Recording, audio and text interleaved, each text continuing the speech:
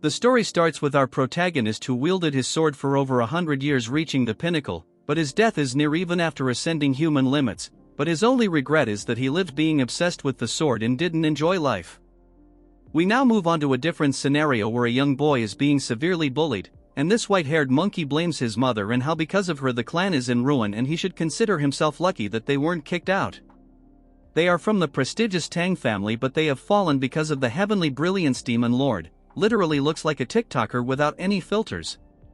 They faced this guy when he came to take Tang Jai. After fighting with all their might they managed to win, but as a result they had used all their resources, causing the clan to walk the path of downfall. Moving to our bullied boy, this white hair monkey is still acting almighty. As our boy tries to retaliate, this monkey becomes more aggressive. This is our boy's daily life after his mother attracted the attention of the pervert and ruined the clan, which resulted in harsh words directed towards his mother. After entering the house his mother is all worried, but our Chad tells her that everything is fine, but she knows that the other are bullying him. He tells her not to worry and rushes into his room. She asks him if he has eaten. He tells her he doesn't have an appetite. On the bed our Chad Yeon-myeong knows that it's not his mother's fault, but there's not really anyone he can complain to, and raising his voice will only cause retaliation like his father that got assassinated. If they leave the family there is no one who will protect them, and wishes if his father was still around. The next day this group of rubbish start beating Yeon-myeong. Just wait till he own them, I promise it's satisfying. As the intensity of the beating increases, the girl, let's call her Red Dog, takes out a set of needles and wants to test poisons on Yeon-myeong before the clan leader competition. Moving on to Ugly Gorilla, he sits on top of Yeon-myeong and holds him down as this ugly Red Dog starts her experiments and finds it fun that Yeon-myeong is suffering in his skin and reacting. After a few hours it starts raining and Yeon-myeong thinks that if he closes his eyes he would be free, but there would be no one to protect his mother, and thinks if he was but stronger he would have taken care of them, and his wish was to get strong enough to protect his mother. That's when Yeon-myeong notices a glowing sword, but he didn't realize that it was here all this time. For some reason this sword feels familiar to him. After getting a hold of it Yeon-myeong realizes that it was his sword and he had trained for over 100 years. And showcases the ultimate sword he had created in his lifetime, but because he was so focused that even after reaching the pinnacle he can't stop his death and wishes that if he gets a second life he could live a normal life. As he remembers his memories from his past life with his ultimate sword, he merges both his memories from his past and present life. The next morning his mother tells him to not go as he was very injured yesterday, but Yeon-myeong assures him that he will be okay. The white-haired monkey thinks Yeon-myeong is avoiding them. The hypocrite Ugly Gorilla tells him that if his mother doesn't want to see him in a sorry state he will come here. The monkey has decided he will beat him thoroughly even if he comes today. Wait a few seconds till our Chad own them. Yeon-myeong is here and the Red Dog falls from the tree pretending to be cute, but Yeon-myeong doesn't make a reaction. The monkey starts mocking Yeon-myeong and asks him why he looks unharmed. Yeon-myeong tells him that much won't hurt him, calling him by his name, shocking this mutz. They think Yeon-myeong has gone mad and the gorilla is ready to release his frustration. That's when Yeon-myeong starts calling them by their names, which offends this rabid dog, so she thinks of killing him or doubling the poison dosage. As gorilla tries to attack, Yeon-myeong grabs his head and buries his head in the ground, shocking the pathetic retards. As the fat gorilla gets knocked down, they start panicking as Yeon-myeong approaches them and tells them with these pathetic skills they want to compete. White monkey thinks Yeon-myeong is acting differently and charges towards him. Instead he grabs onto his hand and literally breaks it into pieces. According to Yeon-myeong, with these skills the clan leader's position is pretty much decided. Inside the hidden poison hall, it's where the clan leader resided and major family decisions were made, but because the clan leader's position has been vacant for a long time it has become the council room for the elders. They are discussing about the participants of the clan leader's position and if the Poison Phoenix's son will participate, as he hasn't announced his participation yet. Moving on to Yeon-myeong, he is dragging the Red Dog by her hair and the elders thinks of excluding him as he is being bullied and hasn't shown any retaliation. As Yeon-myeong drags the dog, the third elder tells him that although he is the son of the previous patriarch they cannot let someone unskilled participate that can lower the competition's level. Even if he is the patriarch's son currently he is nothing but a burden to the family. That's when Yeon-myeong barges into the room and the third elder warns him if he understands what he is doing right now. While our Chad tells him that he is aware, silencing the courtroom, then he shows the disfigured face of that Red Dog. What a Chad, he literally disfigured her face. Seeing this the elder is shocked and Yeon-myeong tells them that all this time he has suppressed himself but he has reached his limit so he won't endure it anymore. two dogs are barking how he can harm someone that's going to participate in the clan leaders competition. Yeon-myeong tells them that he is aware of the clan's rules and fight between participants is allowed. The third elder asks him if he is saying that he will participate in the competition, so what if he does, old hag? Yeon-myeong asks if that enough and tells him that ugly gorilla is buried in the ground and he has followed the clan's rules and repaid kindness twofold and revenge tenfold.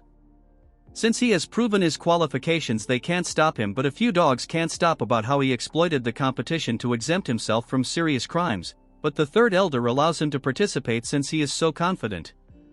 He tells Yeon-myeong that he'd better win the competition or else he will bear the consequences. In the evening his mother tells him why he is participating in the clan leaders competition. Yeon-myeong tells her that it's necessary, and seeing his firm face his mother won't ask him how he learned those technique or how he overpowered those kids, but she wants to know if he is confident about being the clan leader, which he replies in a cute manner, making her cry as she is proud of him. Yeon-myeong wants to continue protecting his mother, and if anyone disrupts his peace he will eliminate them. A month has passed by and Yeon-myeong's uncle tells Jae-hae how it's dangerous and Yeon-myeong shouldn't participate in the competition, but his mother praises him about how incredible he is. While his uncle agrees to that part, but his attitude had changed a lot. It's all thanks to him and his family that has been protecting Yeon-myeong. Bro, come on, he was almost bullied to death. Since the situation escalated he had to intervene, and Yeon-myeong is currently doing closed door training. All this time he has been enjoying his mother's meals and trying to fix his twisted chi veins, since he had already reached the peak once he can learn techniques anytime he wants. At the age of 12 his meridians aren't fully blocked, so he can easily regain his powers, so all he has to do is to eat well and grow properly. On the day of the competition he bids his mother farewell and leaves with his uncle. As he leaves she feels proud and thinks if his father was alive he would feel the same. Yeon-myeong came a bit early and his uncle is away due to the competition proceedings, that when a horde of dogs come barking telling Yeon-myeong how trash like him is participating with them, but as they think about disciplining Yeon-myeong he gets knocked out and they bark that Yeon-myeong used a hidden weapon, but after taking a second look it's a half-eaten rice cake. The group get enraged and decides to beat him up, but Yeon-myeong approaches them, tells them if they want to experience the pain. White Monkey faced firsthand. Hearing this they get nervous and all charge towards Yeon-myeong. What a bunch of losers. That's when Yeon-myeong's uncle notices a guy flying through the door and realizes it's a participant. He rushes to the scene to find all of them beaten to a pulp by Yeon-myeong as he eats rice cakes sitting on top of them. The elders are all enraged and can't believe so many participants are injured before the competition, so the Grand Elder thinks of modifying the competition rules. According to some participants, first they undergo 2 to 3 years of training, then they proceed to one-on-one duels. That's when both the girls realize that they both know confidential information. Pink Hair tells her that her father works in the general office.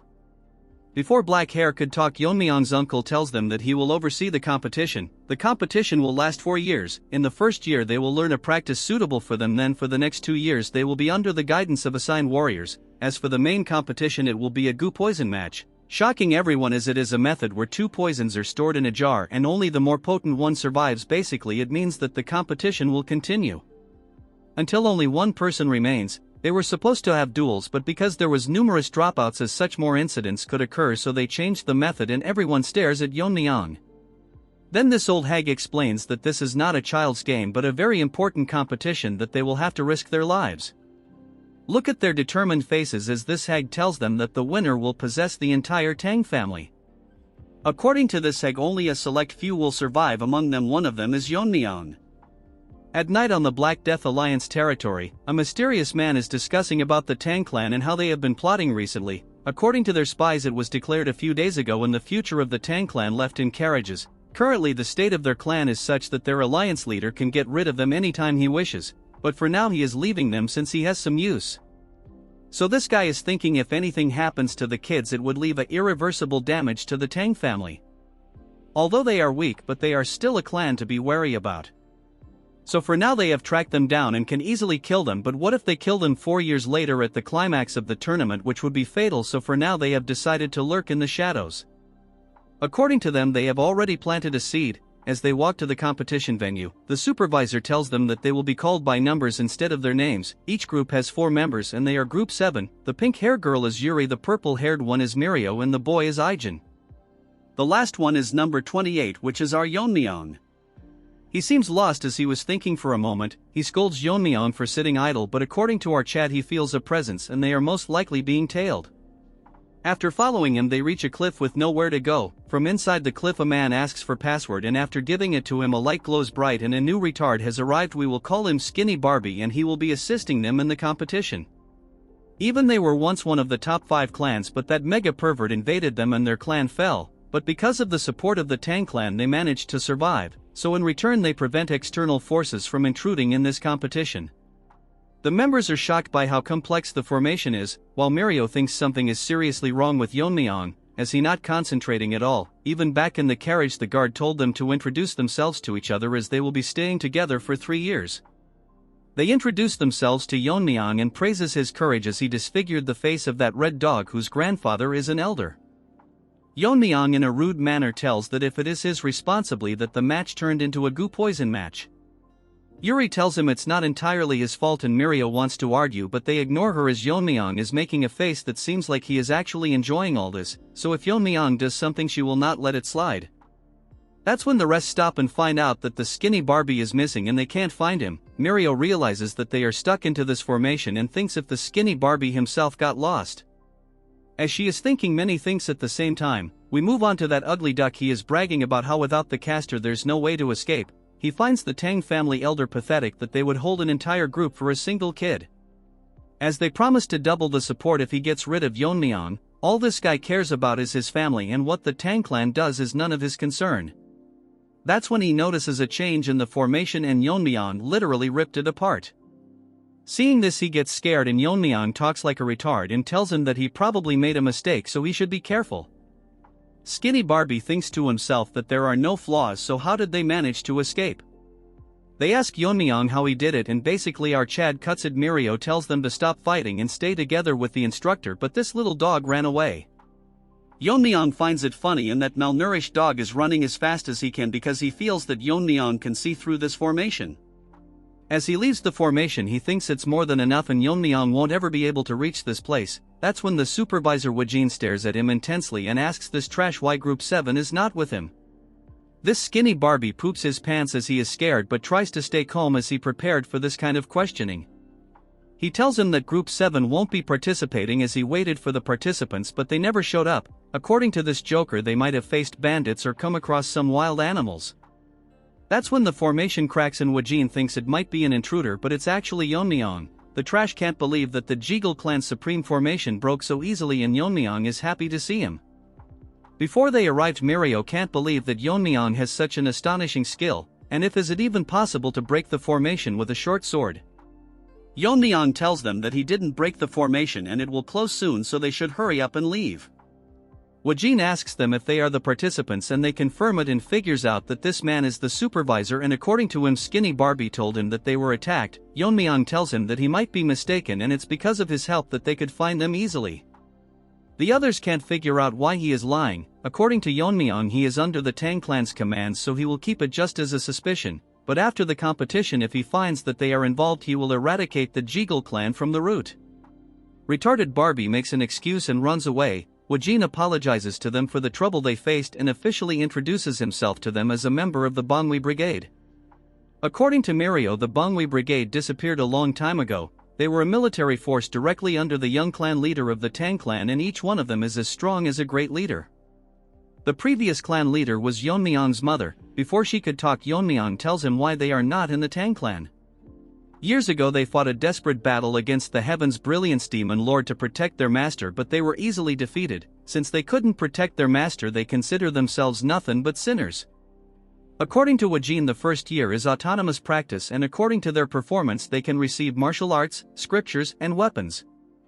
Yuri asks Woji if the legendary techniques the 10,000 heavenly flower rain that was lost fighting that mega pervert. That technique is only granted to the one who becomes the young clan leader of the clan. Although it's an incomplete martial art its essence has been passed down by the elders. Hearing about the technique Yeon-myeong thinks that it's similar to sword control and he can probably mimic it to some extent. The winner will receive the essence from the elders one by one. Since he is done talking they can do whatever they want. Yuri asks him where they will be staying and where they can sleep. He outright tells them to survive on their own and they won't be getting any lodgings or comfortable beds. Wajin tells them that comfort will not make them strong and they should adapt to extreme conditions, so from this point onwards they will start practicing on their own judgment. Yeon-myeong literally asks if proved qualified is it okay to live comfortably on a bed, since to him adapting to the forest's environment is unnecessary. Everyone including his teammates are shocked hearing him. Woo-jin thinks how can someone be so arrogant, but if he is the one that broke the barrier it's best to verify his abilities. Yeon-myeong's teammates are telling him to stop spouting nonsense. Woo-jin tells him that if he can pass the test he can stay in the manor inside the formation, shocking his peers, but if he fails he has to bear the consequences. Yeon-myeong tells them to start right away. The test is that the team members will surround him and throw hidden weapons, and it ends when he manages to block or dodge them within 5 steps. It will start the second Yeon-myeong blindfolds his eyes. As the members surround him, our group thinks if this is even possible. As they throw weapons from all sides towards Yeon-myeong, he counts them to be exactly 167 and takes out a dagger, and with a single exquisite slash Yeon-myeong manages to block them all, shocking everyone present on the scene. Woo-jin can't believe that he repelled all of them but realizes that he actually attracted all the weapons. Yeon-myeong asks him if he passed, but Woo-jin is in a shocked state. After coming to his senses he tells Yeon-myeong that he has passed the test so he can directly go to the manor. Mirio asks Yeon-myeong if he plans to leave his teammates behind. Guess what? He smiles at them and shouts about the meal they will give him. Mirio can't control her anger and Woo-jin thinks that the battle is already over before it even started. Yeon-myeong asks Woo-jin to make sure that every meal has meat included. In some place a pack of wolves are enjoying their meal, but soon they start coughing and get paralyzed, and from the top the trio launches a sneak attack. Using Ijin's poison-making skill they manage to hunt them down, and now they can finally eat. It's been 4 months and the first thing they encountered was a bear. Since they didn't find food they had to survive on grassroots and shed tears when they finally succeeded in hunting. They even managed to find a shelter. As Ijin start the topic of Yeon-myeong, Mirio gets angry and tells him to shut up. She thinks that Yeon-myeong is loafing around, and once they go to the manor she will beat him to a pulp. As they were talking they realize that the meat is not in its place and Yuri gobbled up everything, so they beat her to a pulp. Inside the manor our Yeon-myeong is surrounded by squad members and they start attacking him, but Yeon-myeong kicks them to create distance and instantly disappears. Actually he is on top of them and plans to use a new technique. Yeon-myeong gets ready and throws 10 rings towards them simultaneously, but the attacks are not normal as they start hitting them one by one. Woo-jin can't believe that he can control them to the extent that it only nicked everyone's skin. Woo-jin asks him if he created this technique. Yeon-myeong agrees and tells him that he named the technique the Whirling Line Frenzy Dance. Woo-jin asks him that this technique will consume a lot of internal energy, so how can he manage it? Yeon-myeong tells him that he once asked manuals for eye techniques. Among the techniques there was Piercing Sky Eye and Current Flow's Eyes, but since Current Flow Eye was incomplete it was not recommended. Yeon-myeong tells him that he has mastered Current Flow Eyes, which is one of the oldest and most powerful techniques of the clan. He completed the art using the essence, and the technique allows him to shoot at the desired point with minimal internal energy. Woo-jin isn't surprised anymore after all he has seen. He tells Yeon-myeong that in 2 months the rest of his team will be here and they will face the same test he has undergone. All 3 of them have proven themselves, but they would only return after they have polished their skills. Hearing this, Yeon-myeong is actually happy and excited to meet them, but according to Woo-jin they use his face as target practice. In Yeon-myeong's past life his only connection was his master the Sword Ghost, but in this life he has friends and family and he wishes to see them soon. After 2 more months the trio is ready to enter the manor and Mirio is very excited to meet Yeon-myeong. Yuri wants to split his head and Ijin doesn't have anything to say.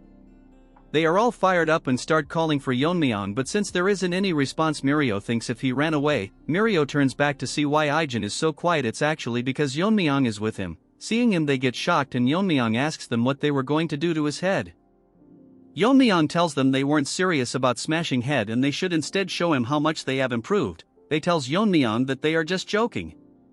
Mirio didn't even notice him before turning around even after their sense being sharpened after living in the forest. She can't figure out what he was doing all this time. Moreover, Yeon-myeong has grown taller and becomes exceptionally handsome. Mirio thinks that something is wrong with her head after seeing only animals. Yeon-myeong praises that even from his perspective they have grown incredibly stronger. It's just that they looks less impressive because he is here. Moving on to the Yahello family, they are holding a meeting and they are here to report on their groups. One of them tells him that Red Dog has grown exceptionally strong compared to others, but it's because she is burning with immense hostility towards someone. One of them says that they cannot exclude number 10 who passed the warrior's test in just a month. Skinny Barbie thinks they are impressive, but compared to Yeon-myeong they all seem quite ordinary. Not only did he break the formation, but when he spied during his training he saw skills that even a master couldn't perform. However, recruiting him is very risky. So he decides to not bring Yeon-myeong's name up, so they have decided to recruit number 2. Since her face was disfigured, it wouldn't be hard to win her heart. If she manages to win and become the young clan leader, they can engage her with his nephew, which will officially make the Yahello clan the external family of the Tang clan. This will give them the power to intervene in the Tang family, and slowly but steadily they will take control and merge the Tang clan with their main house. Since number 28 is dangerous if he survives this, Barbie thinks of adopting him and tempt him with the position of young clan leader of the Yahello family. What a mutt. Living in the manor, they have doubled their training, but nothing beats the comfort of having a bed. As for Ijin, he barged into the room swearing to kill Yeon-myeong. Ijin brags about the poison he had made, putting his whole soul into making it. Yeon-myeong picks it up and literally drinks the entire bowl. Ijin tells him to spit it out, but Yeon-myeong makes a huge burp as Ijin falls to the ground. Yeon-myeong seems to have gained a new power after consuming it and asks Ijin that the poison is weak and if he has anything better than this. Since he doesn't believe him, Yeon-myeong mocks his poison-making skills and pisses him off, but whatever he makes, Yeon-myeong drinks it as if he is drinking booze. The poisons don't affect him anymore and Ijin thinks that he is immune to all poisons. According to Yeon-myeong, he is immune, but it's just the family's core technique, the poison refining madness. Yeon-myeong thinks it's funny if people that use poison die from it. The poison that entered his body had turned into internal energy, which depends on the type of poison he is consuming, but this stage is only attainable after profound realization. Weak poisons don't affect him anymore, so he needs to find stronger poisons. There are too many things he has to take care of, but he can easily take care of the elders. But if the Black Death Alliance leader or that pervert came, Yeon-myeong can't guarantee the outcome. Although he has no grudge with the Death Alliance, they divided the Sichuan city, so they cannot be ignored, and their leader is called a genius that destroyed 3 of the 9 factions. If it was his previous self, he could beat them with a flick of his finger, and thinks that if Ijin could make a poison few times stronger. Our poison boy is depressed that he can't create the Tang clan's 10 poisons. Yeon-myeong asks what it means, and Ijin explains that it's the 10 strongest poisons left by the ancestors. From the first poison to the 10th, the poison gets stronger the higher the number. The 10th poison was so strong that even transcendent beings can't survive through it. Hearing this, Yeon-myeong thinks of coveting it. He asks Ijin if he can make it, but all the formulas have been lost, so Yeon-myeong again mocks his poison. Moving on to Mad Dog, she is being suppressed by a guy, but he thinks something is wrong. All of a sudden he starts burning and soon turns into ashes. This is one of the 10 poisons that her grandfather gave her in case. With the help of this, she plans to get rid of Yeon-myeong and get her revenge.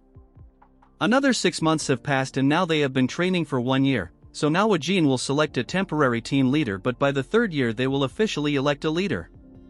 The leaders from each group will participate in the Gu Poison match. Since it's a life and death situation, it's best that the most outstanding member becomes the team leader.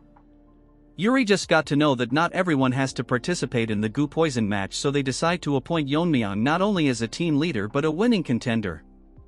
Wajin appoints Yeon-myeong as the new temporary leader of the group. Since no one has any objection, he tells Yeon-myeong to come forward and collect the elixir called the Heavenly Heart Pill. This is a special pill that is made of rare herbs which can significantly increase internal energy depending on the user's level. The members are jealous why they are giving him such a precious item. This is because the clan has high expectations from the team leaders.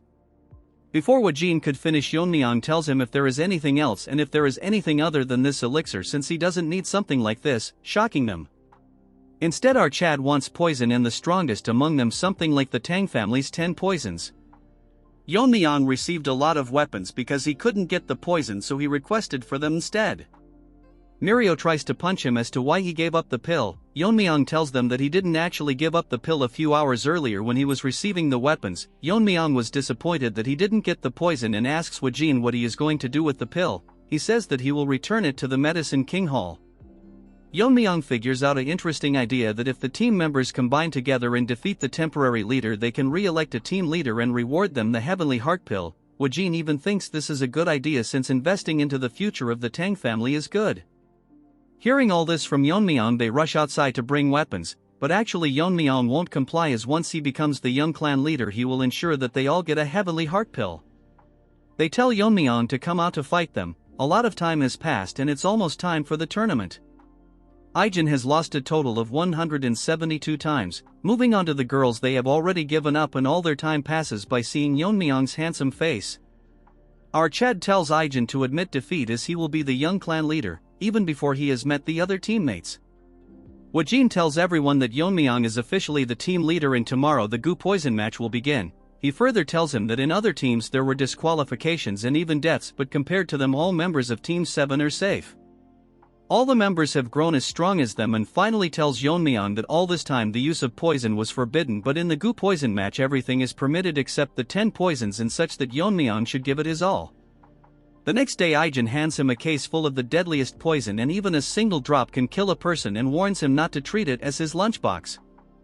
Ijin tells Yeon-myeong to promise them that he will make it out alive. Yeon-myeong lets himself get hit by Ijin and assures that he will be the last person to land a hit on him.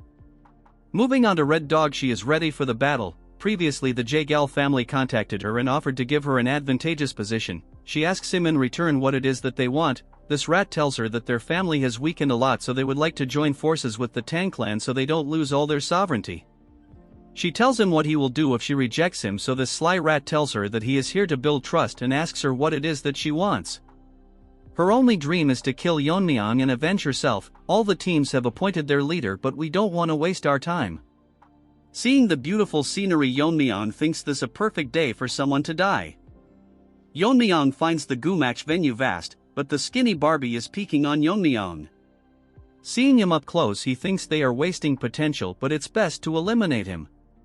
Yeon-myeong stares right in the sky as if he is seeing right through the formation as he instantly opens the sky because he felt an unpleasant gaze. According to Yeon, no one is allowed to interfere in the goo poison match, but the Yahello family has been sticking their nose from the beginning, but Yeon-myeong will leave them be as he can question them after the match. Skinny Barbie is extremely tired out as Yeon-myeong not only saw him, but if he didn't withdraw fast enough he would have been blinded. The bigger problem is that his swordsmanship can rip apart the space, which is unheard of. Finally, after 4 years, Barbie has figured out that Yeon-myeong is not someone that they can handle, so they must stop him by all means necessary or else he will seek revenge on them.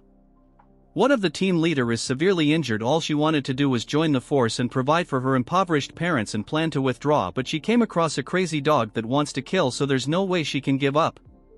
That's when the dog used his nose to track her down. Although she is fast, her internal energy is not that great. She tells him that they are all from the Tang family, so he doesn't need to go so far. This ugly dog tells her that he doesn't consider himself one of them and outright beheads her. Yeon-myeong runs towards his surroundings and finds an cave to ascend to the transcendent level as his body has grown. The two condition for reaching transcendent realm is to attain enlightenment, which he already did in his past life, so Yeon-myeong breaks all the barriers he placed on his meridians. As poison spreads around his body, his internal energy skyrockets as his bones break and he undergoes metamorphosis. Although it's painful, Yeon-myeong manages to break through. To test his new powers, he uses his fingers to cut down a mountain, and his usage of internal energy has decreased significantly. Moving on to that crazy dog, he is bullying that fat gorilla. This guy bullied Yeon-myeong, but karma got to him. This guy is an orphan that was raised by the Grand Elder as his own grandson. This guy is monstrously strong that he couldn't even touch him. Even in this situation, he is thinking about Yeon-myeong and starts laughing. Seeing this, the dog gets curious and he tells him that there is someone who is more scarier than him. So to make himself scarier, this retard tell him that he is a spy from the Black Death Alliance. Since Fatso now knows about his identity, he has to kill him, but all of a sudden his body freezes and his body starts bleeding as Yeon-myeong comes from behind and greets this Jeonjil guy, but he can't remember his face.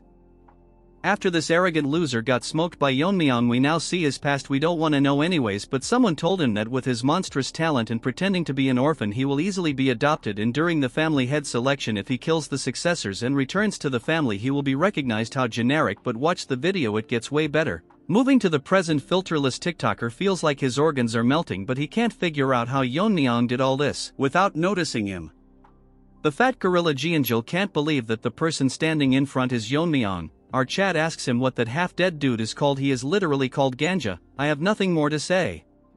Yeon-myeong had felt an anger before coming to this mountain and thinks it was this guy. Suddenly Yeon-myeong moves his hand, a needle comes out from his neck. The Jeonjil guy figures are that Yeon-myeong poisoned him, but can't figure out what kind of poison uses such a small needle, but Yeon-myeong ignores him and asks him if he has seen the other participants. The fat brain tells Yeon-myeong that they should first detoxify this Ganja dude, and he thinks that if Yeon-myeong shows vulnerability while detoxifying, he can kill him. Obviously that's in his dreams. Jeonjil tells Yeon-myeong that he has changed a lot, but gets nervous as he feels that Yeon-myeong only has resentment towards him. Yeon-myeong tells him that if he had that, he would be lying on the ground. All of a sudden this dumb bulldozer apologizes to Yeon-myeong for what happened earlier, but Yeon-myeong doesn't care about the past. This guy didn't think that this would solve things from the past. Yeon-myeong probably left him alive as he is to dumb.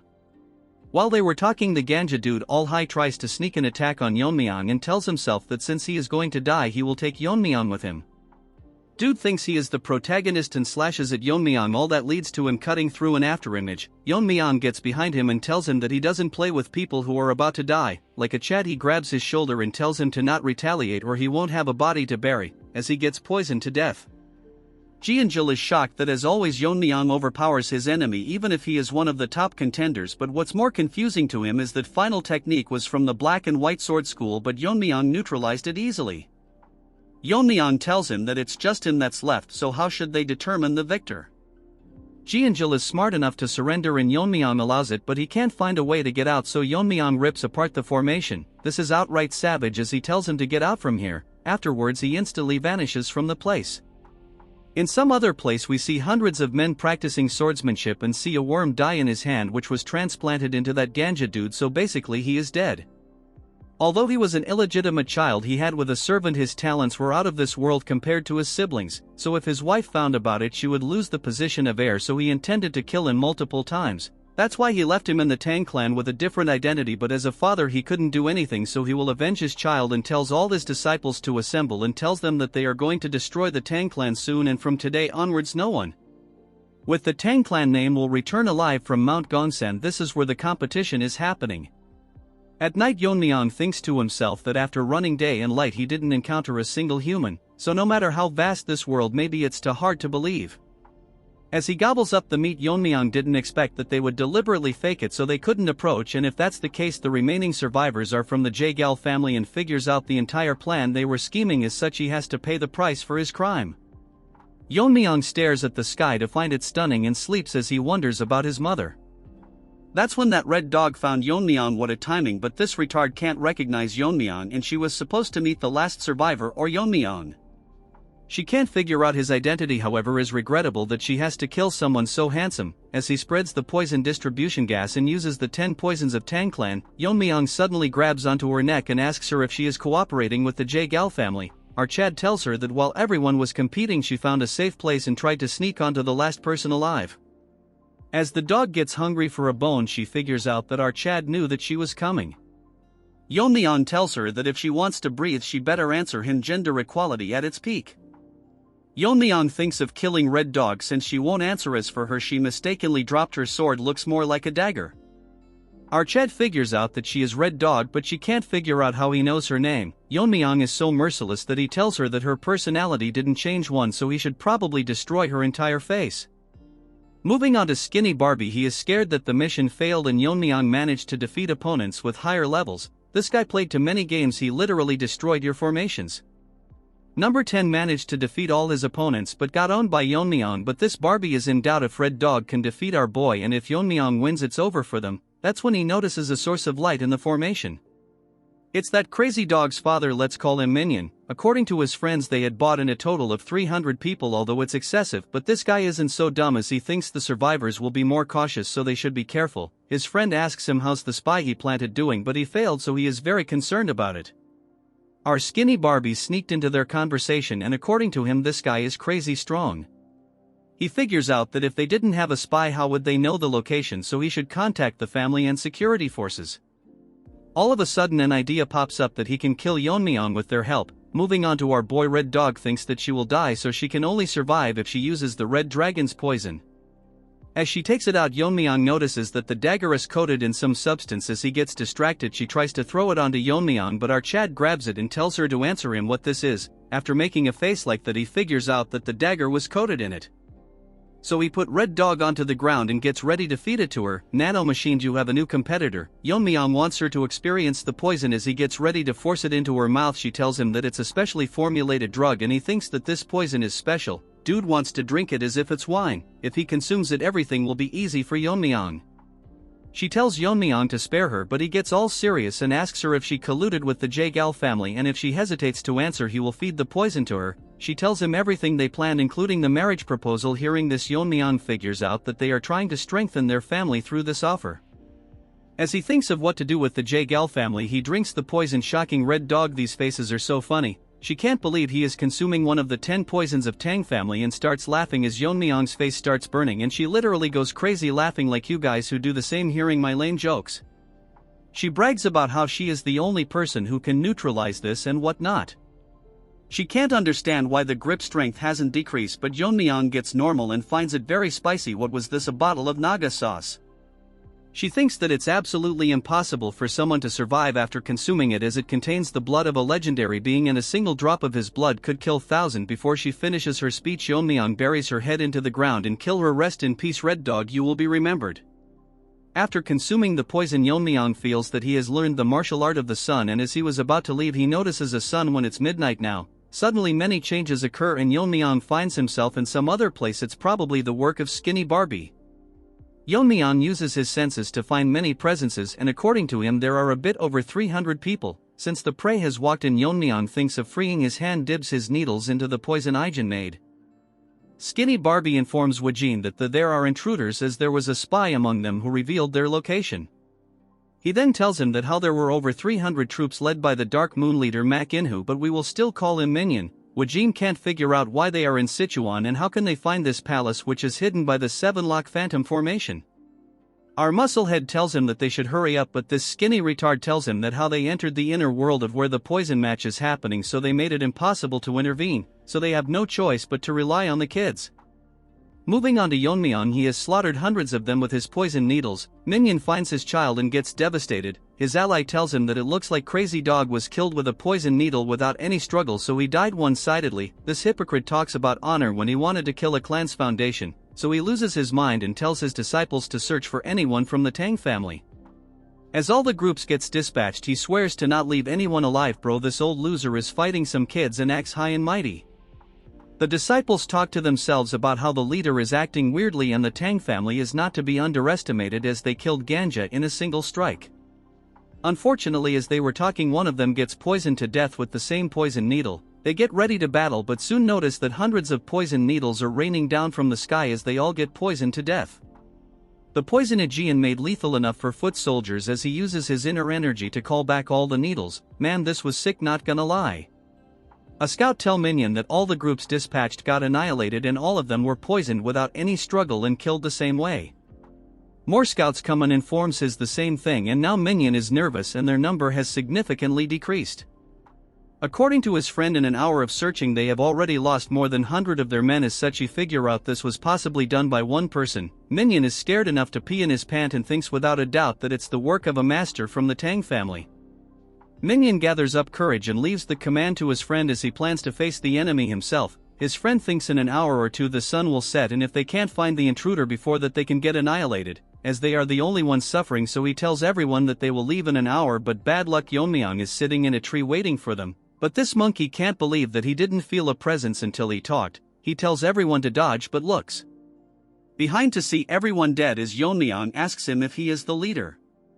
Even on high alert, he didn't sense Yeon-myeong coming down from the tree, but he is too young to be a master. Yeon-myeong uses his chi to call back all the needles. Dude is outright badass. This guy thinks he is Einstein as he tries to figure out how strong Yeon-myeong is, and what he did earlier was a technique and it probably consumes a lot of inner energy. He tells Yeon-myeong that he has never seen him, but our Chad tells him it doesn't matter what he thinks or does as he is going to die anyways.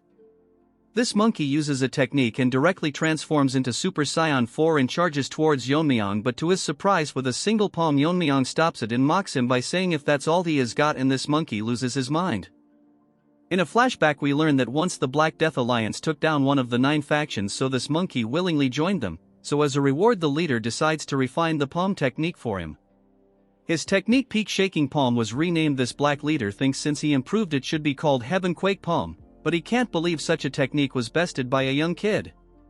The poison Yeon-myeong drank was the fire dragon's venom. When mastered as deadly as sword chi is filled with intent to cut down anything would be known as sword force. Similarly, venom chi filled with the intent to burn anything would be venomous force. As the Heaven Quake Palm slowly shatters and this monkey instantly burns to his death.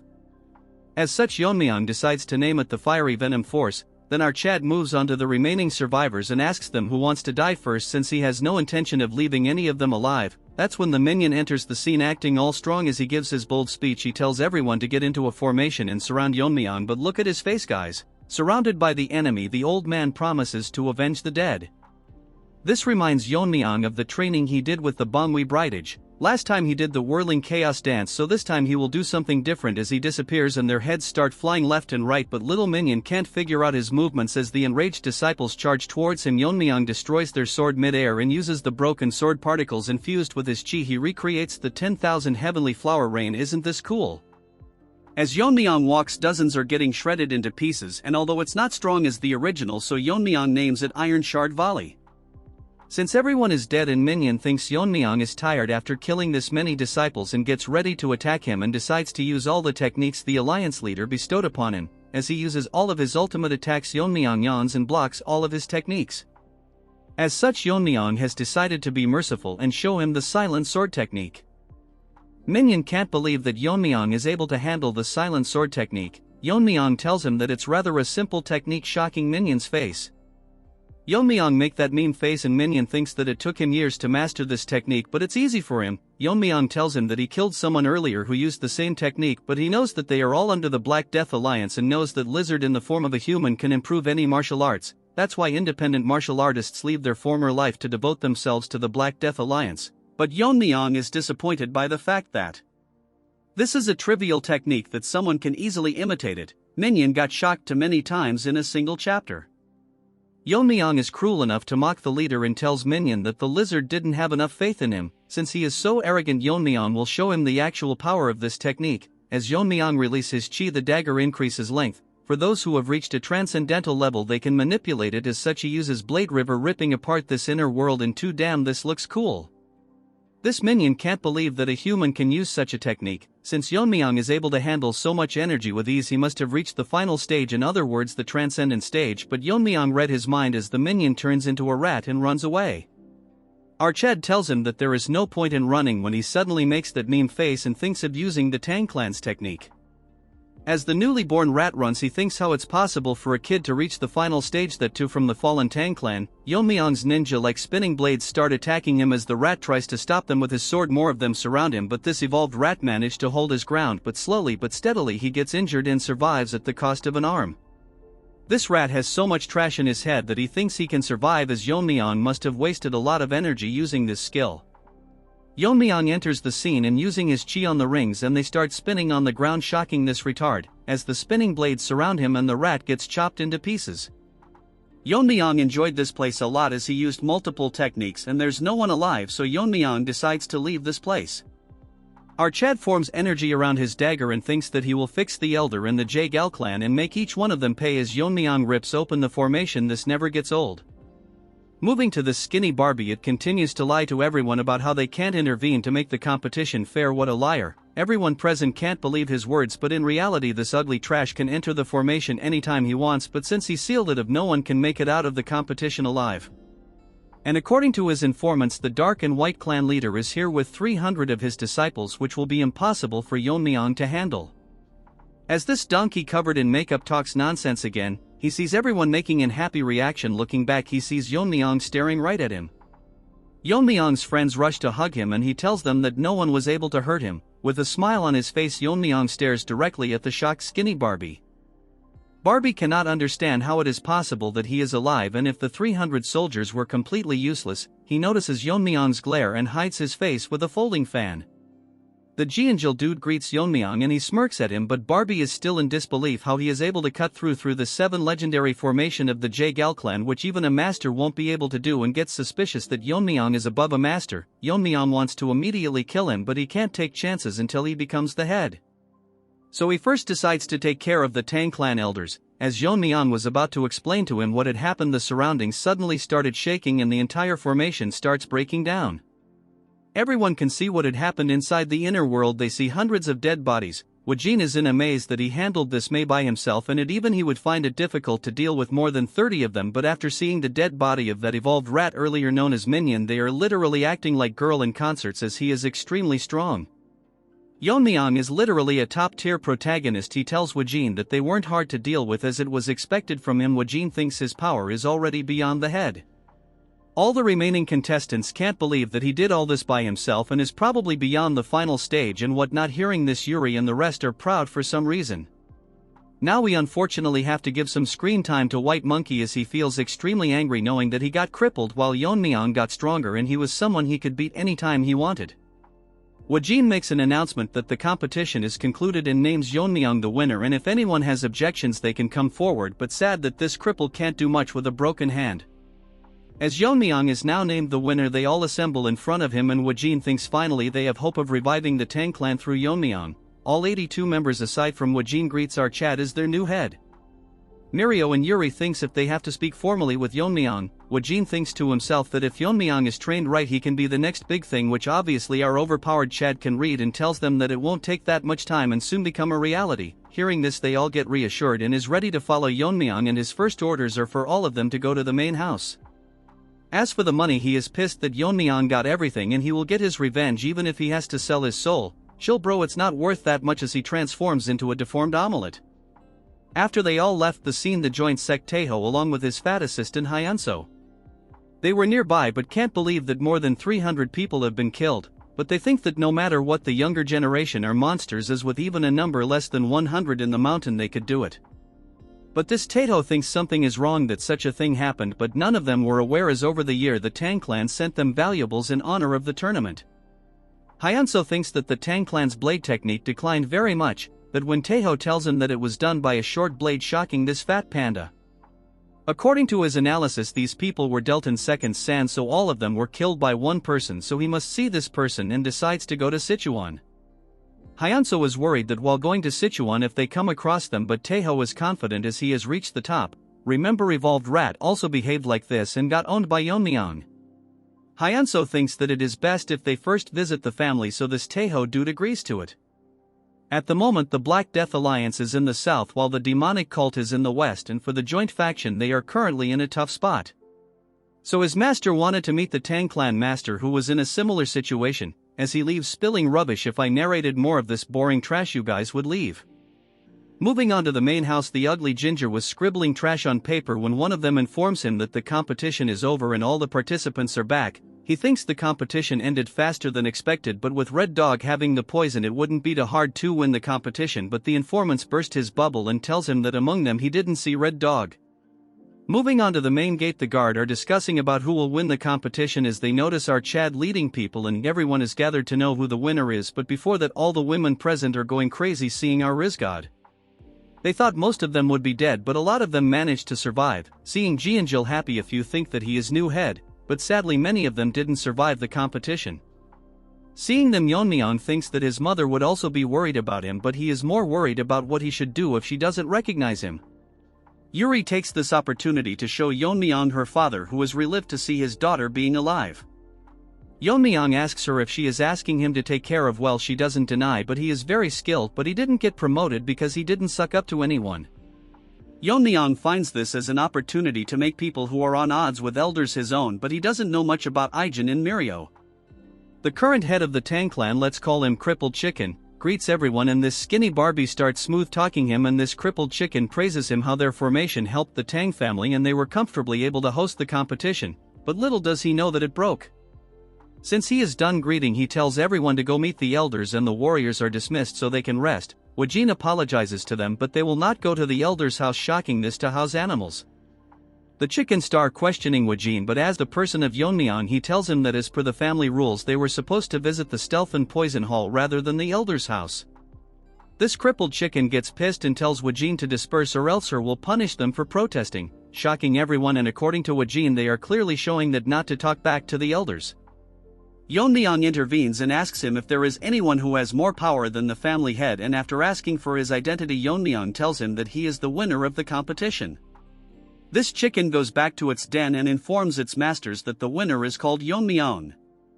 This ginger-faced can't accept that Yeon-myeong won the competition and thinks about how his grandchild can lose even after having the red dragon's poison. The Grand Elder is confused how his disciple that he personally recognized and before the competition he was sure that Yeon-myeong was not as strong as him, so he is growing every day as they speak.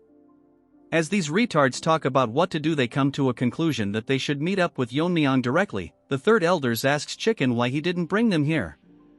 Earlier Yeon-myeong told him that only the head can order the heir, and since that position is vacant it doesn't mean the elders can order in their place, as this crippled chicken tells Yeon-myeong that he hasn't been officially declared the heir yet. Hearing this, Yeon-myeong releases his inner energy, almost making this chicken lay its eggs, and as such everyone will follow him to the poison and stealth department and wants this chicken to inform the elders that their reign is over.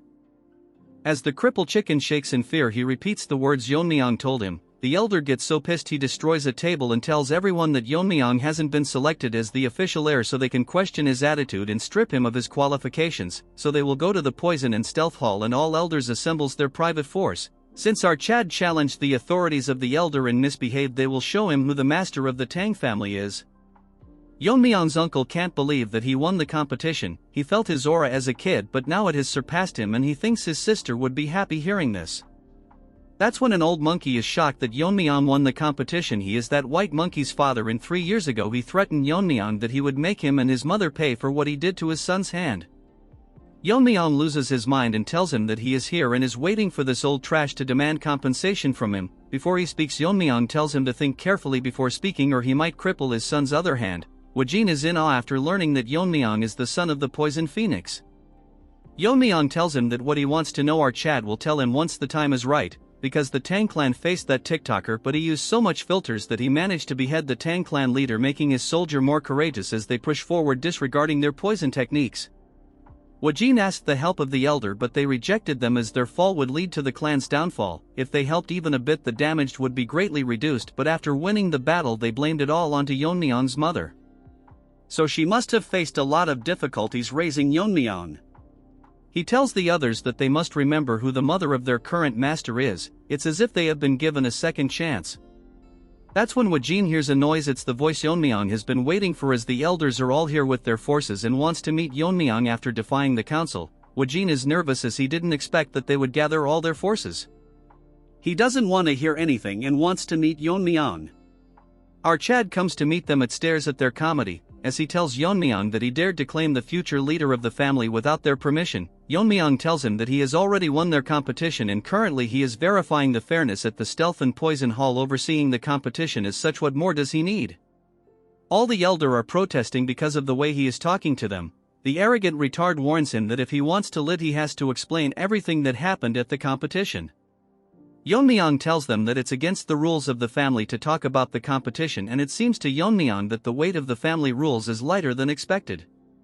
This loser says that he heard from the Jaegel clan that people from the Dark Moon sect and the Sword sect with nearly 300 people attacked them since they interfered. The competition should not be considered fair. Yeon-myeong tells them that Ganja and Red Dog killed all participants and our Chad finished them off. As Yeon-myeong was finishing his sentence, the old ginger loses his mind and asks him to repeat it, so Yeon-myeong tells him to go visit the place himself. This old hag charges towards Yeon-myeong, but in front of this mosquito our Chad stops his attack with a single hand as he mocks him because he is pissed over the death of his grandfather. This old retard can't believe that Yeon-myeong managed to block his attack so easily until he has surpassed the internal strength he has cultivated for decades. The trash tries to attack again, but Yeon-myeong shows him the bottle of the red dragon's poison. The old trash asks him where he got it and Yeon-myeong drops it to the ground and it starts burning the ground, and Yeon-myeong tells everyone that it's the Tang clan's top 10 poison. Wajin wants to confirm it and Yeon-myeong tells them that it's the red dragon's poison and the person who handled the storage was this third elder. Yeon-myeong tells everyone that as the Tang family's top 10 poison is so trivial that people can use it for their personal greed. Wajin tells him that the top 10 poisons are the most deadliest of all, and since their recipes are lost they are limited, and in the clan they are worth more than any gold or treasure. Since he used it for personal use he will be charged according to the family rules. As Yeon-myeong smirks at this ginger that even if he holds the title of elder he isn't immune from the clan's law. Look at his face, looks like a zombie from Walking Dead. As such, Yeon-myeong will give him an honorable death as he burns him into ashes in front of everyone present in the family, and none of them have the right to judge the seat of the family head, so Yeon-myeong will decide what is right and what is wrong. The Grand Elder, let's call him Smelly Mongoose, blames his men that they can't subdue a single person. Yeon-myeong tells him that the disciple of Grand Elder has endangered the family. But he doesn't do anything, so Yeon-myeong tells him that he is a spy from the Dark Moon sect. The Smelly Mongoose tries to make excuses and wants Yeon-myeong to provide evidence. Jeonjil, the son of the director, steps forwards and tells everyone that he is the sole witness to this, and Crazed Dog used his sword techniques on him before Yeon-myeong killed him. He further tells them how he used sword technique mixed with his poison and stealth techniques. One of the elders tells him that he saw that guy using a sword technique and all his peers were badly injured, but the wounds were similar to the ones Jianjil has on his body. Our more matured musclehead even tells them how this dog confessed to him that he is a spy. Yeon-myeong wanted to use him as a spy, but he never expected him to come forward, since he owes Yeon-myeong his life. Hearing his confession, the Grand Elder is now in a tough position and doesn't know what to do and tells the elders to block Yeon-myeong, but they don't respond, and Yeon-myeong tells him that is his status light that he can ignore the clan head's orders since he wasn't proven to be involved directly with crazy dog. Yeon-myeong instantly cuts his hand off, as even he cannot escape the accusation of harboring a spy. Yeon-myeong decides to spare his life as there wasn't enough evidence of his collusion. Yeon-myeong's swordsmanship was so fast that he couldn't see it, but this mongoose hit a poison, which is very strong, although it's not as strong as the top 10 poison. It's colorless and odorless. Yeon-myeong drinks poison as if it's a protein shake. Nevertheless, as the poison spreads in the air, this smelly trash thinks he has succeeded in his plan. Yeon-myeong notices that this loser spread a poison in the air, so our savage Chad chops his other hand as well. Obviously one dog is barking that Yeon-myeong has gone mad since he said it with his own mouth that he would consider mercy. That when another elder tells him to look at the Grand Elder's severed hand.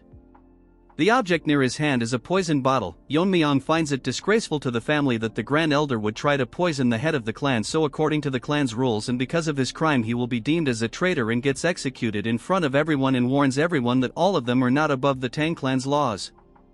If any of them were to disobey the head or break the laws, Yeon-myeong would punish them himself. If this continues, the clan will collapse anytime, but Yeon-myeong promises that the members will not be exposed to the threat of the pervert and the lizard sect and cults. Yeon-myeong tells the elders if they acknowledge our Chad as the rightful head of the Tang family. Onto Yeon-myeong's mother yard, the nanny starts crying as our Chad won the family head competition, and because of his overwhelming power even the elders had to acknowledge him. She is proud of her son, but man, they upgraded her art, now she looks way too pretty. Moving on to our Chad, he wanted to meet his mother and inform her first, but there are a mountain of tasks that he has to handle. As per Yeon-myeong's orders that all the issues will be handled by the Stealth and Poison Hall, and all key decisions will be need the family head's approval. Although most of the elders are displeased, Elder O is the only one who expresses concerns and tells Yeon-myeong that he can act as a regent until Yeon-myeong grows up. Our Chad thinks it's a good idea, but he will decide later who will take over the regency. After investigations, the Poison Hall concluded that the third elder indeed misplaced the Red Dragon's poison. Yeon-myeong has decided that the elder can keep their personal forces, but they will have to bear the cost of maintaining themselves, and if they set a budget for that it would be nulled as of this moment. Since two factions under the elders had no one to lead them, they are combined into the Shadow Troop assigned to the Stealth and Poison Hall.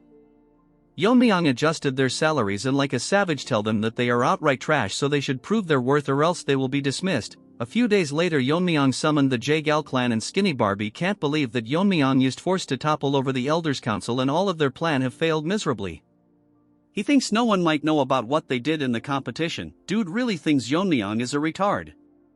Our handsome Chad in new clothes tells him that he was busy so he forgot about a few things. Barbie can't believe that Yeon-myeong looks so different. Barbie tells that what is the reason they were summoned, and Yeon-myeong tells them the Jaegal family's formation is great, so he should make the main clan's formation for the Tang clan. Barbie tells him that he cannot do it without the head's permission, so Yeon-myeong throws a needle and instantly kills everyone other than him, and Yeon-myeong says that he already knows about their plan of trying to take over the Tang clan, and if he is dumb enough to think that he would ignore all this. According to the clan's rules, he will pay the Jaegal clan 10 times back if he doesn't hear a positive response on the count of 3. Our Chad will personally go to Jaegal clan and annihilate it himself, so this Barbie has no choice but to agree to Yeon-myeong, in return wants him to spare his family members, so Yeon-myeong will trust it to be done. It's been a few days since Yeon-myeong became the clan leader. Currently, he called in his friends, but they seem to be extremely nervous in front of him. Maria was scared and asked Yeon-myeong why he called them, addressing him as family head. Hearing this, our Chad laughed and told them if they were mad enough to maintain formality with him. So, they started acting like barbarians. Looking at them, it seemed like Yeon-myeong was a teacher who allowed her students to never study in class. Yuri asked our boy what the reason was that he called them here. Yeon-myeong told her that he had appointed her father as the chief officer, shocking the other two barbarians. He explained that her father was a very capable person and had caught a golden opportunity that he should seize. Yuri also wanted this but was worried that, if Yeon-myeong decided this way, there would be retaliation. Our Chad said that silencing a few opposing voices was easy for him, but if her father were to show off his connections, neglect his duties, or secretly embezzle funds, he would be dead. Yuri stopped him and told our Chad that her father was not that kind of person. Since his position was decided, Yeon-myeong told Yuri to assist her father in adapting to the chief officer's duties. Yeon-myeong thought to himself that if Yuri's father were to follow what he did, there would be no need to worry. Moving on to Yuri, she was still crying like a little girl. As for Mirio and Ijin, our Chad wanted to hear their current situation, which was the reason he called them. If there were people with outstanding capabilities but who were suppressed or ostracized, he planned to take them under his wing. As Yeon-myeong talked, Mirio told him that she didn't have anyone to recommend. Yeon-myeong asked Ijin, since he was related to the Medicine King Hall, about the condition of that place. Hearing this, Ijin went dead silent. He told Yeon-myeong that he had been wondering all this time if he should talk about the Medicine King Hall, because all this was related to Yeon-myeong, specifically his father. Hearing this, Yeon-myeong's reaction changed. This involved the ones who were related to his father's poisoning. Behind all of this was the Medicine King Hall. Mirio couldn't believe it and asked Ijin if he was sure it was the Medicine King Hall. Yuri turned into Gorilla Barbie and told everyone that Yeon-myeong should split their heads for laying a hand on the family head's father. Our Chad told her to shut up and asked Ijin to continue what he was saying. The Medicine King Hall was so secluded within the main house that not even the elders' influence could reach there. All studies related to medicine and toxicology were conducted there. Furthermore, they maintained their finances through treating patients and selling medicine materials. Even after that heavenly perverts incident, the Tang clan survived because of the Medicine King Hall's support. They earned the funds necessary for the Tang clan's maintenance costs. Ijin was shivering in anger as he told Yeon-myeong that the leader of the Medicine King Hall was his grandfather. Mirio told him that his grandfather was dismissed for some reason. During his time as the leader, there was someone who visited the hall daily. It was Yeon-myeong's father. After the invasion, those resentful of the Medicine King Hall increased, but if anyone slandered the Medicine King Hall, Yeon-myeong's father would stand up for them. However, since he was a scholar without any internal strength, the aftermath of a physical fight was evident on his body. According to Yeon-myeong, if someone with no internal energy was hit by an attack carrying inner force, they couldn't dissipate the energy and would end up suffering deep internal injuries. Despite all this, his father still fought through. Ijin went deeper into the story and talked about the person who was holding the position of vice leader of the Medicine King Hall. We will name him Froggy, which is pretty accurate if you look at his face. A dispute broke out when this fat Froggy was caught by Yeon-myeong's father slandering his mother. Instead of reflecting, this Froggy tried to use martial arts. When he was losing the argument, it stopped only after Ijin's grandfather intervened. Because of this, Froggy was excluded from being a candidate for the next leader. Before we continue, I can't understand how Yeon-myeong's mother was the young clan leader but never retaliated. Anyways, moving to Yeon-myeong, he asks Ijin if that Froggy harbored resentment and poisoned his father. Ijin starts crying and tells him that after poisoning Yeon-myeong's father, Froggy killed Ijin's father and poisoned his grandfather. Furthermore, this frog imprisoned him. Hearing all this, Mirio is shocked that all of this happened and none of it was made known. Ever since his grandfather was poisoned, he has not been in his right mind. So even if he explained the situation, no one would step forward. That's why Ijin entered the competition, knowing that during these 3 years they wouldn't kill someone who knew the truth about this incident. As Ijin cries about wanting to see his grandfather's condition, he admits he is too afraid to go there. He apologizes to Yeon-myeong, saying it will be hard to find the talents he seeks in the Medicine King Hall. Yeon-myeong asks Ijin why the vice leader is still keeping his grandfather alive and says it would be better to silence him by killing him. As Ijin cries, he tells Yeon-myeong that, according to him, there is a secret division in the medicine hall that even the elders aren't aware of. Inside, there is an inner pill made from a mythical creature that lives in lava. It looks like a Pokemon to me, and I can't help but appreciate this unique art. It is called the 10,000-year fire carp. Hearing this, Yuri is shocked, and Mirio can't believe that it exists. Yeon-myeong is confused, as usually an inner pill is just an item that enhances internal strength. Aijin says that 100 years ago, there was a tale that the lesser lord of the fiery sun palace took the inner pill of a 10,000-year fire carp and ascended to the fire realm. He explains that the inner pill contains extremely strong poison, and if it is consumed without neutralizing the poison, 9 out of 10 times it leads to death. If the poison is removed forcefully, the effects are lessened. Hearing all this, Yeon-myeong asks if there is anyone who could neutralize the poison, aside from his grandfather, the former leader. Aijin tells him that Froggy's goal is to consume the inner pill and reach the fire realm. Afterward, he plans to lead his followers out of the Tang clan and become the head of his own sect. Everyone present in the room is shocked to hear that a 2-foot frog is planning all this. Yeon-myeong thinks this guy is stupid to believe that consuming the inner pill and reaching the fire realm is the pinnacle of power. The fire realm is one where he would not receive true enlightenment. It is, in fact, a realm below the transcendent realm. The 3 years Archad spent with him, Aijin never showed his worries after all that happened and instead smiled in front of everyone. Yeon-myeong thanks Aijin for telling him everything he has gone through and asks him if, by purging the current members and curing his grandfather, the Medicine King Hall would be able to function properly. If it were just poison, Yeon-myeong says he can take care of it and wants an answer from him. Aijin is confident that it is possible, though he thinks he is less capable than the current leader. Yeon-myeong is happy to hear his answer and tells Mirio that he will hear her story after dealing with the Medicine King Hall, which she agrees to wholeheartedly. Yeon-myeong tells Aijin to get ready to visit the Medicine King Hall, but Aijin tells him that he hasn't visited his mother since coming to the main house. Yeon-myeong replies that she would understand he cannot leave his duties as the family head. She wouldn't want him to stand idly after hearing what his friend has endured. Today is the day Archad will erase the Medicine King Hall from the Tang clan. Moving on to the Medicine King Hall, the fat frog is tense that the son of Tang Yeon-myeong became the family head. This is an annoying development, but he thinks what he did was before Yeon-myeong was born, so he wouldn't be aware of what happened to his father. However, what's troubling is that Aijin hasn't returned to the Medicine King Hall yet, and she isn't the type to abandon her grandfather. Wait, what? I thought she was a boy. This deformed trash smiles, thinking she valued her life over that of her grandfather, and is confident he can kill her anytime. The biggest problem currently is the inner pill. To fully absorb the inner pill's energy and reach the fire realm, the old man won't open his mouth even if he regains his sanity, which is a hindrance to his plan. This frog considers removing the poison himself, but if he messes it up, he could lose the entire inner pill.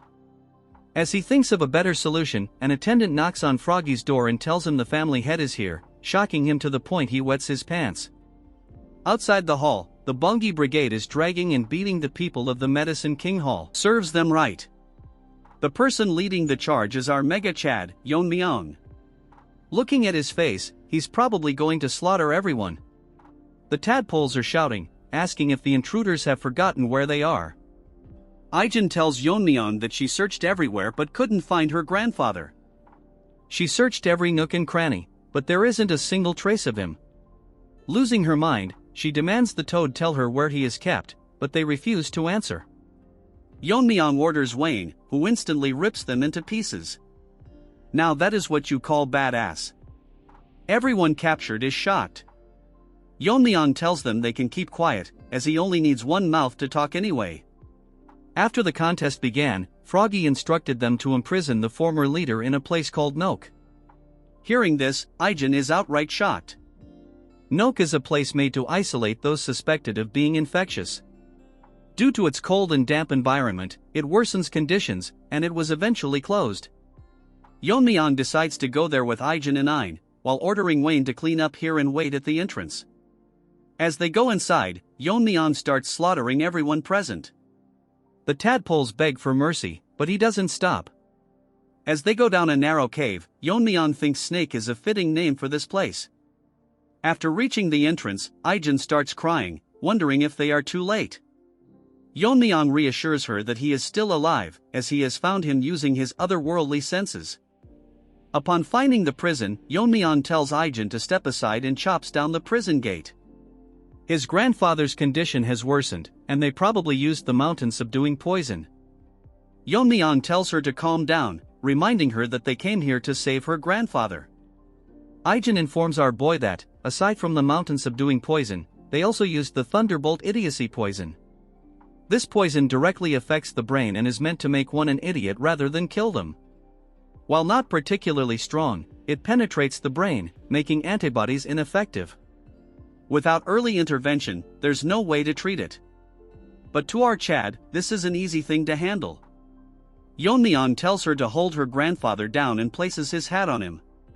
Our Chad injects his inner energy into the old man's body, and the poison-devouring frenzy begins to devour all the poison within him. Aijin notices her grandfather's hand moving. Yeon-myeong thinks it's best to just absorb the poison, as his poison-devouring frenzy has already devoured extreme poisons many times before. The old man's complexion starts improving, and when Yeon-myeong finishes devouring all the poison, he tells the old man to rise. The grandfather opens his eyes and sees his granddaughter. What's funny is that he initially misunderstands Yeon-myeong as his father. They explain everything to him, including the fact that Yeon-myeong is now the family head. Yeon-myeong is happy to have taken care of his father's old friend. The old man starts crying, moved that he was saved by a child who never even saw his father's face because of his fault. He speaks to the late Tang Yeon-myeong, saying that if he were alive, he would be proud of his son. Despite his age, he vows to devote himself to serving the family head. Our perfect protagonist hands him his coat and tells him he's here to arrange his position as the leader. Yeon-myeong tells him it's time to head out, as people are waiting to see him outside. That ugly frog is making even uglier faces, unable to believe the old man is standing firmly. Realizing that this was done by the family head, Froggy starts panicking. He thinks to himself that a direct confrontation would be bad, as Yeon-myeong slaughtered the elders without hesitation.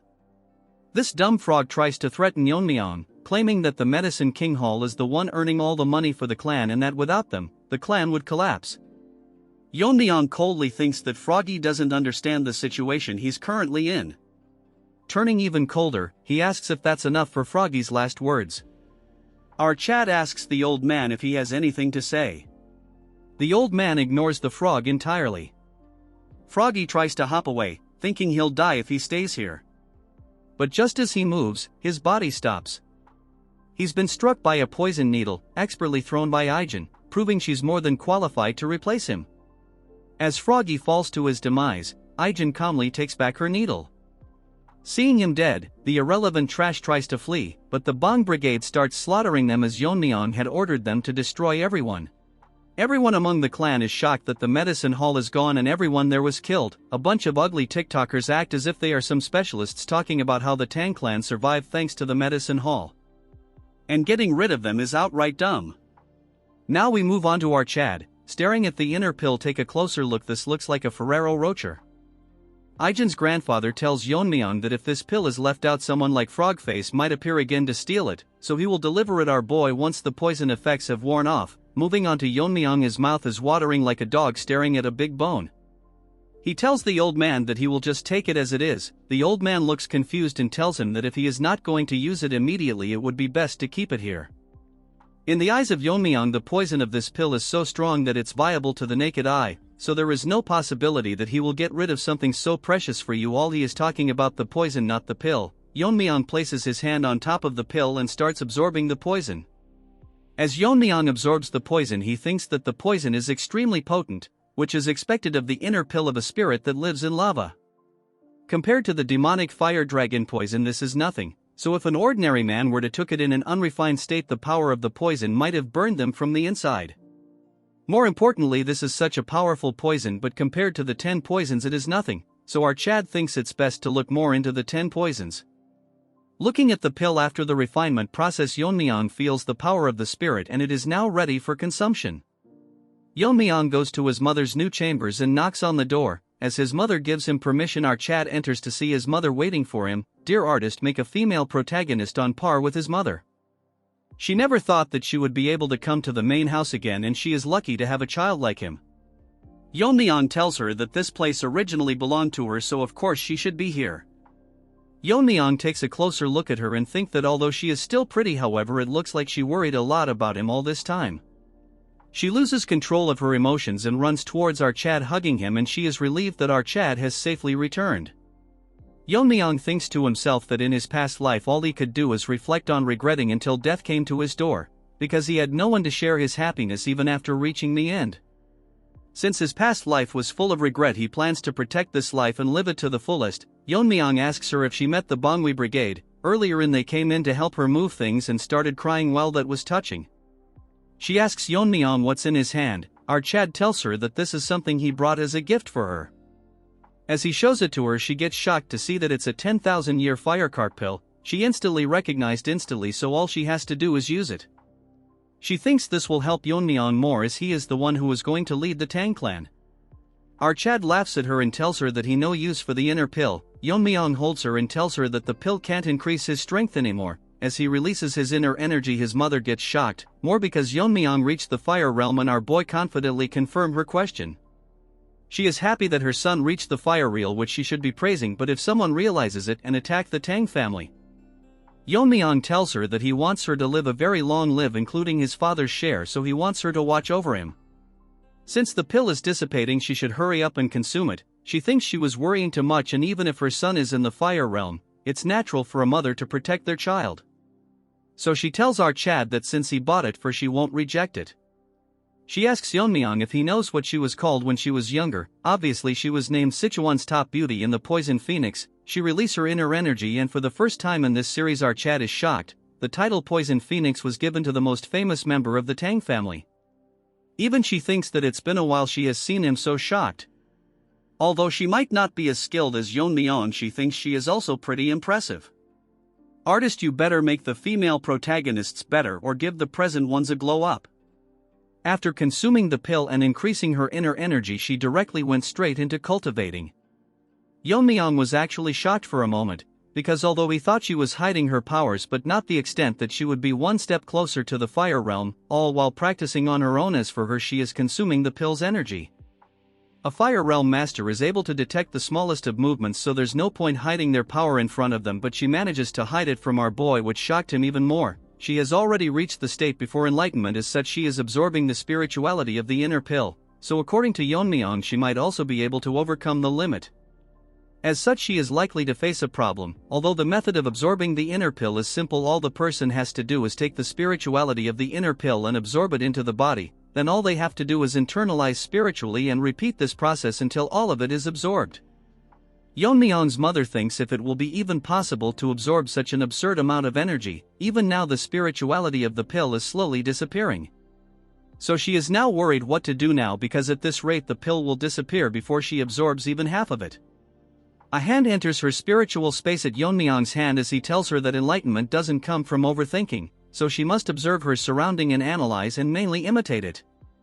That could lead her to gaining enlightenment. Only this time our Chad will give her a little push, as Yeon-myeong energy starts touching the inner pill and slowly start fusing with it. She sees the technique and figures out that this is the Tang family's Azure Radiant Heart techniques, and figures out how it should be done. She didn't have to internalize the energy little by little, instead she has to change it into something she is familiar with and absorb it, and soon enough she gains enlightenment and absorbs all of the energy inside the inner pill. As such Yeon-myeong confirms everyone that as she has successfully absorbed it, she has reached the fire realm. The scene starts with everyone in the clan gathering at the Stealth and Poison Hall. Remember White Monkey, his father the Poison King, is crying about why they are holding a meeting early in the morning when they are all so busy. One of the elder asks Yeon-myeong's uncle when he is coming, and even if he is the clan head it's disrespectful to make them wait. We will name him Bearded Barbie. Hearing all this he controls his anger and tells them to wait for his arrival. All of a sudden one of them announced that the clan head is coming. We now move on to our Chad and he thanks them for gathering early in the morning. And today he is going to discuss something very important with them. Bearded Monkey is confused what is so important to call them all here. Yeon-myeong tells them he is going to hire a proxy head until he is of age. Hearing this, Bearded Barbie asks him who he is planning to appoint among the heads. Dude is living in his own dream, but as the Chad he is, Yeon-myeong tells him why does he think he will pick one of the elders. Shocking him, I cannot believe that this Bearded Barbie thought they would be temporary head after all they did to them. All of a sudden someone enters the meeting room. Yeon-myeong uncle looks at the entrance and gets shocked. As for the elders, they are pissing their pants because they can't believe she is here after decades. Yeon-myeong thinks she is the one who was most deserving of the position. After she was held responsible for the invasion, the Council of Elders dragged her down from the position of the head. She tells everyone that she has seen a lot of familiar faces and she will stop holding herself back. I am wondering how good they have to draw the female protagonist to match her beauty. She apologizes to everyone for being late. The night before the proxy appointment, during the bath she feels glad that she has ascended to the fire realm. But the biggest problem is that she is unable to get used to the gunk that's leaving her body. Because of this she even showed her disgraceful side to a servant. Anyways, the biggest issue is that she is still not used to her newfound strength. After ascending to the fire realm she finally understood Yeon-myeong better. And that he has reached the highest state in the fire realm. Currently, according to her knowledge, only the leader of the Black Death Alliance has ascended to the fire realm. To reach a realm similar to him, what must have her son gone through during the competition? She thinks that after the bath she will be able to talk a lot of things with her son for the first time in a while. Moving on to Yeon-myeong, he congratulates his mother for reaching the fire realm. She gives all the credit to our boy and tells him to have a seat. They have a wholesome conversation until she asks Yeon-myeong how he reached the fire realm, and still she cannot believe that he reached this state at this age. Yeon-myeong is not sure how to answer her since it will be hard for her to believe that he reached enlightenment due to the memories of his past life. Yeon-myeong thinks of using the competition as an excuse, telling her if she know about how one of the 10 poisons got smuggled out. She tells him she heard about it and the winner of the commutation was awarded the fire dragon poison. Guess what, he tells her that and she goes blank. While he wasn't lying. Moving on to our boy, he tells her that even after talking it he is fine. He was addicted to poisons during a battle, so he reached enlightenment from absorbing the poison, which helped him reach the fire realm. Hearing all of this, his mother cannot believe all of this, but after thinking she gets convinced and Yeon-myeong is relieved that she accepted it so quickly. She changes the topic and asks Yeon-myeong that when she was bathing, the servant who was helping her told her that Yeon-myeong was getting rid of the Medicine King Hall. Yeon-myeong thinks it's best to be honest with her since it's also related to his father. Yeon-myeong explains to her what they did, and after a long conversation our Chad tells her everything. She had her suspicious and feels bad for Ijin as she had suffered so much. She requests Yeon-myeong and explains to him that she lived into the family as if she is dead because she was scared of losing her only child after losing her husband. However, she has had enough, and if he allows it she will protect him from now onwards even if she is not as strong as him. Moving to the present, everyone is shocked to see her and cannot believe that she still looks the same. A few thinks that she probably ascended. Seeing her, Yeon-myeong uncle is very happy as he shouts and tells everyone to congratulate his mother, as she will be the new head of the Tang family. Bearded Barbie turns into a turd and cannot believe that she is being promoted to the head and not a proxy. She thanks everyone and tells them although she is the head, it's only temporary until the true head, her son, comes of age.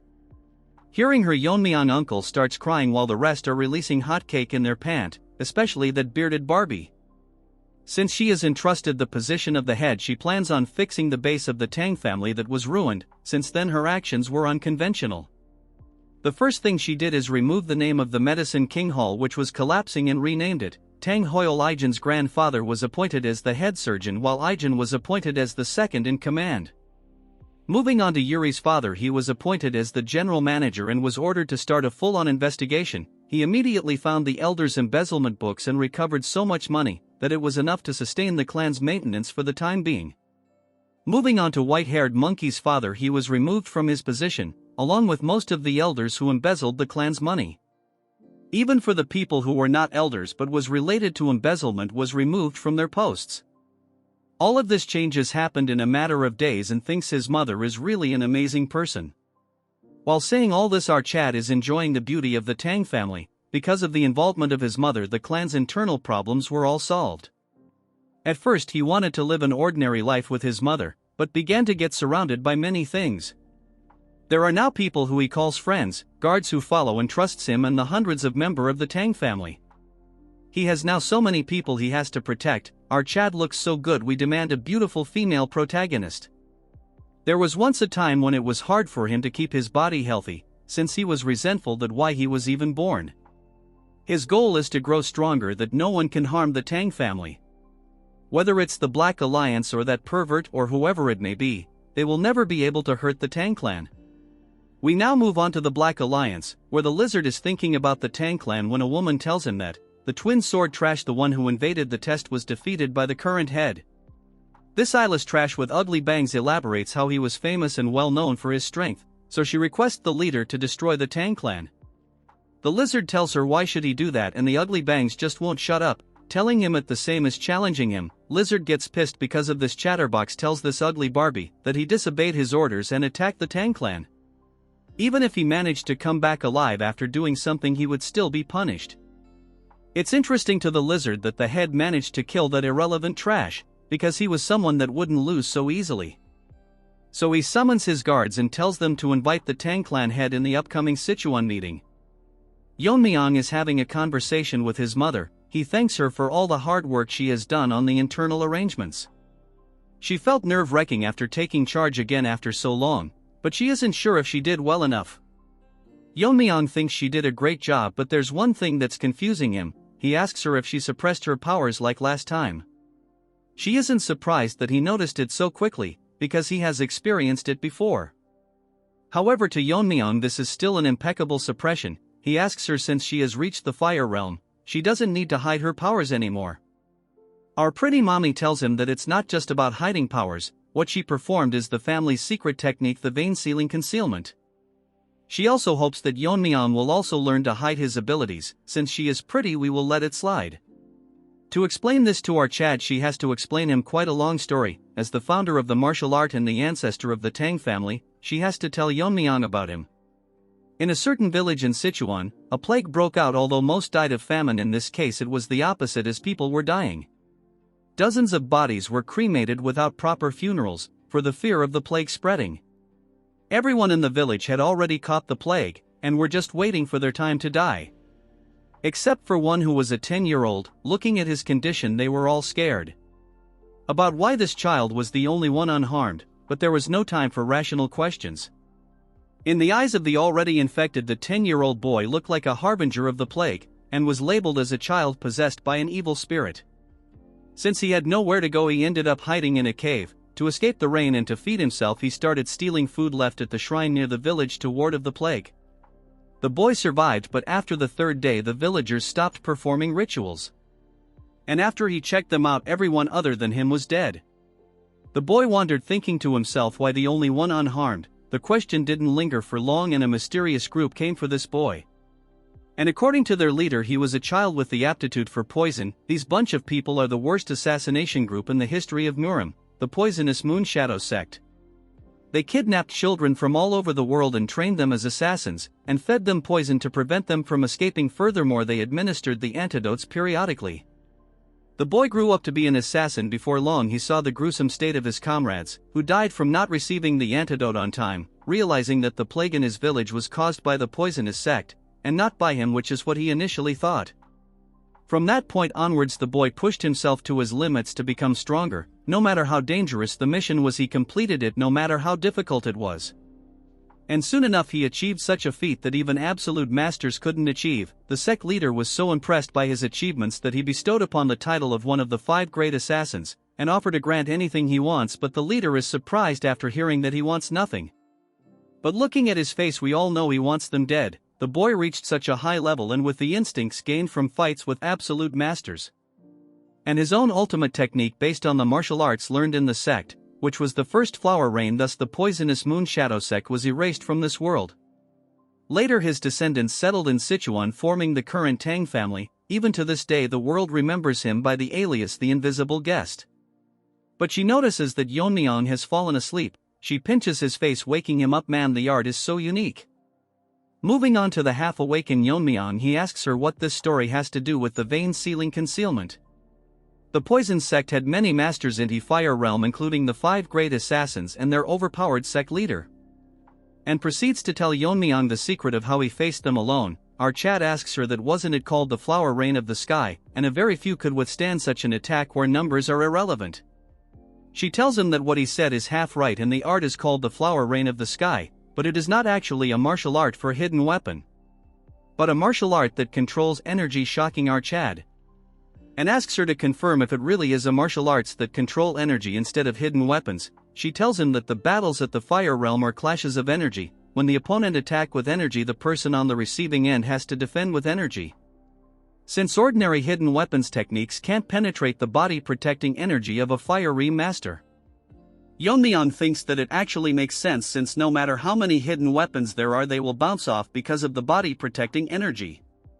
According to our boy energy counter energy, so if hundreds of hidden weapons enveloped in energy form a storm, even with body protection it would be impossible to handle hundred of energy attacks. It's an ultimate attack made to battle against monsters of the fire realm, so it must be much more powerful than the whirling frenzy. But what confusing our Chad is that no matter how skilled a master is at maintaining the level of energy, it is almost impossible to maintain that much internal energy. His mother figures out what he is thinking. I am probably obsessed with his mother anyway. She tells her that the answer lies within the vein sealing concealment. The basic principle of the vein sealing concealment compresses all the internal energy flowing through the meridians and concentrate it into one of the 12 main meridians. And then use true energy to block the flow of internal energy and seal it within meridian. That way internal energy doesn't flow and is encapsulated by true energy. This method can deceive the eyes of a fire realm master who can see the flow of the internal energy, but since he can't use the sealed internal energy immediately his current powers will decrease.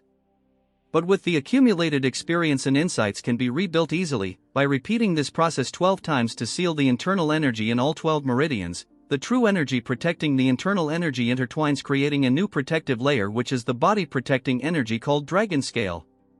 Not only does it surpass the defense of the existing body protecting energy, its strength is comparable to the actual dragon scales.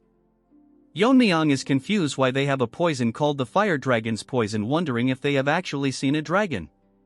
Moreover, vein sealing is not just for defense. When he releases the internal energy sealed in the 12 meridians, he can use 10 times the original internal energy temporarily. It says temporary because internal energy beyond the body's limit will naturally dissipate. So flower rain is a martial art that required the release of vein sealing technique. Moreover, there were several key points passed down with the vein sealing concealment, but they were lost after the invasion of the Demon Lord. As for the key points passed down orally were also lost when two elders suddenly died. Yeon-myeong laughs as he thinks he is responsible.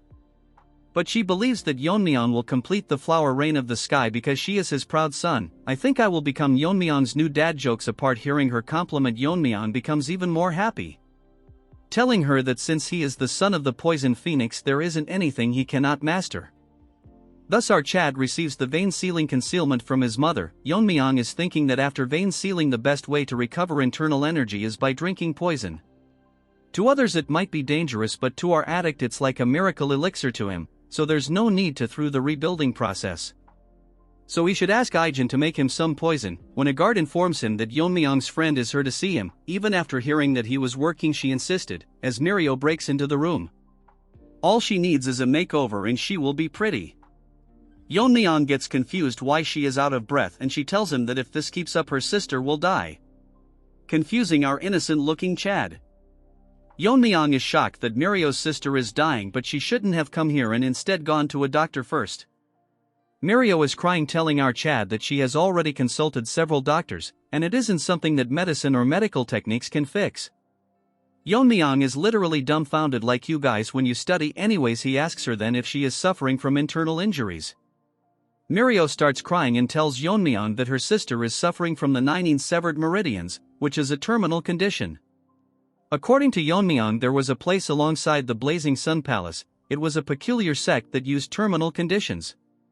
It was called the Northern Sea Ice Palace. As the name suggests, the martial artists of that place practiced ice arts, which were considered both a skill and a blessing for those born with extreme energy. However, those who didn't practice the ice arts suffered from terminal conditions, so Yeon-myeong figures out that they are the descendants from that sect. According to Mirio, they are descendants of their descendants. Long ago their descendants settled in Sichuan, and married into the Tang family, which was the most powerful family at that time. Learning ice arts can free one from terminal conditions, but this is the Sichuan Tang family, which deal with poisons and hidden weapons. So there are no practitioners of ice arts or related information here. The martial art of the Ice Palace has been passed down from distant ancestors, have been long lost. This condition is a hereditary condition that appears once every few decades, which is unfortunate. Yeon-myeong thinks there is a way out of this when Mirio tells him that they have reached her house, which is literally covered in ice. Going inside, Mirio starts crying because her conditions worsened since she left the house. Her sister has completely turned into ice. Moving on to Yeon-myeong, he thinks that the room is cold enough to freeze. which is more severe than he expected. Yeon-myeong tells Mirio to pay attention, and tells her that he cannot guarantee her sister's life. Hearing this, she gets so shocked that she is in disdain. Basically, she has been resisting the cold energy with her innate energy, but now she has reached her limit. She is currently in a state where she's blocking all consciousness and focusing all her energy on her veins. Mirio misunderstood Yeon-myeong and starts breaking down and sobs that there's no way to save her. Her reaction changes when Yeon-myeong tells her that there is a way to artificially release the cold from her body. However, if she cannot withstand the process or if he gets overwhelmed by the cold, Yeon-myeong thinks to himself that he is ready to help, but he cannot risk the life of a friend's family member's life. So he leaves the choice whether to go with it or not to Mirio. She thinks that she came to him after there was no options left, so she cannot give up without trying. And it's even dangerous for Chad too, so she tells Yeon-myeong to save her sister, and Yeon-myeong is ready for the procedure. Moving to the next scene, Mirio is skeptical why they had to undress her sister. Yeon-myeong explains that the clothes get in the way of extracting yin energy, so there's no choice. And our Chad is ready to infuse energy directly into her head, removing the cold from the 9 meridian. Yeon-myeong has to do it one by one. He has managed to remove the cold from the glabella, but the cold is getting hard to bear. Next he has to move on to the heart, but to do that our Chad has to touch some weird place. But instead of overthinking it, he proceeds to extract the cold from the heart, but all of a sudden the intensity of the cold has increased so much that it is getting impossible for our Chad to hold it in, but the intensity doesn't decrease at all. Even the surrounding of their house has turned into a cheap version of Everest, while now that's an over-exaggeration. Mirio is scared because half of our Chad's body has turned into ice. Damn, this looks similar to the nanomachine arc. Yeon-myeong managed to extract the yin meridians, form the 6 meridians in the upper body, but now the cold has exceeded what Yeon-myeong's body can handle. If he does continue, he will freeze himself to death first. Thinking what to do, Yeon-myeong thinks to himself that it would be easier if it were poison. Then he remembers that Ijin's grandfather from the Medicine King Hall mentioned to him that the reason for the poison in Spirit Pill was because medicine and poison essentially one, and it becomes poisonous when the concentration or quantity exceeds what the human body can handle. Even the yang energy in the body turns into poison once it exceeds the body's limit. Then this excessively strong cold energy that can freeze the bone can be considered a poison, so Yeon-myeong uses the poison purification art and his body starts reacting to it. As a lot of cold energy has been extracted, it's going to start resisting fiercely. As long as the cold energy is recognized as poison, it will be devoured by his body. And as his start overwhelming the cold, now acting as a poison, the poison gets devoured. Moving on to our ice beauty, she is opening her eyes because the cold inside her body is dissipating. She wakes up to see Yeon-myeong hand on her stomach and gets embarrassed. All of a sudden she notices that a girl is sobbing. It's Mirio. She sees her and both of them starts crying. Moving on to the story, the two sisters had their moment and our new girl Miso tells Mirio if Yeon-myeong is the person that saved her. She confirms that he is the one who saved her, but can't figure out why he is still touching her stomach. Miso tells Mirio that he is concentrating, so it's better to leave him be until he wakes up. Moving on to Yeon-myeong, he is currently treating the cold energy as a miracle drug. The internal energy is beyond the body capacity to absorb the internal energy, but if he leave it like this, the energy will naturally dissipate. Taking opportunity of this situation, Yeon-myeong thinks it's perfect for absorbing all the cold, and open up the closed meridians. While thinking one meridian is already filling with internal energy, wondering to himself how many meridians he will be able to fill once all the cold is absorbed. After absorbing all the cold, Yeon-myeong can't believe that he managed to fill 4 meridians, which is beyond his imagination. With this, our boy has gained 4 times the internal energy he originally had. But it's unfortunate that his immediate achievement has decreased because all of them is currently stored in the meridians, so he has no choice but to supplement it by drinking poison. Dude thinks poison is some energy drink. Yeon-myeong takes another look to see both the girls staring at him. After taking a second look, Yeon-myeong stares at his hand and takes his hand off, getting all flustered, but our waifu assures that he doesn't need to be concerned, since Mirio explained everything to her. As she thanks our Chad, he tells her that it's his duty as the family head to take care of the family. Our father-in-law enters the scene to see one of his daughter half naked and the other assisting her. Misunderstanding the situation, turns into a healthy gorilla and starts shouting at our Chad. The girls come to the rescue, explaining to him how he saved his daughter. The next scene we see is kneeling to the ground because he was rude to his savior. Yeon-myeong explains to him that anyone in his place would have misunderstood the situation. Moving to happy gorilla, he expresses his gratitude for saving his daughters. He then proceeds to tell him that he settled in the Tang clan after falling in love with a woman who was part of the family. Unfortunately, his wife also suffered from the terminal condition and passed away. He spent all his savings searching for a cure to save his daughters, but it was all in vain, so he just can't control his emotions. From now on, if Yeon-myeong needs anything, he will always rush to his side. We all know what he wants is his daughters. Moving on to Yeon-myeong, he asks him why it's so quiet inside the trading company. Our gorilla explains that after the Tang family got weak, the Black Death Alliance took over. Since then they have rarely gone outside. Yeon-myeong tells him that they will discuss about it later. That's when he notices someone calling for him. It's out, two girls, and would you look at our waifu. Damn, the artist did me justice this time, I can't deny. She thanks our Chad for saving her life, and this is a favor that they will never forget. Seeing her talking, our Chad gets flustered. Mirio thanks our Chad and tells him that they will repay him for sure. As our Chad leaves the scene, Miso asks Yeon-myeong if he will be alright, since he seemed bewildered, so she wonders if something went wrong while he was treating her terminal condition. Mirio isn't so dumb and makes the wicked face, teasing her by telling that if she felt sad because our boy is leaving. Hearing this, she gets flustered and asks Mirio if her behavior was that obvious. Our emo girl is such a bully that she tells her that she was very obvious and it's a natural reaction. Even if it was other beside her, they would have a similar reaction. Mirio tells her to not worry, since according to her she has never seen a person more beautiful than Miso. As for Yeon-myeong, she thinks that although he didn't say anything, his reaction said it all, and he is surely conscious of her. Moving on to Yeon-myeong, he is wondering about a normal family. The next moment he dreams about marrying Miso, having a child and raising him to be a martial artist, seeing them get married and have grandchildren. This is daydreaming beyond one's wildest dreams. It's like you guys dreaming about having a girlfriend in this lifetime. Yeon-myeong can't believe that he would be nervous just by looking at someone in this life. While staring at the sky, he wonders that this is probably what it feels like in ordinary life. He wants to visit that place once again, but the problem right now is the Black Death Alliance, although they didn't directly bring down the Tang family like the Demon Lord pervert. Their subordinates intruded the contest, which is certainly a bothersome presence. Moreover, as long as they remain in Sichuan province, they will inevitably clash one day. Moving on to the Black Death Alliance territory in Sichuan, we see a servant getting scolded because the Tang family's influence has been rapidly growing. And all this is said by the trash with even trashier bangs.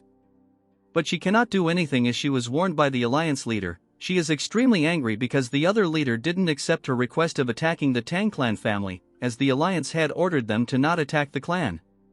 So it's best for her to stay quiet until his anger subsides. Remembering all this, she gets angry and throws her apple towards the servant. According to the information, both the new head and the family head of the clan has reached the fire real mastery or close to it, yet all the alliance head is doing is watch and wait for the right opportunity. With her current self, she cannot avenge those two twin sword retard that got owned in part 3 or part 4.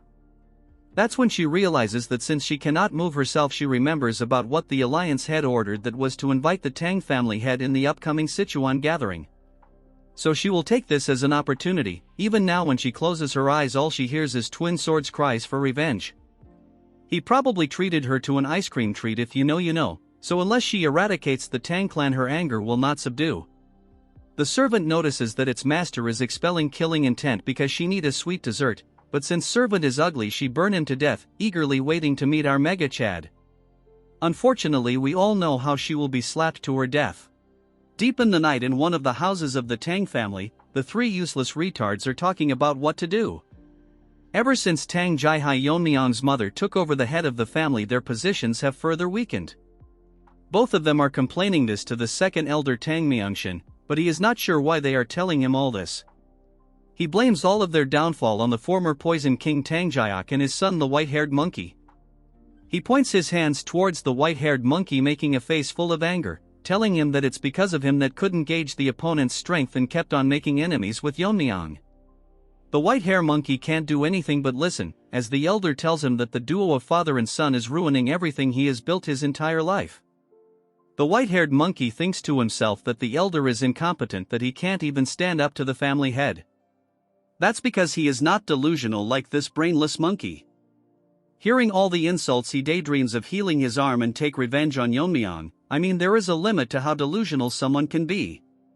Tang Jiak asks the elder what plan the elder has, since like the other elders it's hard for them to maintain their forces. Hearing this, the elder clenches his hand and tells him that he is aware of their situation. He makes a face full of anger and tells them that it is best for them to leave the family. Moving to another place, a guard is telling Yeon-myeong that they have reached the warehouse where the Tang family stores the extreme and 10 poisons. As for Yeon-myeong, he is thinking in his mind to him and that this place was originally managed by the third elder, but due to his neglect it was transferred to Orchard along with the poison hall. The guards who are guarding the warehouse see Yeon-myeong and greet him, so Yeon-myeong thanks them for their hard work. One of them tells Yeon-myeong that before he goes inside he should take a pill. Seeing it, Yeon-myeong tells him what it is. The guard tells him that this is a poison-repelling pearl, which will block the toxic air inside the warehouse, and just holding it inside his mouth will filter most poison and keep them from invading the body. Yeon-myeong shocks the guard by telling him that he doesn't need it. Our Chad makes an excuse and tells him that since it has to be held in the mouth, many people including the third elder have probably held and sucked on it. The guard tells him that it's cleaned after every use so he can use it. Yeon-myeong tells him that it's not required since he can't get poisoned. The guard is adamant and Yeon-myeong gets very angry since poison is his main source of food. Dude was doing just his job but got a beating instead as Yeon-myeong orders the other guard to open the door for him. Going inside the warehouse, it is maintained very well with everything properly organized. Walking further into the room, the air is filled with extreme poison as Yeon-myeong thinks that organized, probably because this is where they store the 10 poisons. Yeon-myeong now knows why they were so worried before letting him in without the pill. If an ordinary person entered without the poison-repelling pill, they would have died instantly. Though Yeon-myeong's inner energy has decreased due to his meridians being sealed by the poison vein simulation technique, even the concentration of poison is increasing further down, but to someone like him who has mastered the poison refining heart technique, it is as pure as clean area. As Yeon-myeong breathes in the poison, his inner energy is increasing, but it is still not enough to make him use his martial arts like earlier. So Yeon-myeong is thinking hard and figure out that he should consume something equivalent to the 10 poisons. According to the family regulation, he can use the 10 poisons for consumption. He thinks that he can find the recipe and tell Ijin to make it for him. That's when he notices something on the wall. Yeon-myeong thinks something is strange, so he uses his inner energy to see that the airflow in the middle of the room is distorted, so it's more like a formation has been placed there. Our Chad decides to check it out, and after placing his hand on it, Yeon-myeong thinks that it's strange that there is a formation in the Tang family poison storage. The thing is that it doesn't seem to be done by the Jegal family. To confirm his doubts, Yeon-myeong takes out his dagger and infuses it with his inner energy. He makes a strike and splits the formation in half, but he gets shocked to see what behind the formation. There is a long passage blocked by talisman with the word prohibited written on it. After carefully looking at them, Yeon-myeong figure out that this is not the work of the Jegal family, but it was made by the magician's formation. According to Yeon-myeong, in his previous life his master has connections with several magicians. Like his master was obsessed with the sword, a magician is obsessed with sorcery, ultimately seeking master sorcery and transcend human limits to become immortals. Yeon-myeong had a bad memory where he was thrown into a formation created by a magician, in the form of training by his master. According to him, it was a place full of beasts whose names even he didn't know. Magicians are typically selfish and only engage in things that interest them, but that still doesn't answer his question why there is a formation in the Tang family.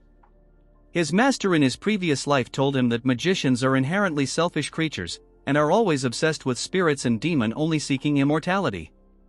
Yeon-myeong asks him how he managed to have a relationship with them. He makes a straight face and tells him that he beat them every day for no reason, so they begged him to have a conversation. Moving to the present, Yeon-myeong thinks there is not anyone in this family like his master, so there is probably something in the Tang family that piques the interest of a magician. The poison is so strong that it is leaking out even after being sealed with hundreds of talismans, so inside there is something with incredible poison power. Yeon-myeong is glad because he originally intended to write down the recipes of the 10 poisons if he could, but this is more interesting currently.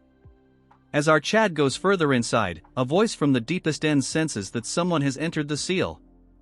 It's not an inconspicuous time and it is not aware how much time has passed, while that doesn't matter as long as our Chad releases him. At the end of the passage, Yeon-myeong finds a few of the 10 poisons that were said to be completely lost, but in reality it was hidden here all along. Beside it there is a huge jar wrapped around in talismans which seems ominous to him. Yeon-myeong places has to feel a strong rebound. The force created was tremendous, so it seems that it's harder to break than most formations. However, to our Chad it not very difficult as long as he cuts through each one of them with accuracy. As he cuts through the talismans all around the room, he think of cutting the ones placed on the jar, as Yeon-myeong does a set of multiple moves to cut them all down. His inner energy has decreased due to the poison vein simulation technique, or else he would have finished all this in a single strike. None of it matters now as our Chad managed to cut down the ones surrounding the jar. The poisons around the jar has gotten much stronger now that the talismans have been removed. As Yeon-myeong places his hand to open the lid, inside there is a mysterious monster, shocked to notice that the power of the talisman bounded to him have died down, so now he can see the day of the light. Yeon-myeong gets wary as the jar explodes, making a huge explosion. Luckily Yeon-myeong managed to dodge it in the nick of time, or else he would be injured. The thing inside charges towards our boy, startling our boy, as it is faster than what he had expected. He gathers energy to attack and have the first strike before it gets here. But before he could do anything, it goes past his hand like wind, telling our Chad that he has a sharp reaction. As a rewards for releasing him, this trash will kill our Chad without any pain. Hearing this, Yeon-myeong turns behind and asks him who he is. The trash proudly tells Yeon-myeong that he is the pinnacle of poison, the blue-horned white snake. Little does this snake know he is a lottery to our boy, as he can have unlimited poison as a drink now. As the snake wraps around Yeon-myeong's arm, he is confused why it's calling itself the poison of extreme suffering, which he proudly agrees and makes an assumption that Yeon-myeong managed to block the spread of the poison by sealing the vital point in an instant, which is impressive, but he won't hold for long. Poor Snakey makes an arrogant face, telling Yeon-myeong how he will slowly melt his arm. That's when he realizes something changing, as the poison-devouring frenzy inside Yeon-myeong's body activates. The skull starts devouring its poison, and the poor snake gets scared as he can believe that Yeon-myeong has the poison-absorbing aura. And what is his relationship with the Wanderer Saint? Yeon-myeong grabs onto the blabbering poor snake like a plushy toy. His new toy begs itself to stop absorbing his poisons. At the rate his body is absorbing the poison, he will be utterly destroyed. Moving on to, he is making a poker face filled with anger, telling it why he should spare it. He makes a psychotic face towards the poor snake and taunts him by telling if it changed its mind because it's currently at an advantage. So Yeon-myeong aggressively starts playing with his new toy, absorbing tremendous amount of poison from the poor snake. Beggar Snake thinks that Yeon-myeong is serious and he might actually die at this rate. So he offers Yeon-myeong a deal, and hearing this, our Chad gets flabbergasted as he stops absorbing the poison. Poor Snake tells him that he only wants to escape from this seal, and if he spares him, it will act as his guardian spirit. Hearing this, Yeon-myeong is confused, so it convinces him that it would be beneficial for him, and asks Yeon-myeong if his internal energy is increasing every moment with his poison. At a rate beyond the normal. According to Yeon-myeong, its poison is incomparable to the 10,000-year fire carpenter pill or the fire dragon's poison. It is so potent that by just absorbing it surpasses his previous internal energy. The poor snake is so desperate that it tells Yeon-myeong that if he becomes our Chad's guardian spirit, it can provide poison whenever he needs it, which is better than absorbing all of his poison now.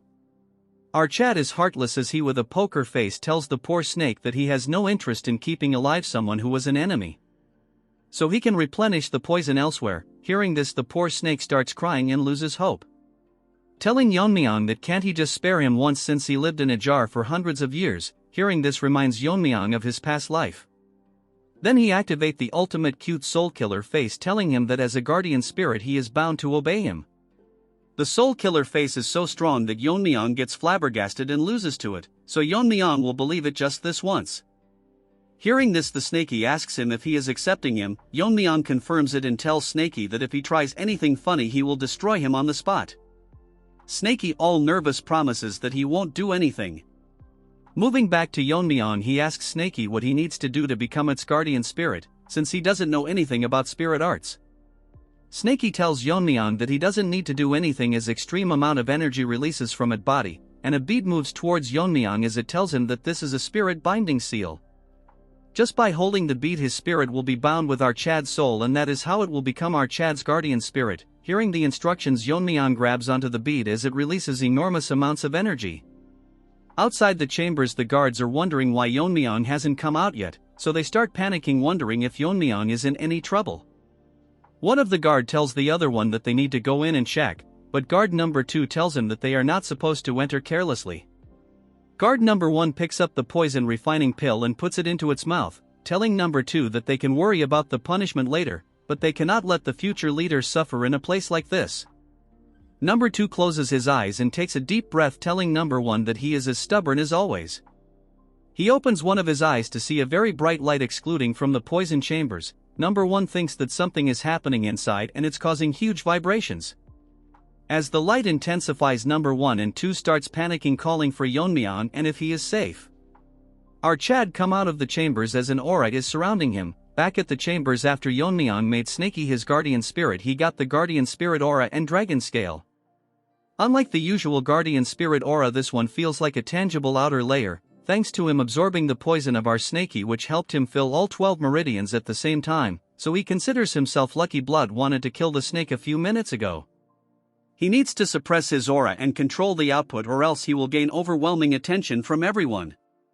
From Yeon-myeong's aura a small part arises and our Snaky manifests itself, telling our Chad that does he need to be concerned about the people below him, and the Wanderer Saint flaunted it openly.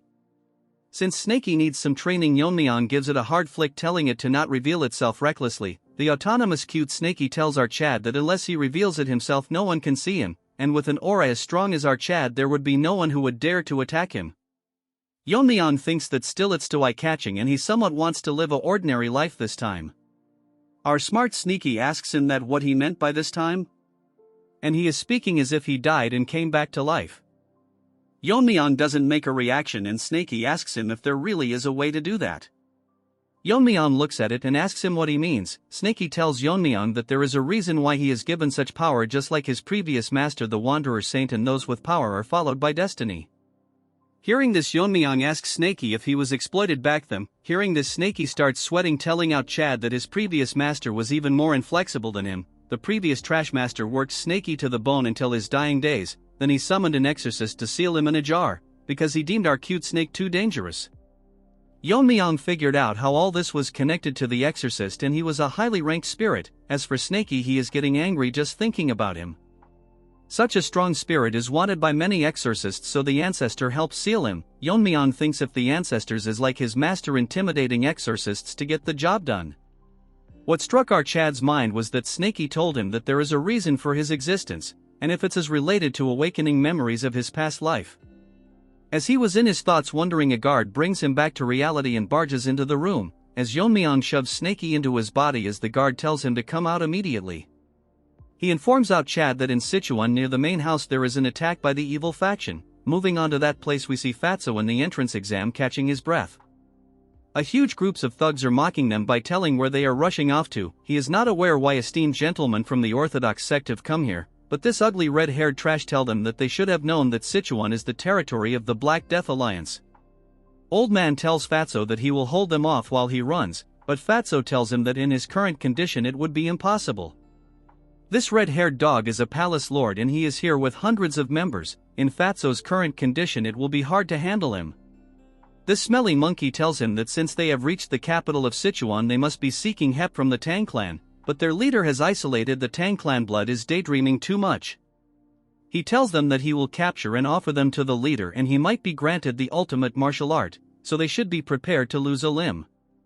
That's when our Chad enters the scene. The guards tell Yeon-myeong that the two people are martial artists from the Justice faction, so he figures out that their opponent is from the evil faction. He orders the guard to escort them to the clan since they have come as guests. The Fatso is happy that martial artists from the Tang family are here to help, but there are only 4 of them, so even if their spirit is formidable it's impossible to face against hundreds. Yeon-myeong tells Fatso to step back since his partners is in no state to even stand. Wajin takes care of the injured man and Fatso asks him should they not be helping the ones up front. But Wajin smiles as Fatso blabbers about how there are over hundreds of martial artists. Yeon-myeong tells them that although he appreciates the help he is in no need of it. Moving on to the monkey, he is angry on Yeon-myeong for blocking his way. His guard tells him that he is probably the one who won the Tang clan's competition and returned as the family head. This red monkey mocks Yeon-myeong and asks him if he is going to face them. Feeling sad for him, as for his minions they are grinning. This dumb retard is so confident that he tells Yeon-myeong that he will uproot them once and for all. Hearing his nonsense, a needle flies towards him, poisoning him. In an instant this monkey falls to his death. Yeon-myeong thought that the nonsense spouted by Trash was too annoying. Everyone present in the scene is shocked by what had happened as the leader lies dead on the ground. Yeon-myeong tells them they don't need to uproot them since he will be the one to do it. The punk gorilla is dead as our Chad's poison needle finished him off. His lackeys are confused when Yeon-myeong threw the poison needle, because it was so fast that they couldn't even see it. Yeon-myeong puts his hands inside his coat and takes out hundreds of needles, and using his internal energy he throws it towards them. The minions saw Yeon-myeong throwing the needles and tells everyone to stay alert. As the one beside him gets killed by the needle, he hears the sounds of hundreds of them falling to the ground getting one shot by the poison needles. As this side character turns around to see hundreds of bodies. Moving on to our Chad, he rushed out and forgot to apply poison, but surprisingly it's having the same effect as if they were poisoned. As for Fatty, he is getting overwhelmed by our Chad's riz. Snaky manifests itself and tells Yeon-myeong that its poison was seeped into his needles, and there are only few people in this world that can withstand its poison. Yeon-myeong smirks and tells Snaky that it's more useful than it looks, pissing our unlimited poison supplier.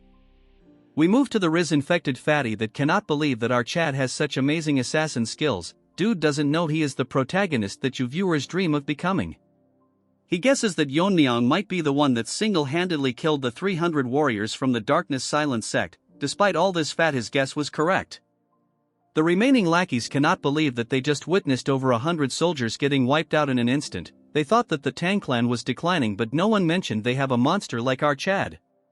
One guy with an axe tells them not to worry as it's just one guy. This junior gorilla tells them how if Yeon-myeong is not in the fire realm he won't have enough energy to use that great technique multiple times. Gorilla wanted screen time, so it charges towards our Chad, landing a heavy attack, telling Yeon-myeong where all his bravado went. Gorilla is the only one talking. Let our Chad cooks, as Yeon-myeong grabs onto his axe and breaks it, like your hearts when girls reject you. The junior gorilla is wetting himself as what Yeon-myeong used was the dragon scale he got after contracting with Snaky. The minions gets nervous as they see Yeon-myeong using the 10,000 heavenly flower rain. Moving on to our Chad, he is ready to attack, and Fatty, seeing what our boy is doing, gets nervous as they heard that the Tang family's secret technique was lost after facing the heavenly pervert's attack, which was all a mistake, and their strength is still solid. As for Yeon-myeong, he is done killing every single one of them. Fatty thinks of letting the Tang clan handle the Black Death Alliance, but Yeon-myeong bursts his bubble and asks Fatty if he is still here. Fatty is so scared that his fat will melt and tells Yeon-myeong that his skills are so impressive that he couldn't look away. Yeon-myeong walks past him and tells him that they will discuss it further at the main house. Fatty takes a second look to see hundreds of side characters dead, and by no means they should make enemies with the Tang family. A few days ago on the outskirts of Sichuan, Fatty was eating with Sabak. He tells him that it's a relief that they didn't encounter any trouble from the unorthodox factions, since he heard that after the Tang clan's downfall Sichuan has been overrun by the unorthodox factions. Surprisingly, it's pretty quiet. We move on to the Gen Z old man, but he is serious for some reason. Fatty is confused why he's so tense all of a sudden. A mysterious man asks them if the food is to their liking, since it's a small place that he visits often. Fatty with no neck thinks to himself that he was right beside them, but he couldn't even sense him, so he is quite a skilled guy. He asks the mysterious man who he is. Sabak tells him that it's the guy from the Yu family, shocking him because this guy is the Black Alliance leader, the crippled lizard. He asks them what brings the Taoists of the joint sect to his Sichuan. Dude thinks he is Gu Chanji from I Am a Fated Villain, but he is just a side character. Our arrogant Fatty is nervous as they came to this remote inn to avoid clashes, but because of their bad luck they came across the Alliance leader. Crippled Lizard asks Sabak if he has any business with the Alliance, since he has reached the Fire Realm. Sending him would mean it's serious. Old Man tells Lizard that he has no business with the Alliance, and asks him if he came alone as he doesn't see any of his subordinates. The crippled Lizard talks as if he the main character, taunting him by telling Old Man if he thinks that he can take him down alone, and if that's what he wants he is willing to spar with him. Sabak gets pissed and tells Lizard that he has lived twice as long as him, but this savage Lizard asks him if he is here to pay respect to him. Sabak gets so pissed that he releases his energy and tells him that in a battle between Fire Realm Masters the years of accumulated energy are crucial. And if Lizard is confident enough to handle the energy he has built with his sect techniques.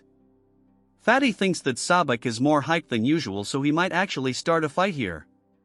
All of a sudden both of them get shocked because the Lizard releases his energy and tells them that he destroyed multiple sects with his own hands 10 years ago. The only reason that the joint sect survived was because they were far away from Sichuan. If a fight is what it will take him to understand this, he knows a place nearby for a quick spar. Fatty is smart to tell Sabak to not be impulsive and jump into a fight, but he wants to be a protagonist as well and show the crippled lizard that the martial arts of their sect is the best in the world. We move to the present as Fatty tells Yeon-myeong that was how they ended up facing the crippled lizard, but our Chad tells him that it's different from the one that he saw earlier. Fatty explains that the ones chasing them came after this. Moving to his story, the lizard was terrifying as on one side stood our old man and on the other was the crippled lizard. Sabak took his sword out and tells Fatty to step back. As for the lizard, he is ready to face him.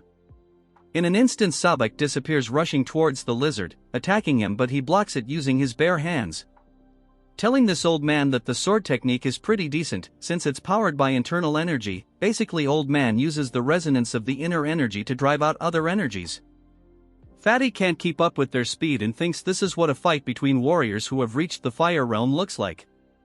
As they exchange swords, the crippled lizard managed to stop the old man's sword attack with his bare hands, mocking him by telling him how he bragged about his internal energy, but it's not up to the mark.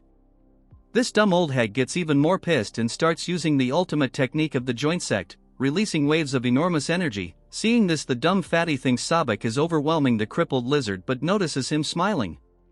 In an instant, with multiple attacks at the same time, he blocks the old man's attacks. Sabak comes back to reality, realizing that the lizard is intentionally blocking all his attacks at the last moment. It's as if he is testing his, even though he is from the unorthodox side. Since that's the case, he will go all out, using the full power of his secret technique. As for the lizard, it managed to figure out his technique. The secret technique lands, it causes a huge explosion as strong as an atomic bomb.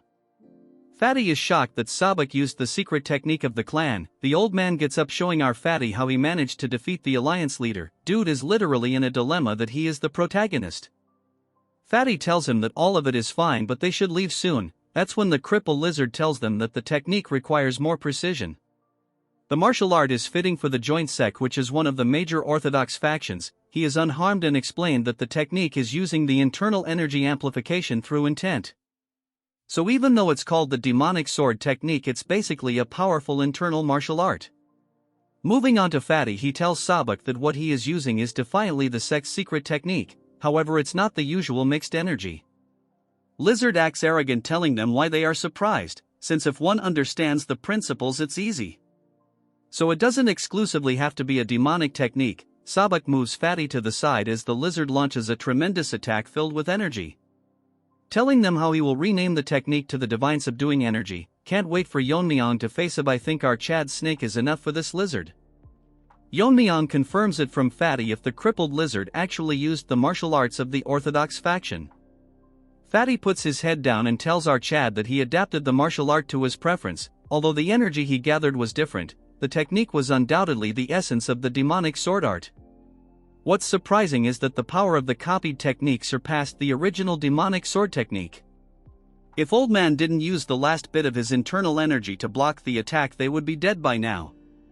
Yeon-myeong is actually impressed because Sabak was definitely in the fire realm, so to comprehend his martial arts in just one duel is impressive. While thinking to himself, Fatty intervenes and tells Yeon-myeong that they have come to the Tang clan for one purpose. So he requests them to cooperate with them in the great martial arts competition of their sect.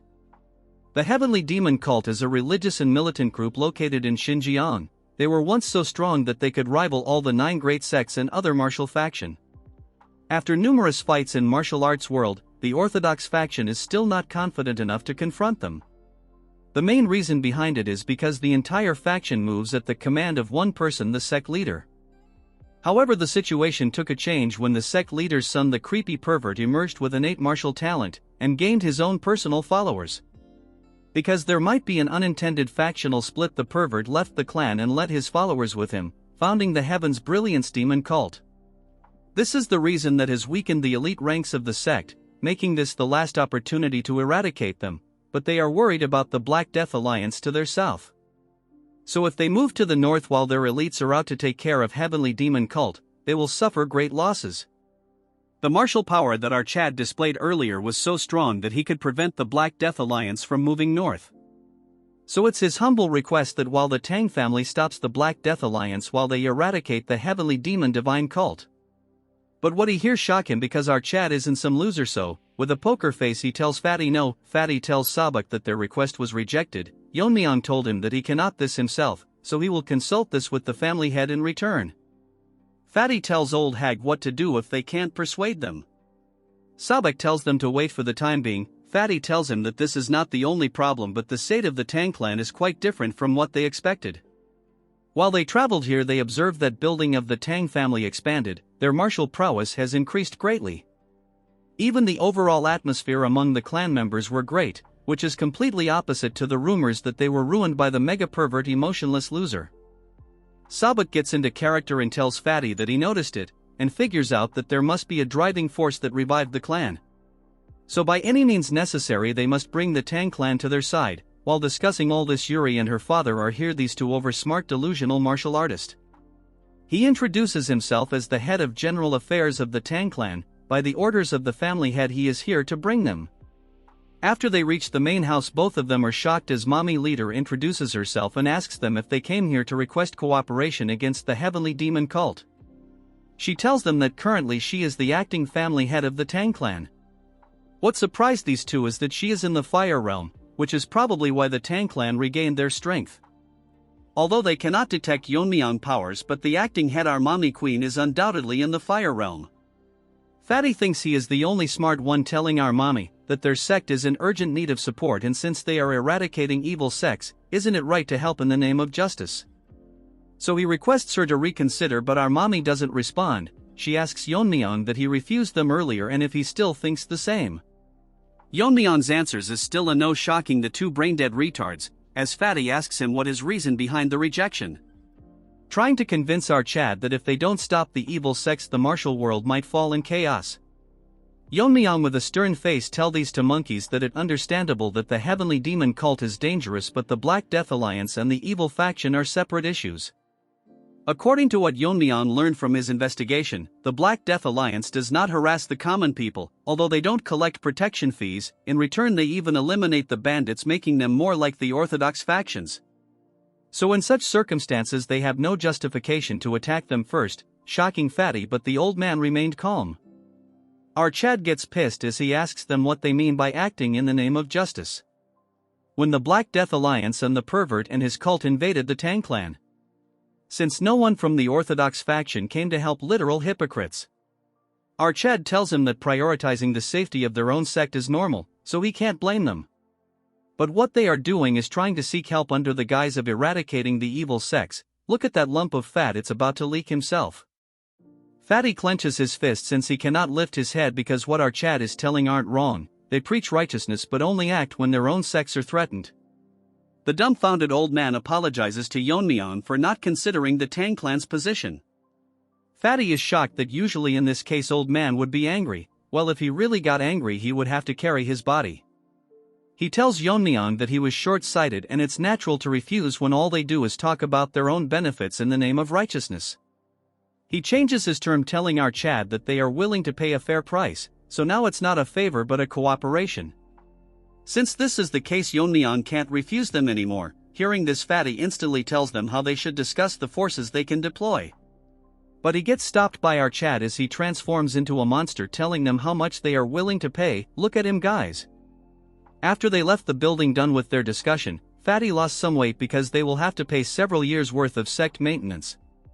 Old man thinks that if it can save their sect this is a small price to pay. He tells Fatty that he must be confident to offer such an amount, which Fatty agrees because their martial powers are impressive. Because they are close to the crippled lizard. As for Yeon-myeong, his power are hard to guess, which the Fatty can't believe because those at the fire realm can sense it. Since Yeon-myeong can do it, he is surely the strongest person he has come across. As our Chad overhears all this, getting impressed because the old man realized that he is hiding his powers. Mommy tells Yeon-myeong that it is not entirely about collecting money and there must be a reason why our Chad agreed to this. Yeon-myeong tells her that the Black Death Alliance good deeds to the Taoist, but he cannot trust them. Mommy tells Yeon-myeong that orders has been maintained in Sichuan after all the major sects fell. Yeon-myeong tells her that it's all because of that crippled lizard. The only reason they classified as an evil faction is because they didn't join the orthodox faction. They're more like bandits because they ignore righteousness and only pursue their personal gains. The current order in Sichuan is temporarily maintained by crippled lizard. If things go slightly wrong in their rule, they push out their business competitors, and plant spies to invade or bring down other clans. So although their nature didn't change, the current order is only maintained by Lizard. If he were to disappear one day, the evil faction under his would go crazy. Mommy finally understood his point, so she asks him what his current plan is. Hearing this, Yeon-myeong smiles and tells her that it's simple, so all they need to do is prevent them from going north. Mommy is not sure if they are strong enough to block the Death Alliance, since she is not aware of Yeon-myeong's current strength. Our Chad with a straight face tells her that since they cannot block them directly, he will block them internally. Hearing this, Mommy cannot believe that he is gonna infiltrate the main base. My mommy, never mind, she is nervous how he will sneak in. Yeon-myeong tells her that recently they sent an invitation themselves. Hearing this, Mommy gets confused. Unlike the previous competitions, the gathering is now a tournament where the young master of the evil factions face each other. Yeon-myeong will attend the gathering and confirm their true nature, and if they don't eradicate their evil nature, he will kill every one of them. In some other place inside a carriage, a man is telling someone that when they reach the Tang clan, the person should not do anything to offend the family head. It's that skinny Barbie. This time he bought her niece, and if what he said about Yeon-myeong is right, while his hand keeps shaking, she will do anything to win him over. Well, she is cute and an actual Barbie. She is the young lady Yeonjeong. We move to the poison hall, where Ijin comes to meet Taeho and asks him if he is here. Since she brought him his meal and herbal medicines, Sabek tells her to come inside. Someone tells me how she looks like a girl. She asks him how he is currently doing and the current situation of his internal energy. He tells her that thanks to her he is now much better. Making a face full of happiness, he tells Ijin all of this because of the medicine her grandfather provided. Hearing this, Ijin is delighted. When he first saw the medicine and the food, he was traumatized because not only did it contain herbs, but also poisonous plants. Look at his face, it looks like he is consuming turd freshly released. Now that was a disgusting remark. What he didn't expect is that after eating it, his power level went over 9,000 and he became a hairy version of Nappa. This even surprised Ijin's grandfather, who made the medicine. Because of how fast he was recovering, that hot fresh turd was maybe good. If this goes on like this, he will soon recover enough to be able to return to his sect. Ijin is happy to hear. That's when Fatty tells them that it is very noisy outside and asks Ijin if something is happening. She tells him that it might be because the Jaegal clan has arrived. Hearing this, Fatty is nervous and confused. The Jaegal clan and the Tang family have had a close relationship for a long time. That's why they supported them during the recent contest. This time they are here to set up a defensive formation in their outer grounds. Fatty is contemplating about not knowing much about formations, but it will be very costly, and if the Jaegal clan is well off. Instead of all this, dude should weigh himself first. Sabek asks her if the Tang clan is covering the cost. She directly tells him that the Jaegal clan is covering for everything with a smile on her face. While the duo of Fat Monkey and Gen Z are confused, she tells them that according to the family head they were very cooperative. Sabek thinks they might have found the weakness of the Jaegal clan. Now we move on to your favorite skinny Barbie. He is wetting himself from the thought of what our Chad might just do to him.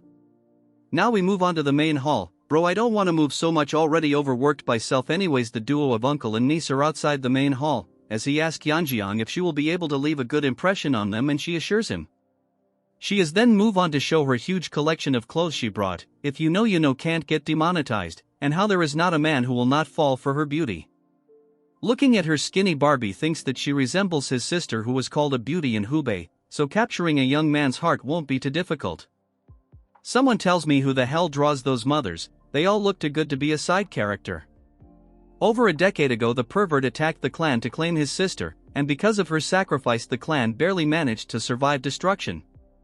This dude has mental issue for sure. Please be wary that he not the Black Alliance leader, as some might confuse it. Driven by the shame that something is 50 and rotten got to taste her cooking, she killed herself, probably because they didn't add enough meat to the dish. So no matter what, he cannot allow such a tragedy to befall the family ever again. If she develops a strong relationship with the Tang clan, they can maintain their lineage. He looks at her and thinks that the future of their clan now solely depends on her. That's when Barbie hears a voice telling them that she heard the Jaegal clan was a great help to them. Both of them are shocked for some other reason, but I would only act this way if I can pair up with our mommy. Now they are even setting up a formation for them, and she as the family head is very grateful. Let's take 10 seconds to appreciate how good the goat mommy looks like. Skinny Barbie figures out that, if she is the family head, then she is most likely our Chad's mother. Like mother like son, they are both blessed with beauty. I care to differ. The real protagonist is the mother, no debate. He was overwhelmed by her presence that he forgot to greet her, so Skinny Barbie introduces himself and apologizes for not being aware of her ascension. But since she is a queen, she gracefully tells him that he was not here when she ascended, which is understandable. She tells him that they had a long journey, so it's sufficient to rest before they should start their work. Hearing this, Barbie in a respectful manner thanks her for their consideration. She asks who the lady beside him is. In a nervous manner he tells her that she is his niece, that he brought to strengthen the bond between the clans. He asks her to greet the family head, but while she is dazed, not listening anything that he is saying, because she got rizzed by our Chad's good look, dude should thank his mother for that. While she was daydreaming, our Barbie tells him her to pay attention. She gets into character and introduces herself, and she apologizes to Mommy for her late greeting, and congratulates her for becoming the family head. Mommy thinks that she is a very polite child and tells her that in a few years men will be heartbroken over her. Hearing this, she gets shy, taking this as a compliment.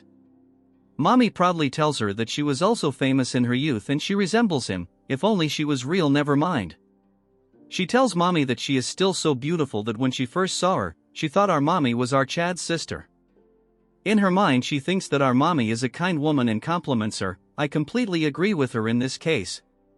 Mommy tells her that since she is the same age as Yeon-myeong, she will get along with him. She starts acting as tears falls from her eye, telling Mommy that no one from her family has even shown her so much affection. In her mind, what she is thinking is if our Chad is also reaction to her story. But gets shocked when she sees our Chad lost in his thoughts. Barbie cannot believe that he ignored such a sorrowful story. Usually men would be tripping over her themselves, but she is confused if he is not interested in her. Moving on to our Chad, he is literally dreaming about our ice waifu. New sister was 6 chapters late.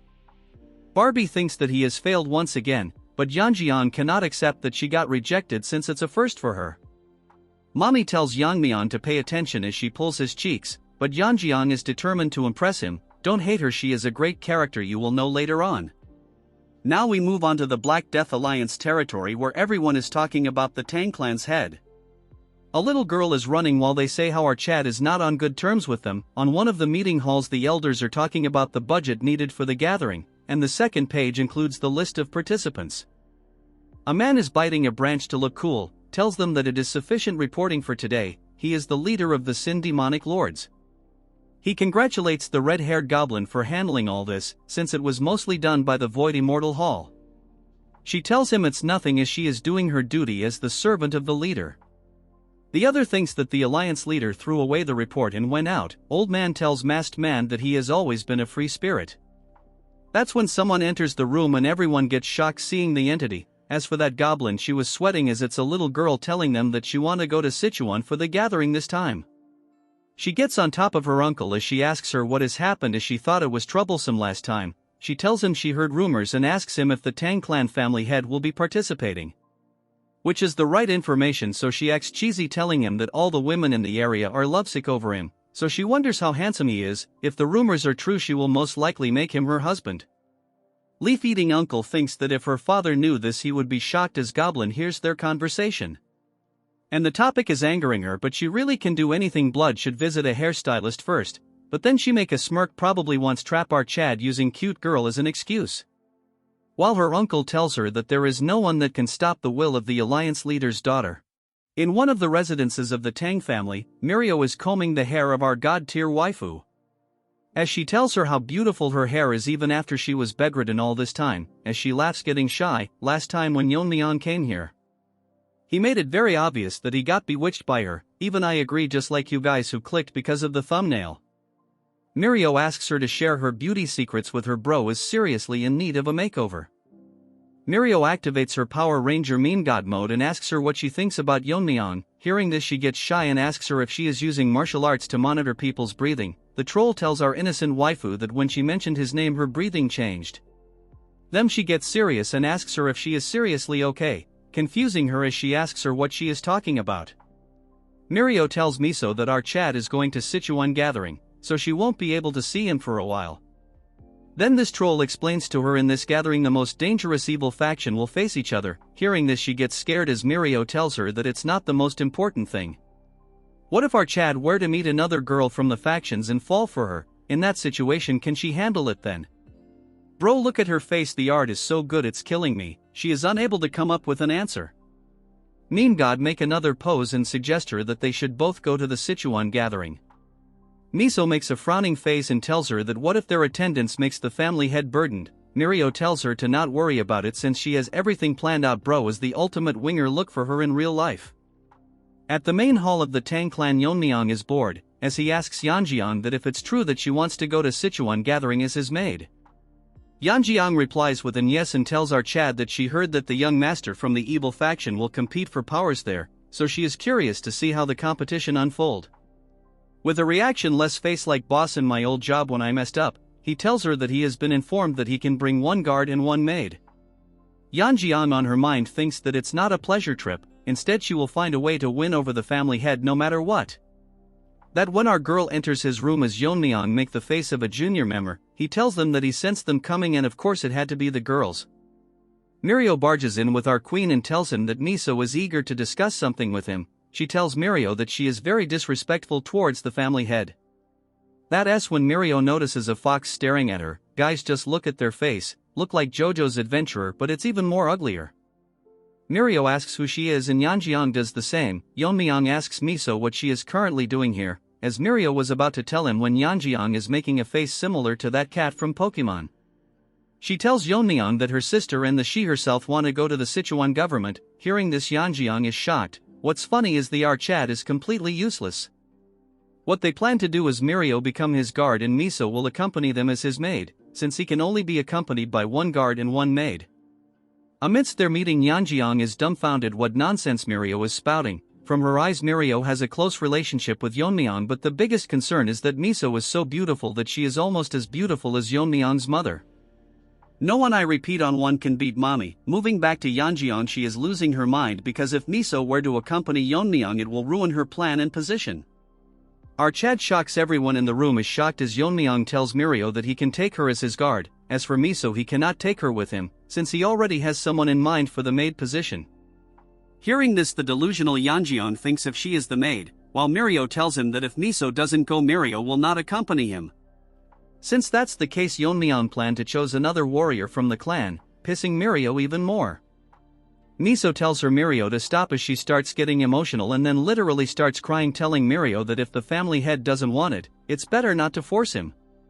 I am sorry mommy, I might get diverted. What the hell was that? Mirio loses her mind, telling the junior meme god to go outside with her since it's time for a lecture. To Mirio, he is an amazing person not just because of his martial art but also because of his judgment and decisiveness. Then as she is his senior when it comes to posting memes, she shows him his true face, telling him how he can be so cluelessness, making it obvious why she is acting like this. She wants to know why Mirio cannot go, and if he doesn't have feeling for her, it's like he is pushing away an opportunity right in front of him. Yeon-myeong shocks her by telling her that it's not a pleasure trip but it could instantly turn into a battlefield, since he doesn't know what might happen during the confrontation with the evil factions. If Mirio were to come along, she might get exposed to a danger that he can't protect her from. Mirio is scared as he tells her who would be responsible if she were to get in trouble. What's more troublesome is that they are going to the Black Death Alliance territory, so he might even have to face their leader. Considering she is still in her recovery phase and is not fully strong yet, it would be hard for her to handle. Moving back to Mirio, she thinks what he said is right, so she has no choice but to agree to her. Yeon-myeong thanks her for understanding his situation. Bro is like the ultra-rare protagonist who is almost perfect. Dude is not a simp unlike others. Mirio sweats as she tells him that she is still going as Yeon-myeong, but our troll asks her that she told everyone that she wouldn't be going either. She gets pissed, telling her that she cannot let a fox guard the hen house. She is talking about Yeon-myeong. As for Yeon-myeong, he cannot talk over his boss. As for the Pokemon kitten waifu, she thinks that someone is talking about her. In some other place inside the Tang family, your favorite skinny Barbie is half asleep looking at a formation. Yeon-myeong surprises the Barbie as he asks him why is he just standing here falling asleep. Barbie is scared, so tells Yeon-myeong that there is no such thing. Skinny Barbie tells him that the defense formation has been fully set up and not he is just making adjustments so it will be finished by tomorrow. Yeon-myeong activates his eye discerning skill to look around the formations placed on the main parts of the Tang family. The skinny Barbie tells our Chad all the key point have been protected with formation. Basically, Yeon-myeong threatened to kill the Barbie if he is not done with the formation a week. moving to the present he tells Yeon-myeong that he has enough time to complete. Our Chad compliments him as he tells Barbie that if he tries he can do it, so she should do the remaining tasks like this. Hearing this, the Barbie starts crying because his life is saved. Yeon-myeong is impressed because it's better than he expected. Even if he is not here they can protect themselves. Yeon-myeong has one more thing to do as he goes to the main hall. He summons a new characters. It's the elder Tang Yeon-myeong. This guy has guts as he tells Yeon-myeong that they are not exactly on talking terms. Yeon-myeong tells him that he heard that with the sword he is skilled, which is why he became an elder.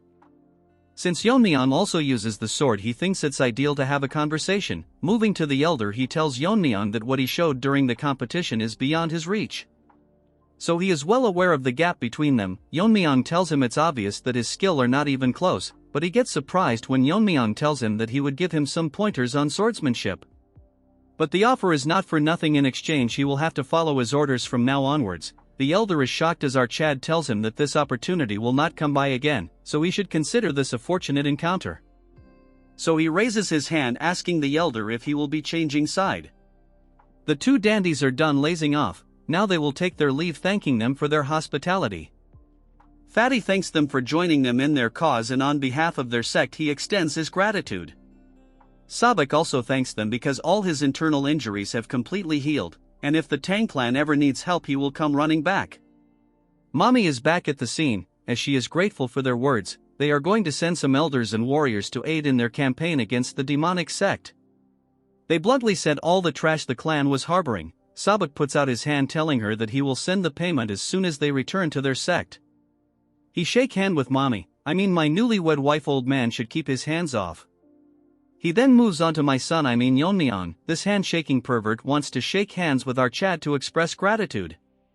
Because if it weren't for him they wouldn't have made it out alive. As they shake hand, this was tells our Mega Chad that he possesses martial powers beyond his years. And before long he might surpass him. What nonsense is this ant talking about? Anyways, he gets owned by the overwhelming powers suppressed by our Chad, making him feel like the ant he is. Bro popped his pants. Just look at his face as he starts sweating. Fatty notices a change in his outlook and tells him why his face has turned pale and if he is alright.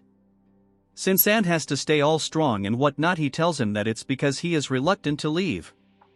With a shivering voice he tells Fatty that they should go back to their sect. What he saw was not an illusion, but it's hard to believe that a human can possess such power. It might just be a guess, but Gen Z uncle thinks that the rise of the Tang clan might not be because of the family head but our Chad Yeon-myeong. As they leave, my wife tells everyone that the motto of the clan is that they will repay kindness twofold and grudges tenfolds. This is the rules that the main family values loyalty above all. Since they have agreed to assist the Fatsos' sect they must face the battle together.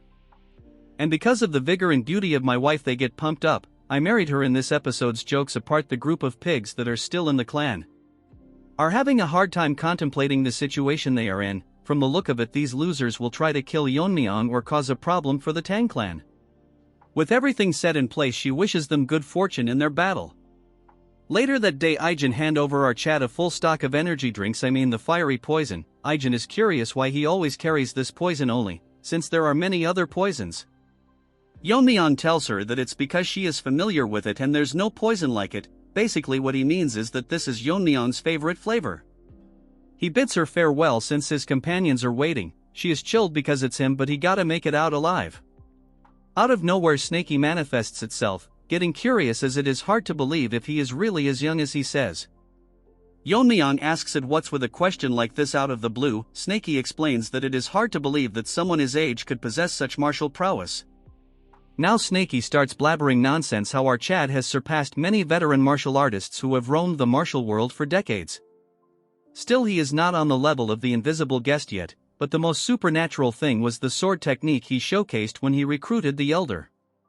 It was so advanced that it was levels above the swordmasters he had faced alongside the invisible guest. Yeon-myeong is smart, so he makes up an answer, telling it that if there are people like the Black Death Alliance leader who can comprehend martial arts at a glance, then why cannot a Chad like our boy exist? So it's best for Snaky to put aside his unnecessary. All Snaky thinks is that our Chad is definitely not a dragon. Afterwards he goes to the main hall, where his group of side characters are waiting while Mirio asks Yeon-myeong where he went. Yeon-myeong tells them that he went to Ijin to get some poison, but he is not aware of the third person accompanying them. The masked dude greets our Chad. introducing himself as Jang Gil, and he is here to guide him and ensure he is safe during his journey. Yeon-myeong with a smile on his face tells him that he will be counting on him. That's when my wife enters the scene asking our son Yeon-myeong if he is going to leave now. Seeing her, the side characters get shocked just like Manhwa seeing their crush, but since our real main character OS Jill, she tells them it okay as there is no need to be so formal. She suddenly tells Yeon-myeong that the wind is picking up, so whatever oath Yeon-myeong chooses in life, she will support him, but he shouldn't push himself too hard. Yeon-myeong tell her to not worry since she should be aware whose son he is. Hearing this, my wife gets shy, proudly telling him that he is son of the Poison Phoenix, while he is my son as well from now onwards. She then moves on to the side characters telling them to stay safe and take good care of the family head. Like some robots in charge, they tell her that they will carry out duties. Hearing this, she bids them farewell. Look at her again, this is for sure going to be my wallpaper artist, definitely did me justice. In the heart of Sichuan Tang, we move on to our squad as Mirio tells Yeon-myeong that it really feels like a festival, but it wasn't like this the last time she came. Hearing this, Yeon-myeong asks her if she has been here before. Mirio proudly tells Yeon-myeong that she came here a few times when her dad was still running the trading company. Mirio gets into her character telling him how it was a huge company back then. Once the evil factions took over, the business has shrunk a lot. Hearing all this nonsense, Yeon-myeong remembers that her father mentioned it before. Our Chad thinks that if the clan expands, it would be financially smart to have a trading company, since they cannot rely on the elders' embezzled funds and the medical wing's profits forever. Now it is becoming clear to our Chad he will need to deal with the evil factions. Yeon-myeong tells Mirio to come see him with her father. Hearing this, Mirio asks him what is the reason. Our Rizgod tells her that he is planning to help him start running the trading company. Hearing this, Mirio gets extremely happy, telling him that he cannot back out now that he has said it. Later that day, in some place in the town where a dwarf man is chilling by himself, he is actually dressed because today it is going to be another slow day. His dream is to find someone who knows how to appreciate swords. That's when he hears a voice calling for him, it our Chad asking him if the place is open for business since they cannot hear any sounds of hammering. Yeon-myeong, the new Naruto look-alike, tells him that he is here to look at swords. Little man thinks that our Chad has an unusual look about him, so he welcomes him with open arms, telling him that the swords are inside so he is free to take a look. He showcases his collection, trying his hardest to not brag about how good they are compared to other shops. Mirio asks him why he is in need of a sword. According to Yeon-myeong, it better to carry a weapon even if it is just for show. Yeon-myeong analyzes the sword by tapping on it. The quality of the blade is in excellent condition and even the level of sharpness is impressive.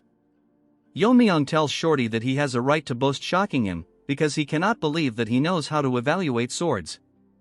Although the sword lacks beauty, the sharpness make up for it, which is proof that the forging and tempering was done with great precision. Shorty cannot believe that Yeon-myeong analyzed sword just by tapping it and glancing at them a few times. Yeon-myeong tells everyone present to pick one sword that will suit their taste. Hearing this, Shorty gets inside, telling Yeon-myeong to wait right there and not move. After a while, he brings in a huge case and drops it to the table, telling our Chad to open it since it's been a while he has met someone who appreciates swords. Opening the box, Yeon-myeong is shocked because this is the demon-slaying sword.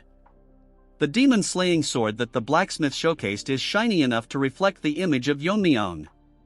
As for his sidekick Mirio and Yeon-myeong, they are amazed by how extravagant it looks. Yeon-myeong is someone who has no expertise when it comes to swords, but even she can tell in a glance how amazing the sword is. The Shorty tells them that the sword was not crafted by him but his master, who was an expert in his work. Unfortunately, he passed away from illness, so he took over and relentlessly worked on the sword and finished it. While telling this, he is very proud of this achievement, and asks Yeon-myeong what he thinks of this sword. He can proudly say that the sword is worthy of being called a masterpiece. Even to the eyes of our Chad, this is an amazing sword that it is good enough to be on par with the sword he used in his past life. He can feel the sharpness radiating from it constantly. Yeon-myeong tells Shorty that it is a brilliant sword, however he doesn't need a sword of this caliber. This shocks the blacksmith, so he asks Yeon-myeong if the sword didn't meet his expectations. Yeon-myeong sighs and tells him that it's quite the opposite. He should be proud of the sword he has created, and our Chad is thankful that he showed it to him. This is the reason he thinks that the sword ID too much for him. The real reason is that a sword of this quality would only draw unnecessary attention because of how well it's crafted, so a simple sword suits him better. Yeon-myeong tells Shorty that he will pick the one that he picked up earlier. Hearing this, the blacksmith gets disappointed, telling him that if that's what he wants he has no choice but to comply. That when a group of brain-dead nonsense third-class characters enter the scene, I guess even trash needs to be given screen time. Seeing them, the Shorty makes an unexpected reaction as if he is scared, calling the man in front young Master Yun. He is pissed because he ordered Shorty to bring in the best sword in the shop, yet he deceived him and hid such a masterpiece from him. We will call this retard him Rotten Ginger cause his face resembles one. This ginger cannot fathom that a mere blacksmith dare to mock him. This ginger has too much spice because he is clearly deluded. Shorty is nervous as he tells him that it's clearly a misunderstanding, while our Chad is hearing this nonsense shown by a one-chapter character. Yeon-myeong is a bit confused because in between a bunch of ants there is a strange aura coming from few of them, which is strange to our boy. Seeing this, Snaky manifests items telling Yeon-myeong that he felt something wrong, and his suspicion was right, it is clearly demonic energy. Snaky has faced them few times with the invisible guest, as he asks Yeon-myeong if this is his first time seeing them. According to Yeon-myeong, this is his first time seeing one in person as he has only heard about them. He asks Snaky what these demon pests are doing in Sichuan, but Snaky is unaware but suggests that he can just capture one and interrogate him. This gingers is not only rotten but dumb as well, as he orders Yeon-myeong to step aside because he is going to kill the blacksmith, and if Yeon-myeong does not move he will kill our Chad first. Trash literally unlocked first-grade nonsense. Yeon-myeong gets pissed, telling him that his mouth is too foul for a brat. This pisses of the ginger, but who cares? With a finger flake he knocks this ugly ginger out. All this talk and bro is this week. Seeing him fall to the ground, his guards make a reaction as if old granny has been killed. Yeon-myeong tells Ginger that at his level, no matter how good he is with the sword, he won't be able to use this sword properly, so he should come back after 20 years of training. Seeing our Chad acting cool, Mirio is shocked, as for Yeonjing she is acting as if she fell from the sky. One guard starts barking like a dog, telling Yeon-myeong that how dare he lay hands on the grandson of Nam Jin-soon, the lord of Hyunyang sect, which is protected by the Black Death Alliance, warning Yeon-myeong to not expect to live after what he did. Can we move forward? Just how much nonsense can this side character spout? This nonsense pisses Yeon-myeong off as he tells them that he doesn't care about his status, and asks them what's their connection to the demonic sect. Hearing this, they all make mixed reaction, as there is one in between them that looks like the boss who will be one shot by our Chad. Yeonjing asks Yeon-myeong where they came from, as she and our so-called guard Mirio is scared. We then move on to the ginger as he looks back nervously. This third-rate copy of Bayon, this he is something, as he is angry that Yeon-myeong called their sect with a slur, and if our Chad doesn't value his life. The guards tells this was to stay behind them, but instead their head goes flying around. Seeing them dead, the ginger now loses all its flavor, falling to the ground. Many demonic soldiers pop up from the ground as the leader tells them that from now onward they, the Heavenly Moon Brigade, will be taking care of this ginger. The rest of his previous guards gets killed.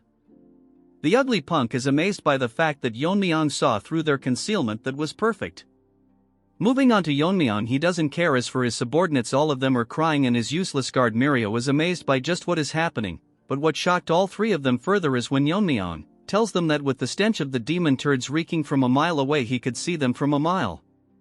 Yeon-myeong should switch professions and become a roaster, since he tells him that if he was trying to hide his identity, the least he should do is cover his face properly. Mirio thinks that he has gone crazy to roast someone on their looks. As for the bald head, he is holding himself from attacking, telling Yeon-myeong that even after seeing every one of them getting killed he still doesn't feel the sense of urgency. Yeon-myeong asks Shorty to lend him a sword, and he takes a hold of the masterpiece, as Yeon-myeong tells him that if it's urgency he is talking about, it's them that should worry about it instead. Our roaster Yeon-myeong tells them that from where he is standing, them and the ones they killed are all same to him. This pisses Bald Head so much that he orders his minions to escort the young master, as he is seriously going to kill out Chad. Yeon-myeong wasn't wrong when he called him ugly dude. Looks like the fresh turd my dog just released while I was writing this script. One of turds grabs onto Ginger, but Yeon-myeong gets surprised when the young master does not recognize them at all. According to Yeon-myeong's observation, this brat probably is not aware of their identities. That's when a voice curses our Chad. It's that ugly fart that is pissed and attacks our Chad for ignoring him. With no reaction, his face, Yeon-myeong blocks his attack, and because of the strong exchange of sword, a mini explosion occurs. Ugly fart thought that he was faster, but still he got knocked back, as he stares at our Chad, who was unfazed even after the exchange of their swords.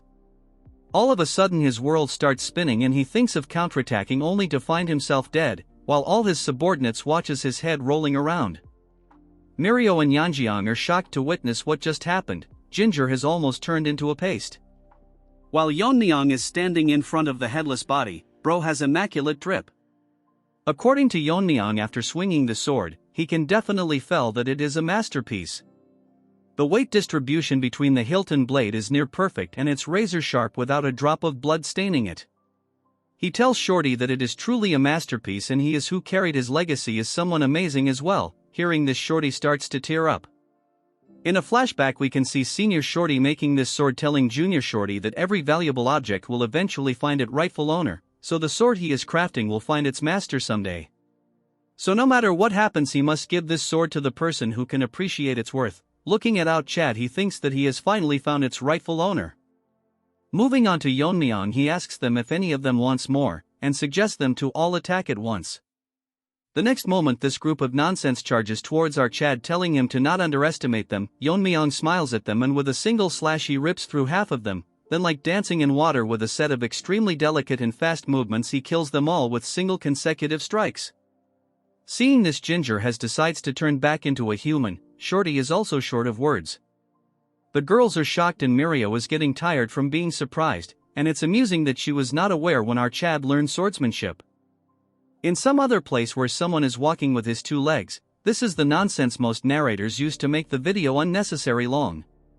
The person who is walking thought to himself that everything is going smoothly and effortlessly. This pizza face thinks to himself that the losers from the Black Death Alliance, these bastards, is completely unaware that he is from the heavenly demon divine cult.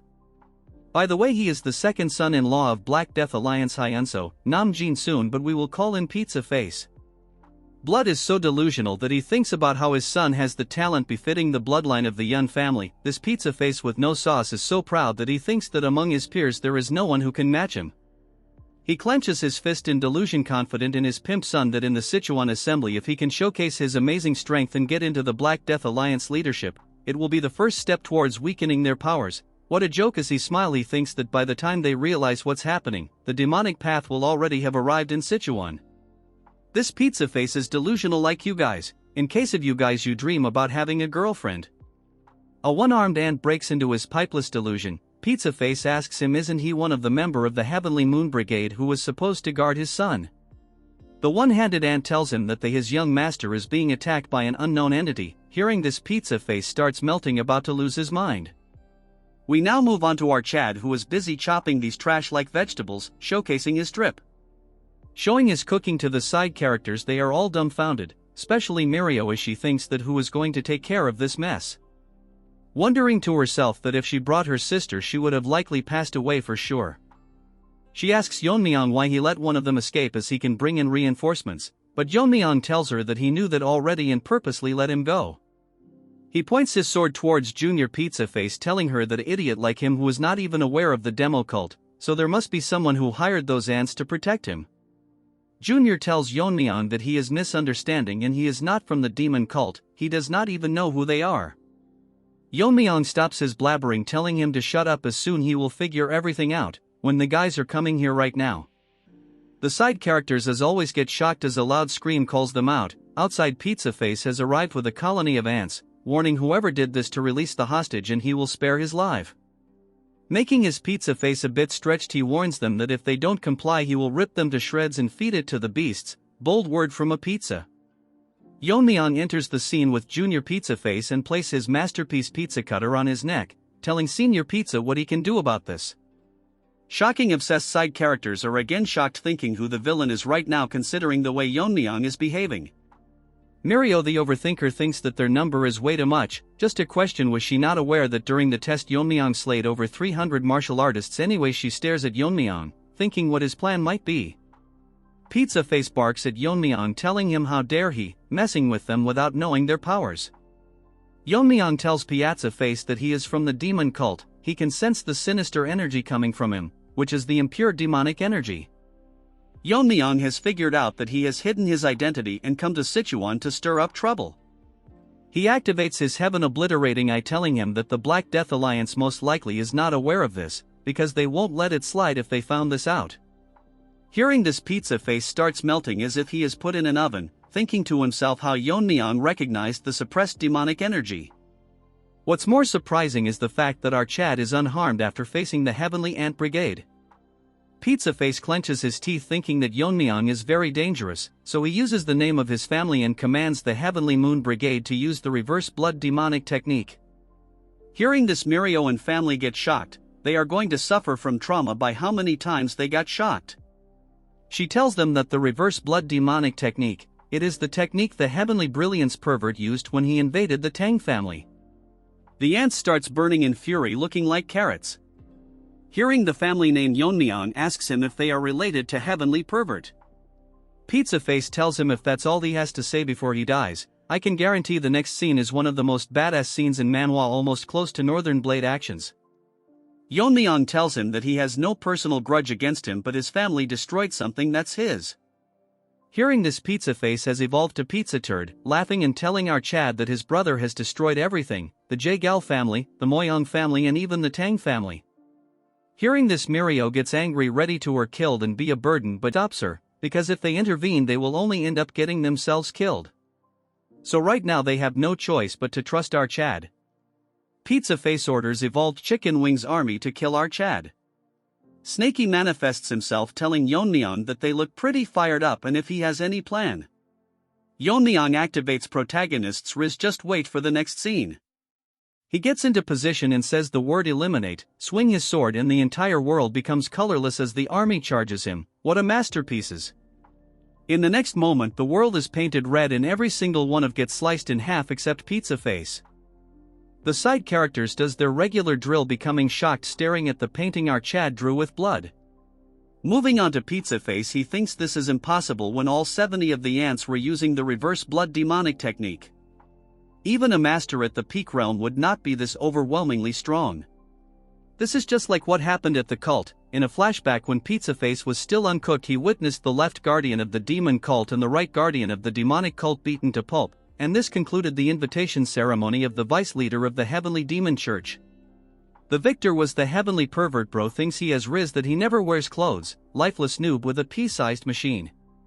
His brother, whose martial prowess which overwhelmed the left and right guardian at their peaks, the overwhelming pressure he is feeling is one that he has not felt from anyone since that day.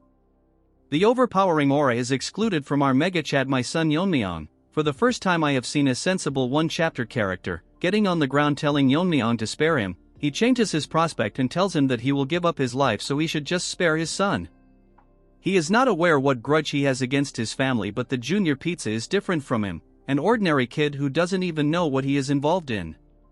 Yeon-myeong with a cold voice tells him that if he really is ordinary. Telling him that this trash tried to kill a blacksmith just because he didn't give him a good sword. The trash tried to bark, but enough screen time of this dandies as Yeon-myeong silences him for good. Right before the eyes of the Pizza Face, now he is evolving into something I cannot describe. Yeon-myeong asks him if he is angry, but the families of the people they have killed must have felt the same. So Yeon-myeong doesn't feel sorry for him, so he has no intention of sparing anything related to the Heavenly Demon Cult. Pizza Face has turned into Pizza Turd, as from his eyes our Chad finishes him off. We then move on to the next scene inside the shop, where Yeon-myeong is kinda in a tough spot because the blacksmith just gives him the sword, and as always the dup is shocked. Shorty tells him that he weren't here he would probably be dead, so he should consider this sword as a payment. He gets emotional telling Yeon-myeong that his master wanted a rightful owner for this sword, so he should be satisfied even if it is given away. Yeon-myeong is getting shy and the two reacting puppies are cheering him, congratulating him. Yeon-myeong decides to take the sword. Just look at that troll's face, he tells Shorty to give him a scabbard because of how flashy the sword is.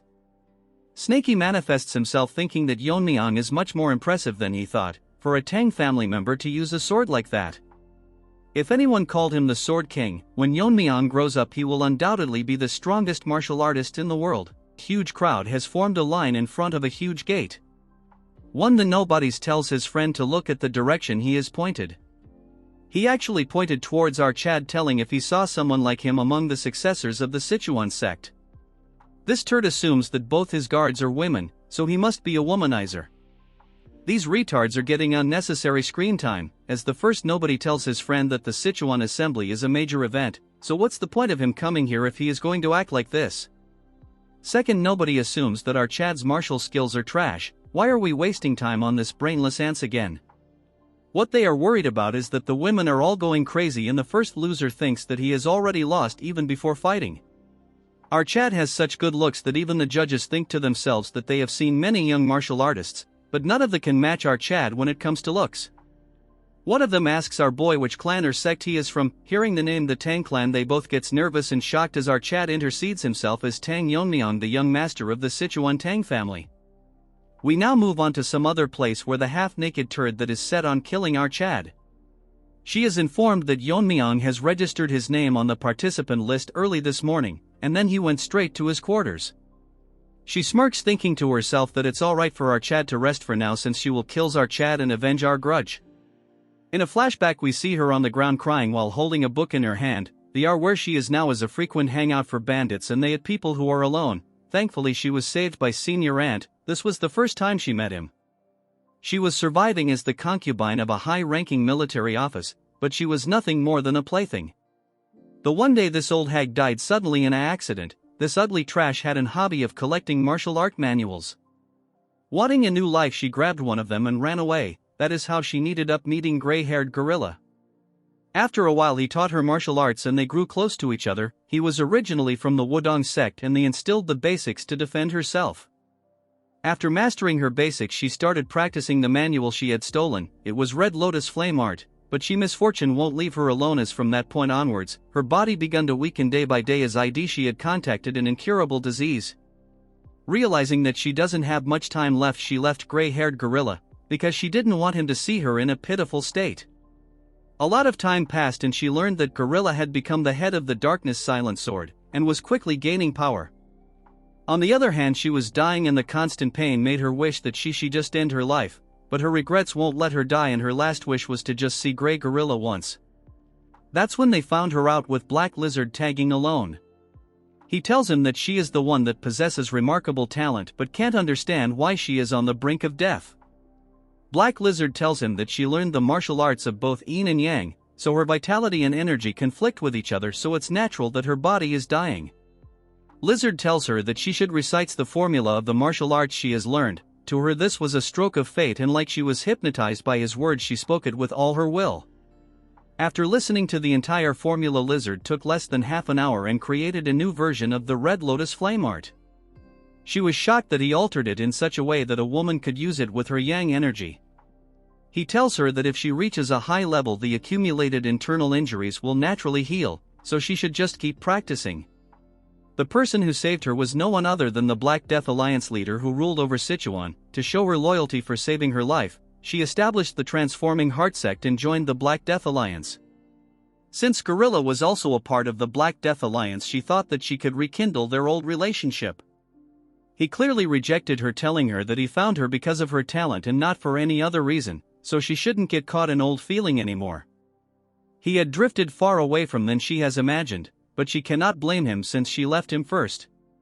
Let's take a second to make sure we are in the right story. What's this third-rate romance story anyway? She didn't lose hope that it'd come again. She suppressed her feeling, hoping that one day he would understand her sincerity. Then one day she heard the news that the Darkness sect was annihilated by our Chad. That day she made up her mind that she will kill the young master of the Tang family, our Chad. Moving to the present, she just wants to track down Yeon-myeong and kill him right now, but he is someone that has surpassed the peak realm, so even with her Red Lotus Flame Art it would be hard to kill him. She smirks, holding herself a little longer as she has made a plan at the upcoming Sichuan assembly, which he will never be able to escape. She falls on her bed making an ugly face, waiting for the destruction of our Chad. Her story was sad, but now she can die since she has half the chapter for herself. We move on to another manner where our Chad is meditating. While he was doing so, Snaky manifests himself. He thinks that Yeon-myeong is a monster. He has been disrupting his mental training for over an hour, but he didn't even move an inch. It is hard to believe that it is the focus of a kid. He would believe that if it was an old master who had rejuvenated. He cannot figure out what exactly he is doing. In his mind realm he is currently facing his master in a one-on-one duel. They both get ready to attack, positioning their sword into a similar stance. They both attack at the same time using the skill eliminates as a huge explosion occurs because of their class of swords. As the bright light fades away, they are both unmatched until Yeon-myeong gets split in half.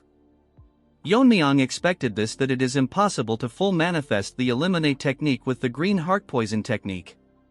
Even though he cut down 70 people with the eliminate technique, it was only a degraded version that couldn't display even half of its powers.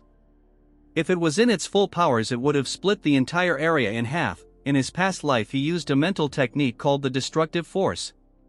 Only by mastering this he can truly unleash the power of the eliminate technique.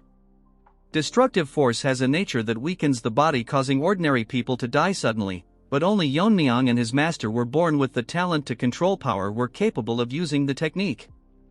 Now that he has reached the peak realm and his body has become stronger, if he mastered destructive force he could quickly gain the martial prowess of his past life. Yeon-myeong wonders to himself that he has become too attached to the sword, making him question this. Although the technique is degraded, he still managed to manifest the essence of eliminate with his current strength. The reason that it is so weak is because the current mental technique doesn't align with his swordsmanship. He thinks that he can modify the green heart poison technique to align with his swordsmanship. Yeon-myeong suddenly wakes up to see his face marked and our troll is drawing on his face. Yeon-myeong tells her to stop, but she won't. Mirio gets shocked, asking Yeon-myeong if he was sleeping, which Yeon-myeong doesn't agree, asking her if they are ready. Mirio says they have been waiting for him. Hearing this, Yeon-myeong tells them to head out. Yeon-myeong asks Mirio how long she is going to treat Yeon-myeong like her friend. Mirio tells her why would she care when Yeon-myeong himself can't say anything. Then they both start fighting with each other, making Yeon-myeong fall in a tough spot. Yeon-myeong tells her that Yeon-myeong is not wrong. Hearing this, Mirio gets pissed, asking him if he is siding with her. But that doesn't mean she has to tiptoe around those guys from the unorthodox sections. They both agree on this, and Yeon-myeong tells her that there's no need to worry about dignity in front of a pile of corpses.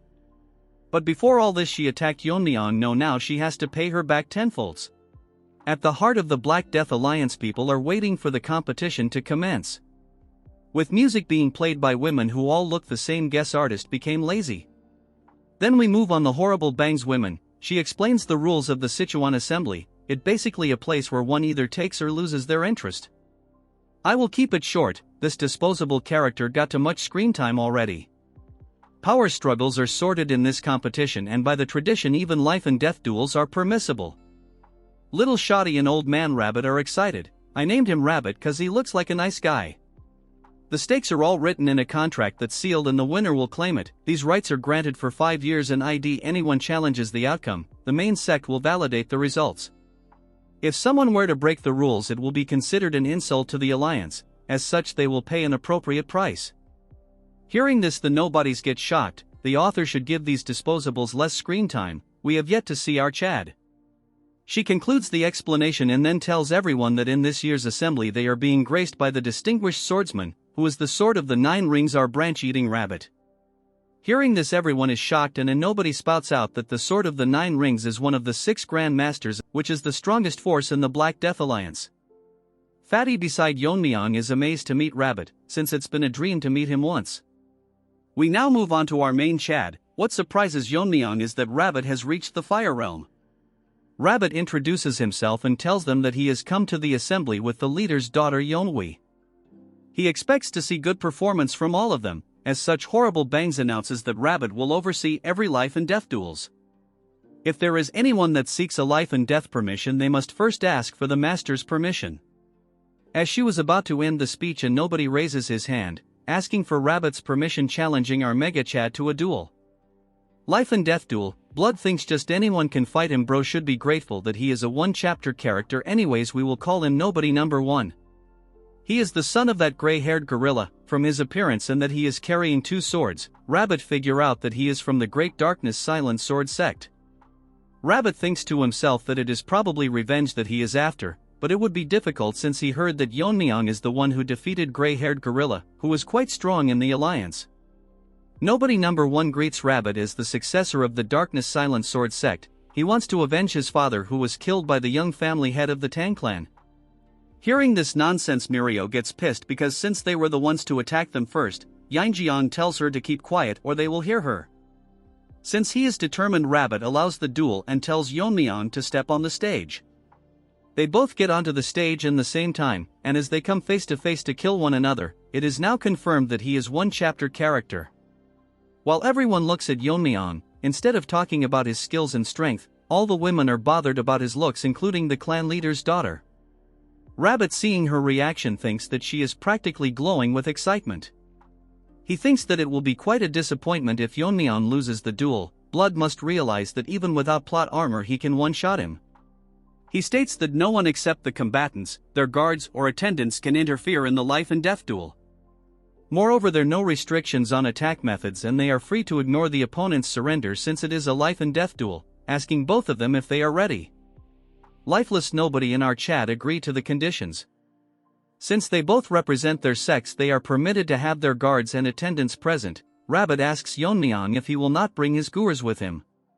Yeon-myeong with his straight face tells him that he bought a guards but instructed them to not interfere, because it's whether one person or three, it won't change the outcome. Hearing this, nobody number 1, number 2 and 3 all get pissed. They are uglier than by dog's feet. Hearing this, Rabbit finds it quite bold as he announces the fight to start.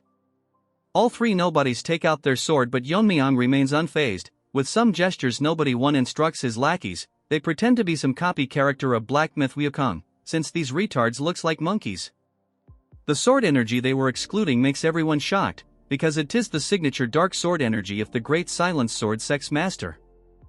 As Trash gets ready, nobles 1 and 2 charge towards our Chad with their ugly face. His plan is that his men will grab his attention, and the moment he finds an opening he plans to tear our Chad Yeon-myeong with his trash martial art technique. But he gets shocked for some reason, because instead of attacking our Chad, they both crash to the ground, silencing everyone as they stare at what has happened, including the Rabbit and horrible bangs. They can't figure out what happened and why they collapsed, until they notice that they got feathered needles stuck in their necks. Rabbit is surprised because the needles were so fast that it was hard even for him to see. Yeon-myeong opens his mouth and asks him how long he is going to stay in a stance since he is getting bored. Hearing this, nobody number 1 gets so pissed that he tells Yeon-myeong that he is going to kill him. He pushes his feet forward and charges so fast that the ground breaks, charging with 2 swords ready to one-shot our Chad. As he slashes, his sword disappears, shocking the disposable character. He notices that Yeon-myeong is standing behind him, telling him that among the people who attacked the Tang clan during the competition, there were 2 people who used sword energies like him. Yeon-myeong injects a needle on high and tells him that one of them was his father, the previous head, and the other was the spy. But compared to them, he falls far short of wither of them. Hearing this, he starts crying as rage boils inside him. Don't tell me he is going to turn Super Saiyan Broly. As Yeon-myeong was leaving, thinking to himself that they were the one that started this, but they all blabber about taking revenge. Moving to the useless crowd, they cannot believe that the battle ended so fast. One of them thinks that the skill gap is really big, or the successor of the Darkness clan is just lacking. Nobody is enraged, not because he cannot avenge his father, because he is weaker than his stepbrother.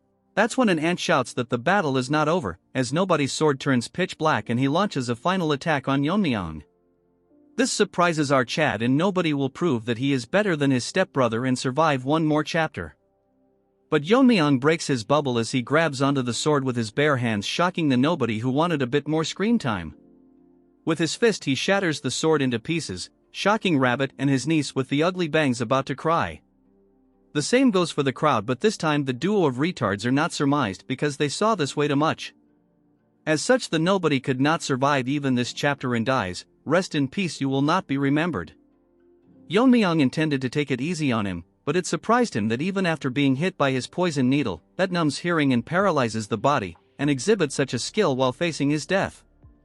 Rabbit attracts Yeon-myeong's attention as he finds it remarkable that our Chad showed him a blade technique at a crucial time like this. He heard that the Tang clan trains their hands to handle sharp weapons or wear gloves, but he didn't expect them to block a sword energy with his bare hands. If Blood saw Yeon-myeong's sword skill, he would beg to be his disciple. Yeon-myeong thinks to himself that he blocked it because of the dragon scale armor, but there is no need to reveal it, so he tells him that the clan has that sort of thing. Rabbits find it a fine display and acknowledges the fight, announcing our Chad as the winner. Additionally, he is free to continue more duels or stop if he chooses.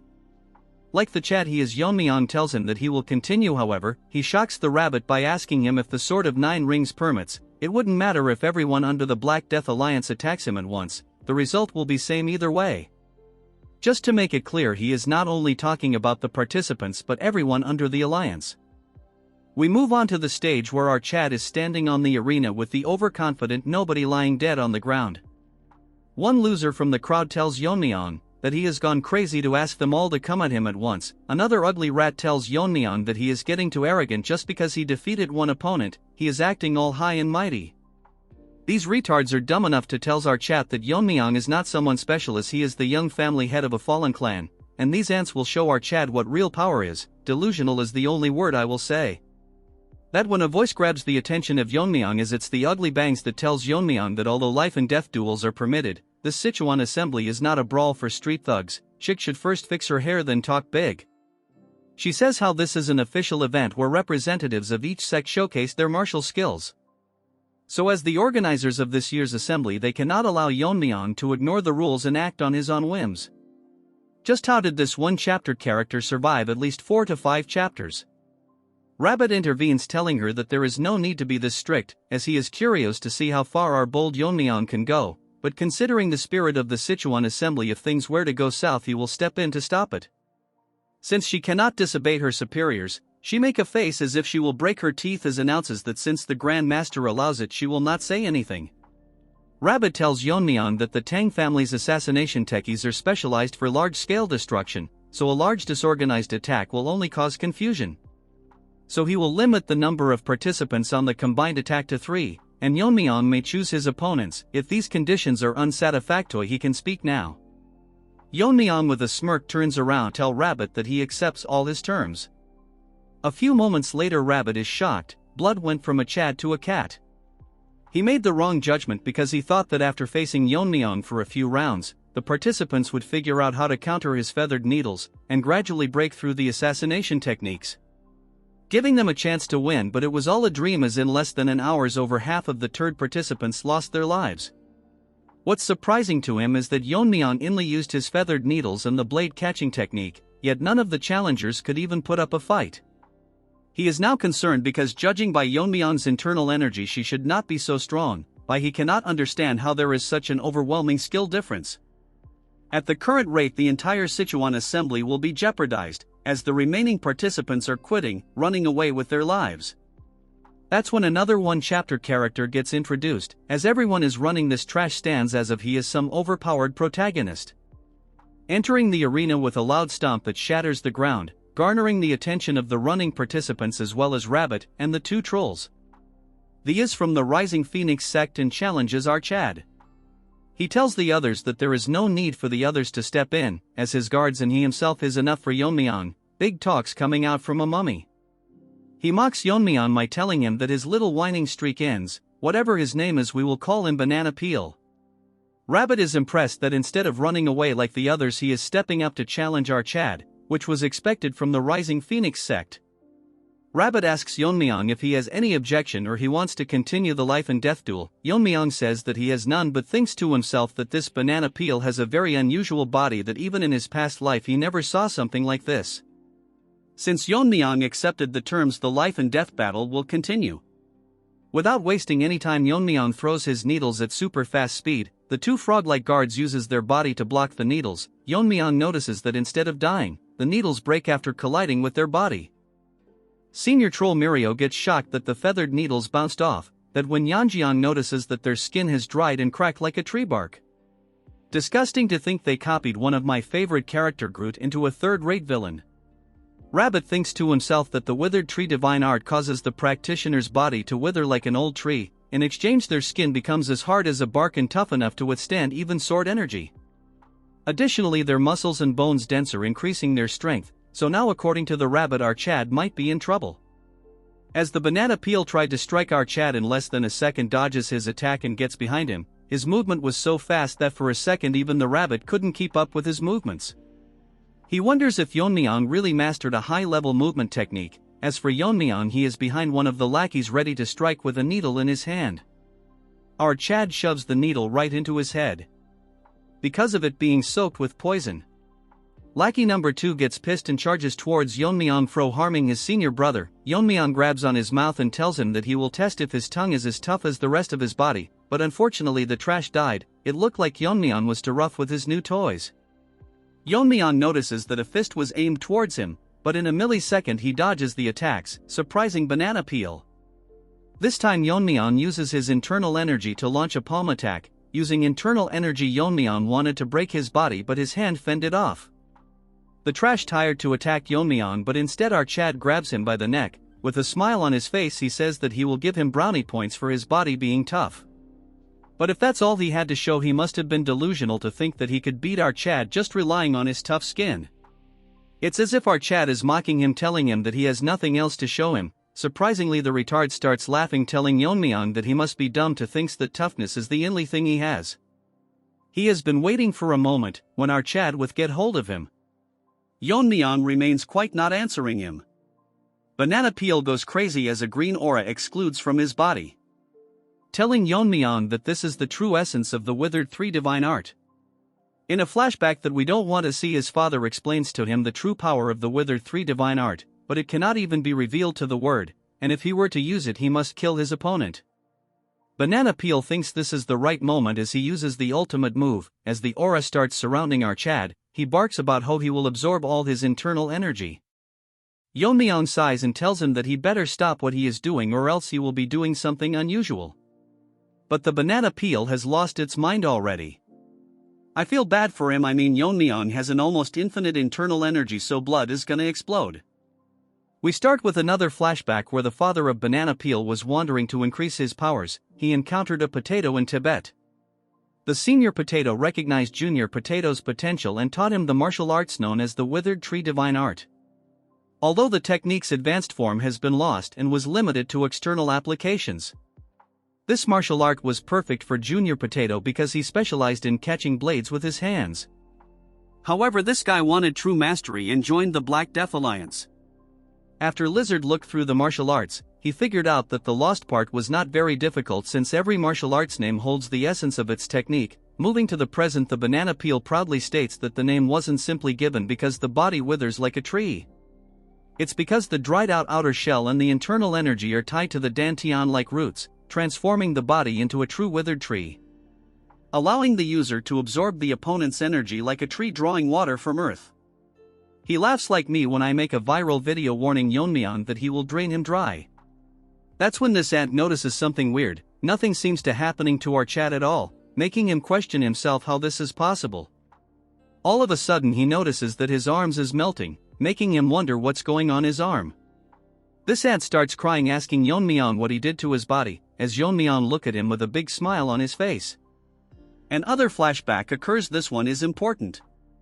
In Yeon-myeong's past life, regardless of the affiliation with all the sects, there were three individuals who are considered the most dangerous in all of the marital world. They were called the three vicious starts of chi absorption. As their name suggests, they used the chi absorption technique which drained their internal energy.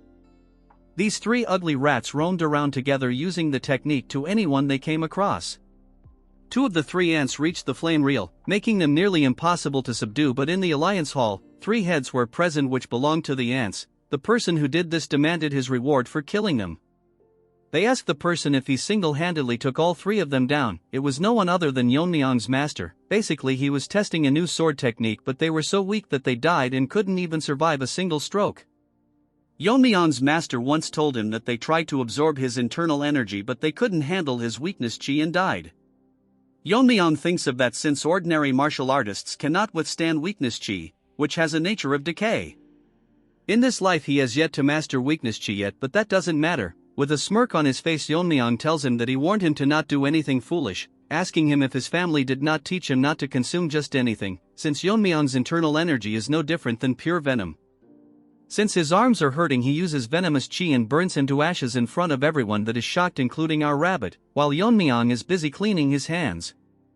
Rabbit is worried that if this continues they will lose to many men and orders Bangs that they need to stop it now. That's when he notices that she has held little waifu hostage, telling him that they must continue until Yeon-myeong is dead. Rabbit cannot believe just what is happening. Bangs tells him that Yeon-myeong's skills had far surpassed what she had expected, so she tells the sword if the 9 rings to kill the young Lord Archad. Yeon-myeong sighs when he diverts his eyes to see that the atmosphere at the stage has suddenly shifted. Rabbit asks her that how can she take Yeon-he was hostage, and the kind of grudge she can have against a junior disciple. He gets shocked when she tells him that Yeon-myeong is no ordinary junior disciple and of the death of the white-haired gorilla is insignificant to him. To her that gorilla's death was no small matter, so she must avenge him no matter the cost. In this life I want a girl like her who love me even after I am dead, even if this means that she has to repay kindness with vengeance. Rabbit with an enraged face asks her if she volunteered to oversee the Sichuan assembly because of this reason. She warns Rabbit that he is aware of her flame techniques so she can easily kill a fragile girl like our waifu as she inflicts a small wound on her. Mirio asks Yeonjian why they are fighting each other, but she has no idea. With an extremely enraged face, Rabbit releases his aura, telling her that if she is confident that he cannot cut her head from this range.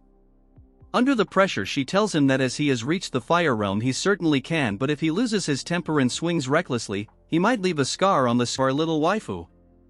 Since Rabbit is in a tough situation, he puts his sword back and tells her to wait, as he will kill her after dealing with Yeon-myeong. With a cold look she tells him that once our Chad is dead she will gladly accept her death. The bystanders cannot believe that to stop Yeon-myeong one of the 6 grandmasters have to step in personally. As they come face to face, Yeon-myeong tells him that he had not planned on fighting him today. In response he apologizes to him since it's a shameful situation, but he has no choice, since she has something that she must prioritize over her own life, so we hope that our Chad understand. Rabbit will end this quickly and make it painless. Blood is talking like Yami, except one has a cigarette, the other has a branch. All of a sudden, like retards, the ants starts playing music which surround the entire arena. Yeon-myeong thinks that music at this time is odd and there is something wrong with the melody. Rabbit gets even more pissed, asking Bangs just what is it that she is doing. Using the sound technique which is not only harming them but also the innocent heirs of the other clans as they all quiver in pain. She blocks our waifu's ears and tells him that it does not matter since she is helping him, assuring him that Yeonhee will not be affected so there is no need to worry. Rabbit tell her that just how much shame will she bring since all of this is not necessary.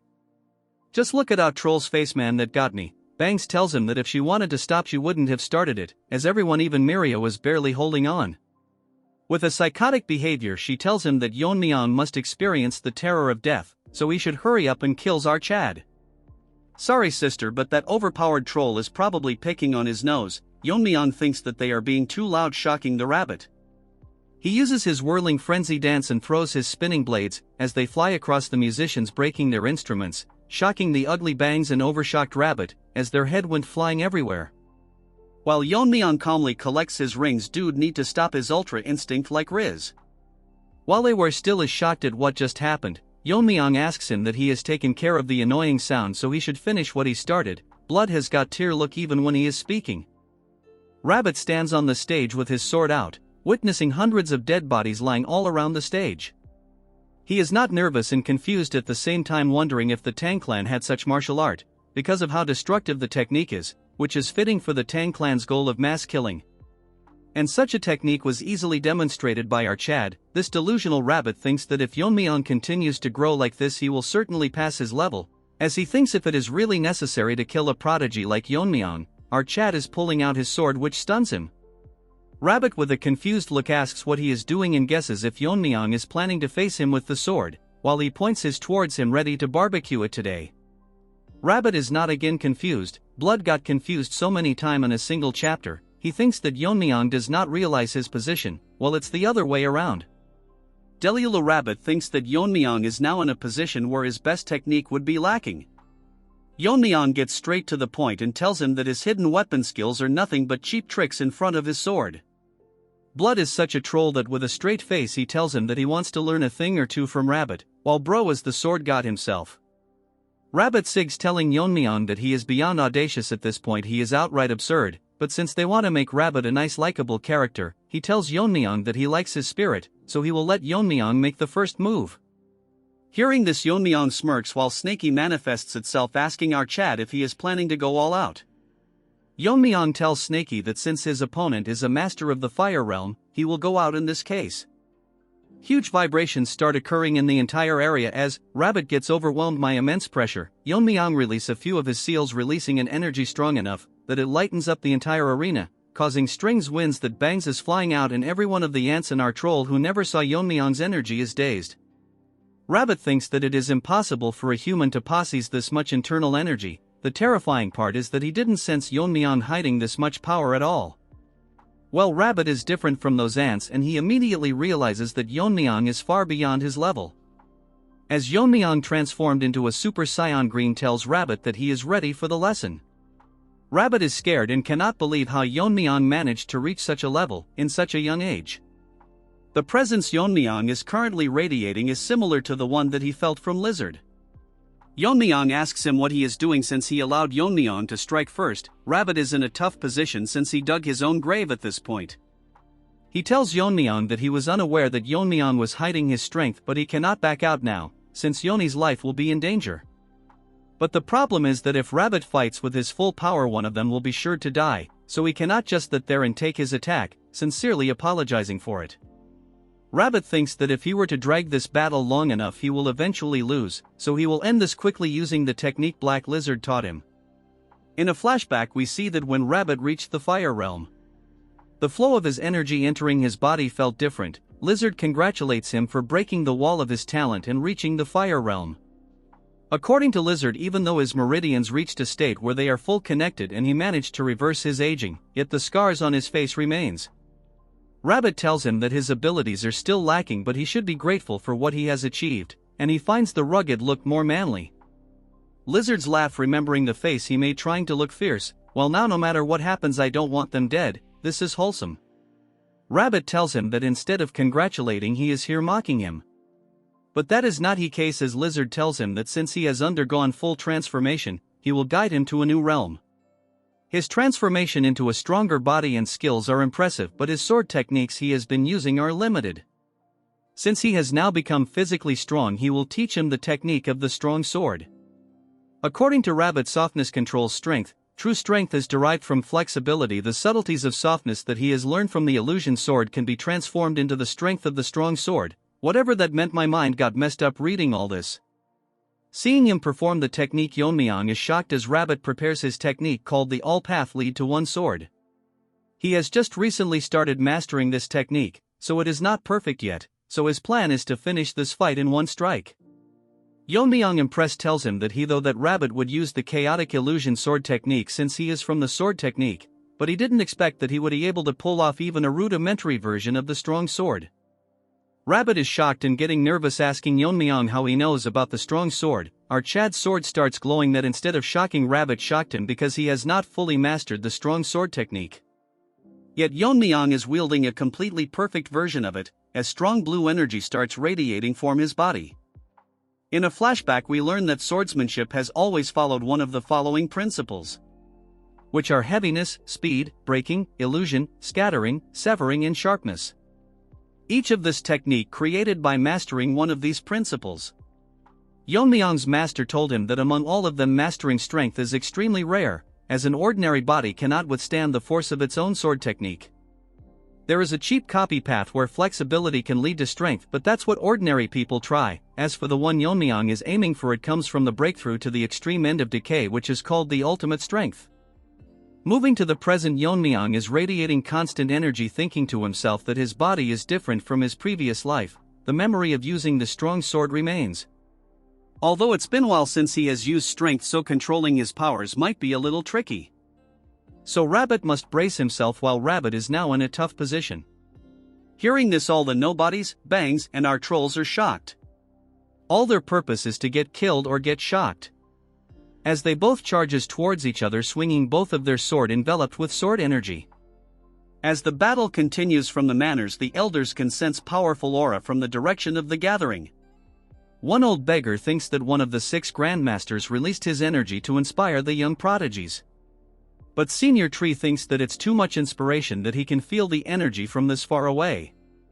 Beggar tells Tree that it's none of their business what happens, since the assembly should last at least 10 days. Tree tells everyone to keep their cups down since the energy is intensifying. All of a sudden, a huge power blast to the sky, literally releasing energy waves. In some other corner of Sichuan, Lizard was chilling by himself when he notices the energy waves, concerned what his brother is up to. At the arena, as they both continue their battle, Rabbit drops his plant and spits out blood.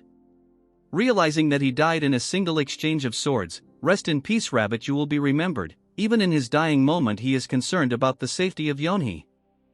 Witnessing what has just happened, Bangs is out of words. The people that were in the main clan all rush into the arena to figure out just what had happened. They get shocked when they see that Rabbit, who was the Sword of 9 Rings, was defeated, as he coldly stands with his broken sword. Since these people are unaware of just what has happened, they ask Bangs for an explanation. The psycho starts barking that our Chad, the young head of the Tang family, killed Rabbit. As more people enter the arena, they figure out that the Tang clan is the one that annihilated the Silent Sword sect and the Heaven and Earth sect. The biggest problem, however, is that Yeon-myeong doesn't even look like an adult yet. He managed to kill one of the 6 grandmasters. The crazy bitch has gone mad as she tells everyone that Rabbit was killed trying to protect Yeonhee, so if they cannot avenge Rabbit or protect Yeonhee, the sect leader will be seriously angry. Hearing this, all of their faces turn serious as they all get nervous. Psycho Bangs orders them to kill the young family head this instant. All of them think that something is off about what she said, but what she said is the truth, then all their lives are at stake. As they all charge at our Chad, one of them tells other that since Yeon-myeong defeated the Sword of the 9 Rings, it won't be easy to defeat him, so they all charge towards him all at once. Mirio gets shocked just by the sheer number of attackers. As for Yeon-myeong, she is tired of being scared and shocked. As 1,000 of them charge towards Yeon-myeong, he puts back his sword, telling the dead Rabbit that if it was not for the tricks Bangs played, this would not have happened, which is unfortunate. His swordsmanship was impressive, but the outcome was already decided by the difference in the refinement of their skills. Still, he earned our Chad's respect because he died without letting go of his sword, which is the death of a true swordsman. Our Chad takes his sword and tells him that although he was his enemy, in honor of such a great swordsman, our Chad will make sure that his journey to the afterlife will not be boring. The trashy Bangs agitates the bunch by telling them that Yeon-myeong is holding Rabbit's sword. Yeon-myeong throws his sword in the air and uses his internal energy to break it into shards. The charging ants gets hit by them until they realize that they are being hit by sword shards. One granny tells Yeon-myeong that he is doing cheap tricks now and tells Yeon-myeong that he is delusional if he thinks he can stop 2,000 of them with just sword shards. Well, Blood is the one using cheap tricks since they are literally ganging up on our boy. Yeon-myeong tells them to deal with such ants it is more than enough, telling that even though they are tiny fragments there is no need to be scared. As he splits her in half, in a matter of few seconds these ants are getting chopped by vegetables. Using Yeon-myeong's internal energy, he is using a cheap version of the 10,000 flower rain, as a tornado of sword shards surround him. The dead tree and Muram Albert Einstein are panicking, telling everyone that his must be the Tang family's secret technique. As the assault continues and bodies flying everywhere, a guy tells everyone that this must be the 10,000 flower rain. Hearing this, Woodface cannot believe that a technique that was long lost resurfaced again. Snakey manifests itself and tells Yeon-myeong that they are dumb to think that this is the 10,000 heavenly flower rain, as they have never even seen it with their own eyes. Yeon-myeong calls for Mirio, while Yeon-myeong is making sneak peeks. Our Chad tells her that he will keep them from getting near her, but if a few slips through she has to handle it.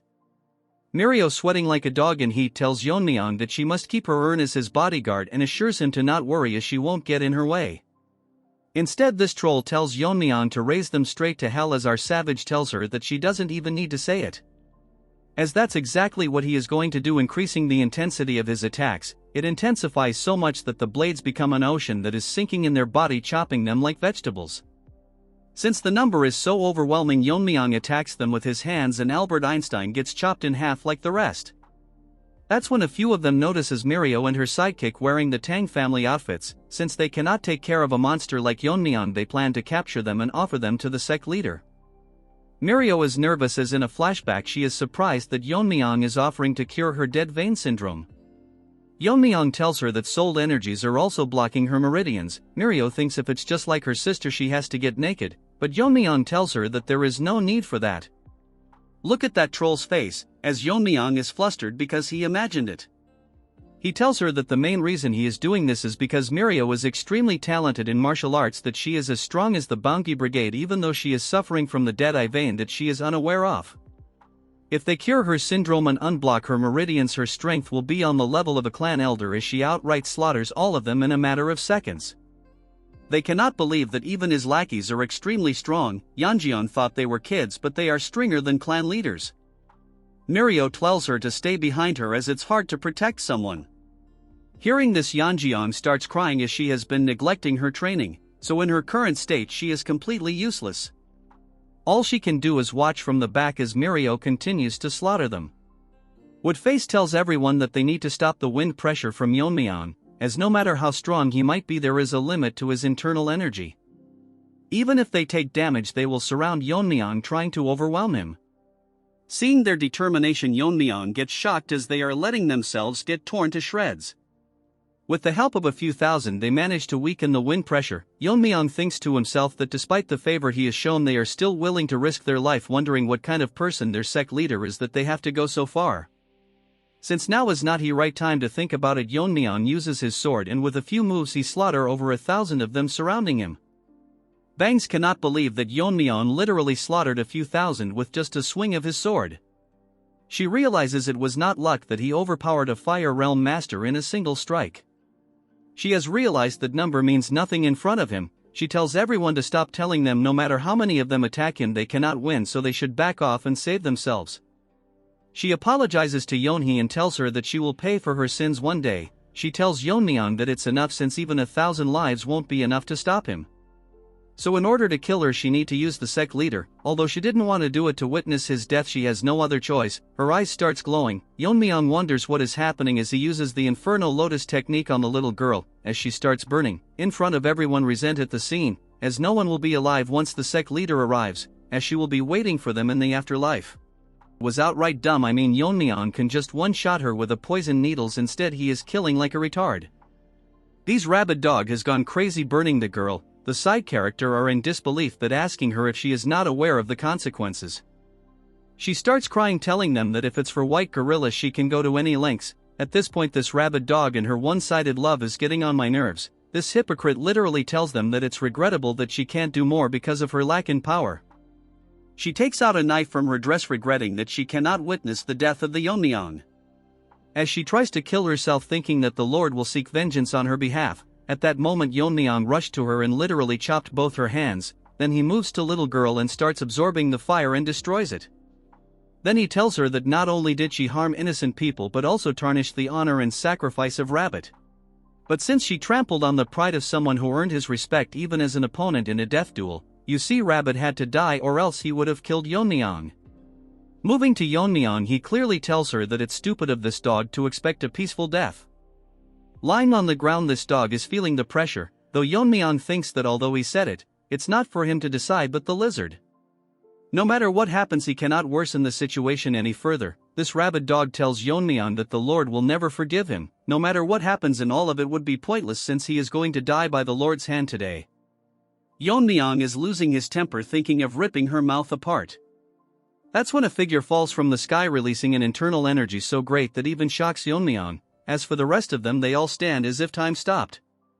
Rabid dog starts barking as he sees her lying on the ground. Instead of listening to her he sees Rabbit standing still lifeless, but the next he looks on the side he finds his daughter burned, barely breathing. Seeing this his easy starts glowing as he becomes emotionless. Yeon-myeong realized that the subordinates charged to fight him to death not because of their loyalty but because it would be better of die fighting than to face such wrath, as unbelievable amount of killing intent releasing from him. It's so much that side character cannot move and Mirio drops her weapon, thinking to herself if he is even a human. For the first time this bum gets nervous, thinking that the girl will not be able to withstand such an overwhelming force, so he will actually have to get serious about facing him. He moves past Yeon-myeong as if he couldn't see him. Don't get me wrong, Yeon-myeong is not weaker than him, it's just that he was taken aback. Yeon-myeong thinks if he is ignoring him but realizes that he is going towards his daughter who was barely breathing. Dog again starts barking, telling him that Yeon-myeong killed Rabbit and did this to his daughter. Telling him if he is not hearing the cries of vengeance, so she requests him to kill Yeon-myeong right now. Come on, this Rabbit is talking way too much. The leader covers his daughter in his coat and walks away, ignoring the dog. She tells him to fight, barking about why he is leaving the scene. He tells her that everything is meaningless. Hearing this, dog starts barking again, talking about avenging the dead. As she continues barking he remains quiet, but Yeon-myeong had enough, so he shoves her into the ground, telling this dog to shut up since even his patience has its limit. So he warns her that the next time she does this he will rip her tongue out. Yeon-myeong didn't think things would escalate so much. The original plan was to kill of the air and draw attention to himself so that they divert their attention from the joint sect, which is busy fighting the demonic cult. It will change completely once the daughter of the leader is dead, as he ties a leash on the dog. Now the situation has gone beyond justification and became a personal vendetta. Mirio asks Yeon-myeong if he is going to chase the lord down. Yeon-myeong tells her that if he doesn't the Tang family might be in danger, so he needs to see this though. Mirio tells him not to since the lord is so strong that he even overwhelmed the heavenly pervert. Yeon-myeong tells he is not going there to fight, since if he has any reason left he won't kill someone who came to talk. Mirio asks him what will happen if they fight. Yeon-myeong clenches his fist telling her that he will risk his life if it threatens the main family. Keep in mind Yeon-myeong is not even 1% strong as he was in his previous life. In the main hall of the Alliance the doctor informs the Lord that they did everything to save his daughter but the flames penetrated deep inside her body so it's impossible to remove it considering her frail constitution. Hearing this the Lord goes blank for a second remembering flashback about Rabbit and his daughter. We shift to another scene where Lizard was young holding the kid, as the previous leader of the Alliance was taking his last breath.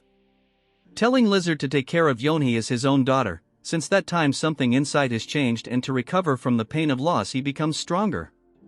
Since he thought that if he was invincible no one close to him would lose their life. He guided all his brother to the Fire Realm, and gained the loyalty of power-hungry martial artists and build a very powerful force. But all of it was pointless as things like this can happen in places he cannot reach. Now he feels what his daughter felt when her straw doll was broken. From the grief he is feeling he can tear apart the sky. As he transforms not able to control the overwhelming anger he is feeling, his hands change and he finds everything meaningless but he won't repeat the same mistakes. And has gone crazy thinking of eradicating anything that can possibly bring harm to his people. Moving on to Yeon-myeong he is busy dragging the rabid dog that is suffering from rabies. As Yeon-myeong was on a walk with his crippled dog, Snakey manifests itself and asks Yeon-myeong if he knows that dragons are real. The question took Yeon-myeong by surprise. He asks Snakey that from what he knows dragons are just mythical creatures, which he clearly doesn't.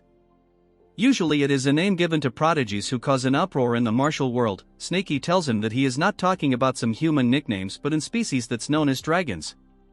By surprise as he asks Snakey what he is trying to imply, Snakey tells him that what he is trying to say is that the Black Death Alliance leader is not a human but he is someone that he would call a dragon. The art has improved again and Snakey looks crazy majestic. Yeon-myeong makes a face similar to Mirio asking what the hell it is saying. Snakey then starts to explain in detail. He tells Yeon-myeong that dragons don't start out in their full form. They are born when the energy of the heaven and earth comes together taking the shape of a human child. As they live through experiences, they transform into a true dragon. Most adult dragons sleep for hundreds of years but when they wake up they cause chaos. They are so strong that they can easily destroy nation with a simple release of their energy blast. Yeon-myeong asks him what proof does he have that the Alliance leader is a dragon, since he might be saying this because of his overwhelming presence, which sounds more like a baseless speculation. Even Snakey is tired of this retard that he asks him if he that delusional, because Snakey is a supernatural being and yet he still denies the existence of dragons.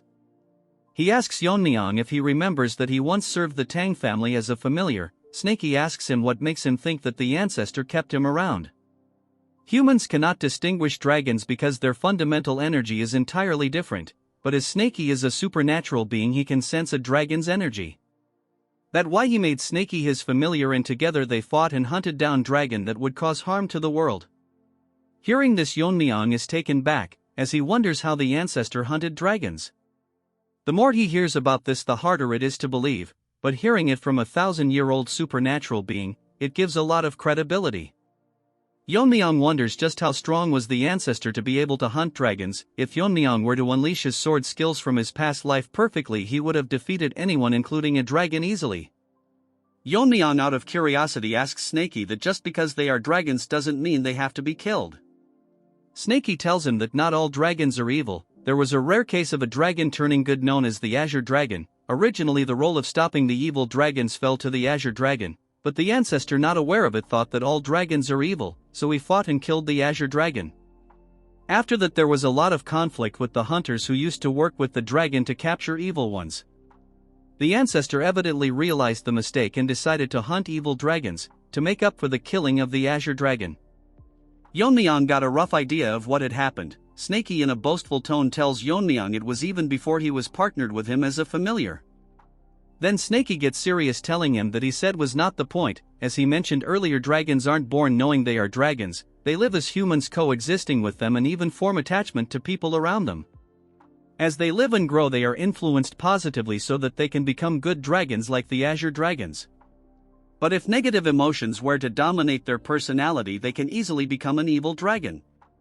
Yeon-myeong gets nervous, asking Snakey that since negative emotions can turn a dragon evil. Snakey tells him it is exactly what he is thinking, that leader of the Death Alliance lost his sworn brother and daughter overnight. Currently he is in the verge of turning into an evil dragon right in front of their eyes. A voice grabs the lizard's attention. An attendant tells him that the young lord of the Tang family is requesting to meet him. The lizard in anger crushes his chair as the attendant tells him that he is here to clear up misunderstandings. The leader says that since he is here to talk, let's hear him out. As Yeon-myeong enters the room with a firm face, the lizard tells the attendant that Yeon-myeong is desperate enough that he entered the lion's den himself. Looking at the leader, Yeon-myeong is confused if he not a human but a dragon. Yeon-myeong first expresses his regrets for what happened at the Sichuan assembly. Then he explains that the rabid dog took the leader's daughter and used her to blackmail the 9 rings into a life and death, so he had no choice but to kill him. Before Yeon-myeong could finish using his ki, the lizard pulls the rabid dogs from his hand and grab her by the neck. As she coughs blood, the lizard tells him that she seems to be at ease. As the trash tries to explain her story, he slits her tongue to shut this retard up.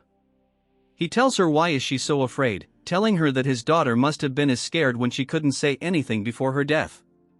Using the same technique she used her burn her. As she falls to the ground, he tells her that he is not dumb, that he wouldn't recognize the traces of flames on her body, and she is the reason he lost his brother. The burning won't kill her immediately, instead it will cause her double the pain his daughter went through. Yeon-myeong is surprised that he managed to figure all this out just from circumstances, so he might have a way to talk this through. He tells Yeon-myeong that since he is the next lord of the Tang family, he will tell him why he has not destroyed the Tang family until now. That is because his daughter, despite her appearance on the outside, suffered from an incurable disease and couldn't practice martial arts. Even learning the basics would make her cough blood. Even the best medicines in the world were useless, so he thought that the Tang family's poison might be able to save her. He means to say using poison against poison. But since she is no more, there is no more reason for the Tang clan to exist, so once she was cured he would have destroyed them anyways. Yeon-myeong tells him that he is still not backing down, and all of this will prove that he is just getting played by the roasted barbecue dog. He sighs and tells him that if he thinks that he was being manipulated, but it was Yeon-myeong who brought her here to try and dodge his wrath. Lizard thinks that it is pathetic to think that he would get away with a few words. Yeon-myeong asks him what he means by it. It doesn't matter to him who is right or wrong, since the death of his loved ones are connected to them, he won't stand for it. So everyone including Yeon-myeong and his family will die until his anger is satisfied. From now onwards it will not be a punishment by the alliance but a personal revenge, starting with the Tang family. Yeon-myeong takes out his sword thinking that there is no way to avoid a fight. Yeon-myeong gets shocked and nervous when he tells him that everyone from the alliance, including the 6 grandmasters, are all headed towards the Tang family. Once he is done with our chat, he will catch them up using the light foot technique. Hearing this, Yeon-myeong attacks him and a huge explosion occurs. Yeon-myeong starts overthinking that his family is in danger, so he will have to quickly get back. The lizard shocks Yeon-myeong by blocking his sword with his hands, telling him that after losing his eldest brother he destroyed every righteous sect that accepted his death with his own hand. So if Yeon-myeong killed a rabbit, you all are yapping, but he raised kids, adults, everyone just because he wanted to. Anyways, he tells him that this time it won't be just the Tang family, he will wipe every faction on the Central Plains to eliminate future threats. Back at the Tang family manor, Mommy was enjoying her tea, but she sighed because she cannot stop thinking about how Yeon-myeong is currently doing. That's when someone barges into the room telling her that there is trouble. She gets shocked by the sudden appearance. It's no one other than Wu Jin. He is gasping as if he rushed with all his might, telling her that they are currently under attack. Hearing this, Mommy gets alerted as her eyes become more focused. Wu Jin explains that a huge number of Black Death Alliance warriors have invaded the Tang family and currently they are trying their best to hold them back. Hearing the mention of the Black Death Alliance, Mommy is worried if Yeon-myeong is okay, but now she has to deal with the invaders first. Back at the main hall of the alliance, Yeon-myeong is landing multiple sword strikes in a single second towards the lizard. Yeon-myeong find it hard to believe, but he is using lethal moves in every single strike using his strong sword, as he lands a very strong strike. The strike was so strong that it split the building in half as wall fall like crumbs. the lizard got injured realizing that his brother was outmatched from the very start, because the technique is even superior than the sword technique he taught his brother. Also because of Yeon-myeong's unfathomable internal energy, he is able to land continuous strikes without slowing down. Yeon-myeong is surprised that the lizard managed to block every single one of his strikes, and even now he is trying to analyze and measure the power of his sword techniques. Since that is the case, Yeon-myeong thinks of moving at the speed that his eyes won't be able to react, as Yeon-myeong lands a few more blows, but the lizard is effortlessly blocking them. Using his palm techniques, as Yeon-myeong changes his grip holding the sword in a different way, the lizard observes the change, while Yeon-myeong is focused landing multiple lethal strikes with greater intensity. As the strikes becomes faster with every single strike, the lizard gets pushed back. One of the strikes injure him and he thinks that he couldn't block all of the strikes, but there is something off about his technique. It's like Yeon-myeong's sword is running along a path that is perfectly optimized for killing his opponent. Hearing this, he gets surprised that lizard might have analyzed his sword path already. Lizard gets close to him and tells Yeon-myeong that to be able to pull off such an advanced technique at his age is unprecedented, so the secrets might be something related to the look in his eyes. As he tries to attack Yeon-myeong's eyes, our boy used his sword to push him, creating some distance. Mid-air, that lizard lands a strong kick making Yeon-myeong fly, but he digs his sword on the ground to slow down the momentum, barely stopping him from getting injured. Using his footwork, he gets back to his feet but gets shocked because the lizard is not giving him any time to counterattack as he charges straight towards him. Yeon-myeong lands a blow using his sword and lizard attack with his palm. As their attacks comes in contact, a huge energy wave form, breaking the room and leaving the floor in crumbs. Amidst this, they continue to attack each other at a speed that we can only see the reflections of their attacks. As they continue assaulting each other, Yeon-myeong is pushing the lizard. When he notices the lizard smiling, Yeon-myeong gets pissed. It uses a stronger attack and lizard, finding it fun, follow the rhythm as they again becomes beams of light fighting and destroying the manor further. They are so evenly matched that they get pushed back at the same time. The battle was so intense that it split the roof in half. From the large crack, moonlight grazed the arena, as they both stand against each other. As the whole building falls down, they starts glowing because the moonlight. The lizard finds it incredible, because he never thought that the fight would be this even, and someone like Yeon-myeong can be called a swordmaster. He thought he had grasped the principles of martial arts and reached the pinnacle, but he needs to rethink things because of its Yeon-myeong. He can use him as a stepping stone to level up further while smirking. Moving on to Yeon-myeong, he is in a tight position because the lizard is the real deal. Even under such relentless pressure, he is respond to all of his attack and even studying them closely. It's as if he has found something interesting and he is slowly starting to enjoy this. The problem is that the longer this fight drags on, the more it will work against him, so he will have to end this quickly. Yeon-myeong tried using the venomous azure light technique, but it's still not able to use his sword skills properly. He has been holding him back, suing the strong sword, but it's straining his sword. Yeon-myeong thinks it's a miracle that the sword lasted this long, but he has no idea it can hold till the end.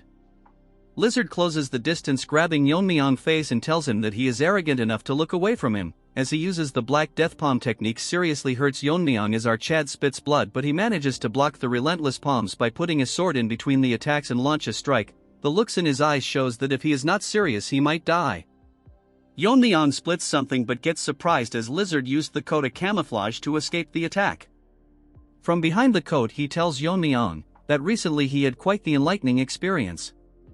He aims his finger towards Yeon-myeong as it makes Yeon-myeong very nervous. The lizard uses the subduing righteous divine art that he copied from the Gen Z monkey. For a second the arena remained calm, but the next second it creates an extremely strong explosion. Lizard tells Yeon-myeong that even he won't be able to withstand the subduing divine's art, since it's a martial arts based on the supreme method of amplifying true energy. But all of a sudden lizard starts breaking character as he realizes that the amplified energy is gradually fading. From the cluster on energy, 2 long strikes creates rifts, engulfing the energy in an instant. The strikes was so strong that the entire filled with its energy as lizard cannot believe what just happened. Yeon-myeong flying in the sky uses a simple strikes, but this time the sword was so lethal that the lizard was taken aback as the sword strike razed the ground. The lizard gets seriously injured, unable to figure out what sword technique he is using. Yeon-myeong falls to the ground, laughing to himself because at the brink of dying he finally figured a way out to unleash a part of his original sword technique. As the lizard is still surprised by what happened, Yeon-myeong tells him that he wanted to use him as a stepping stone to reach a higher level, but it won't be happening today since he is going to die here today. Moving to Yeon-myeong, the last strike he landed was so strong that it split multiple mountains in half. While holding the sword, Yeon-myeong reflects that he thought of this method on the fly, but luckily it worked for him. Essentially, if he can reach a state of mastery where he is able to imbue powerful intent to alter objects of nature, then, according to theory, he might be able to change the energy of his true energy. The reason he is unable to use his true sword skill from his previous life is that it causes overwhelming strain on his body, which leads to complications. However, if he can turn the iron essence within the force into poison, he could unleash a part of his true sword technique, as his body is able to absorb every kind of poison. This part is very important for the future, so keep it in mind. Because of this technique, he is able to unleash a part of his skill without worrying about his blood vessels deteriorating. While discussing all this, Yeon-myeong is overwhelming the lizard. The lizard, growing frustrated, grits his teeth tightly and asks Yeon-myeong if he really thinks he will die. Yeon-myeong notices something different and becomes more cautious as the lizard sits on the ground, releasing energy strong enough to shatter the ground, causing Yeon-myeong to lose his balance. Shocked, Yeon-myeong's face fills with surprise. Now quite injured, the lizard speaks to Yeon-myeong in a menacing tone, saying, "How dare you stand before me?" With energy radiating from him after destroying the ground, the lizard leaps into the sky, releasing black energy from his hand and launching dark, black moves aimed at Yeon-myeong. Yeon-myeong lands multiple sword strikes, dodging the attacks and gradually getting closer to the lizard. As he approaches, the lizard makes a cheap move. Rubble from the destroyed arena blocks Yeon-myeong's vision. Overwhelmed by the rubble and the intense energy, Yeon-myeong realizes he can't get closer every time. Out of the dust, the lizard charges toward Yeon-myeong, wielding dark energy and a sword-like skill aimed at him. Yeon-myeong blocks the first strike with his sword, but it's so powerful that he has to give his all just to stay steady. The force of the strike sends him airborne. He manages to land on his feet, but without allowing him a break, the lizard charges forward with lethal intent. Preparing his palm to end the fight immediately, the lizard launches a powerful strike. Yeon-myeong, seeing the attack, realizes that if he can't counter it, he will lose his life. As they exchange moves, the scene darkens, and huge explosions erupt from the impact of their attacks. Yeon-myeong manages to block the strike as the lizard's palm is obstructed by the sun. The lizard taunts Yeon-myeong, claiming he'll die today and that the Tang family will perish. Exhausted but unfazed, Yeon-myeong laughs, which shocks the lizard. With a grin, Yeon-myeong tells the lizard that he's underestimating his family. They are not weak. As the young lord, Yeon-myeong has trained them thoroughly, and the factions are now on equal footing. Mommy is serious as she launches her poison blades, and Yeon-myeong tells the lizard that he is not the only one with masters from the fire realm. The poison needles slice through their targets like butter, and with fierce determination, she commands everyone to fight with their lives on the line until the young lord returns. Motivated by their leader's words, they charge toward the enemy with intent to kill. Returning to Yeon-myeong, he boldly declares that the Tang family won't fall today. Instead, it will be the lizard who perishes. Yeon-myeong absorbs a great deal of pain, releasing a sword strike strong enough to move the lizard's palm and immobilize him. Shock is evident in the lizard's eyes as Yeon-myeong, now empowered by accumulated poison, charges toward him, his sword radiating energy. As he closes in for a fatal strike, the lizard, realizing the danger, goes berserk, barely managing to counter the attack with his arm. In fury, the lizard accuses Yeon-myeong, claiming that it was because of him his brother died and dismissing his daughter's death as an issue of the evil sect. Lizard, with his false sense of justice, charges toward Yeon-myeong, landing a strong blow as Yeon-myeong is taken aback by his words. The palm attack is so powerful that Yeon-myeong crashes to the other end of the arena, causing a huge explosion as he spits blood from his mouth because of the fatal blow. Snaky manifests, urging Yeon-myeong to snap out of it and focus on the fight. Since Yeon-myeong is unresponsive, Snaky feeds him his concentrated poison, thinking to himself that if Yeon-myeong dies, his own spirit tied to him will also perish. Due to the increase in energy, Yeon-myeong wakes up. Meanwhile, Lizard is in the sky, ready to finish him off, but Yeon-myeong rises to his feet, prepared to face him again. Something serious happens. Yeon-myeong is shocked, and every snake is growing nervous for some reason.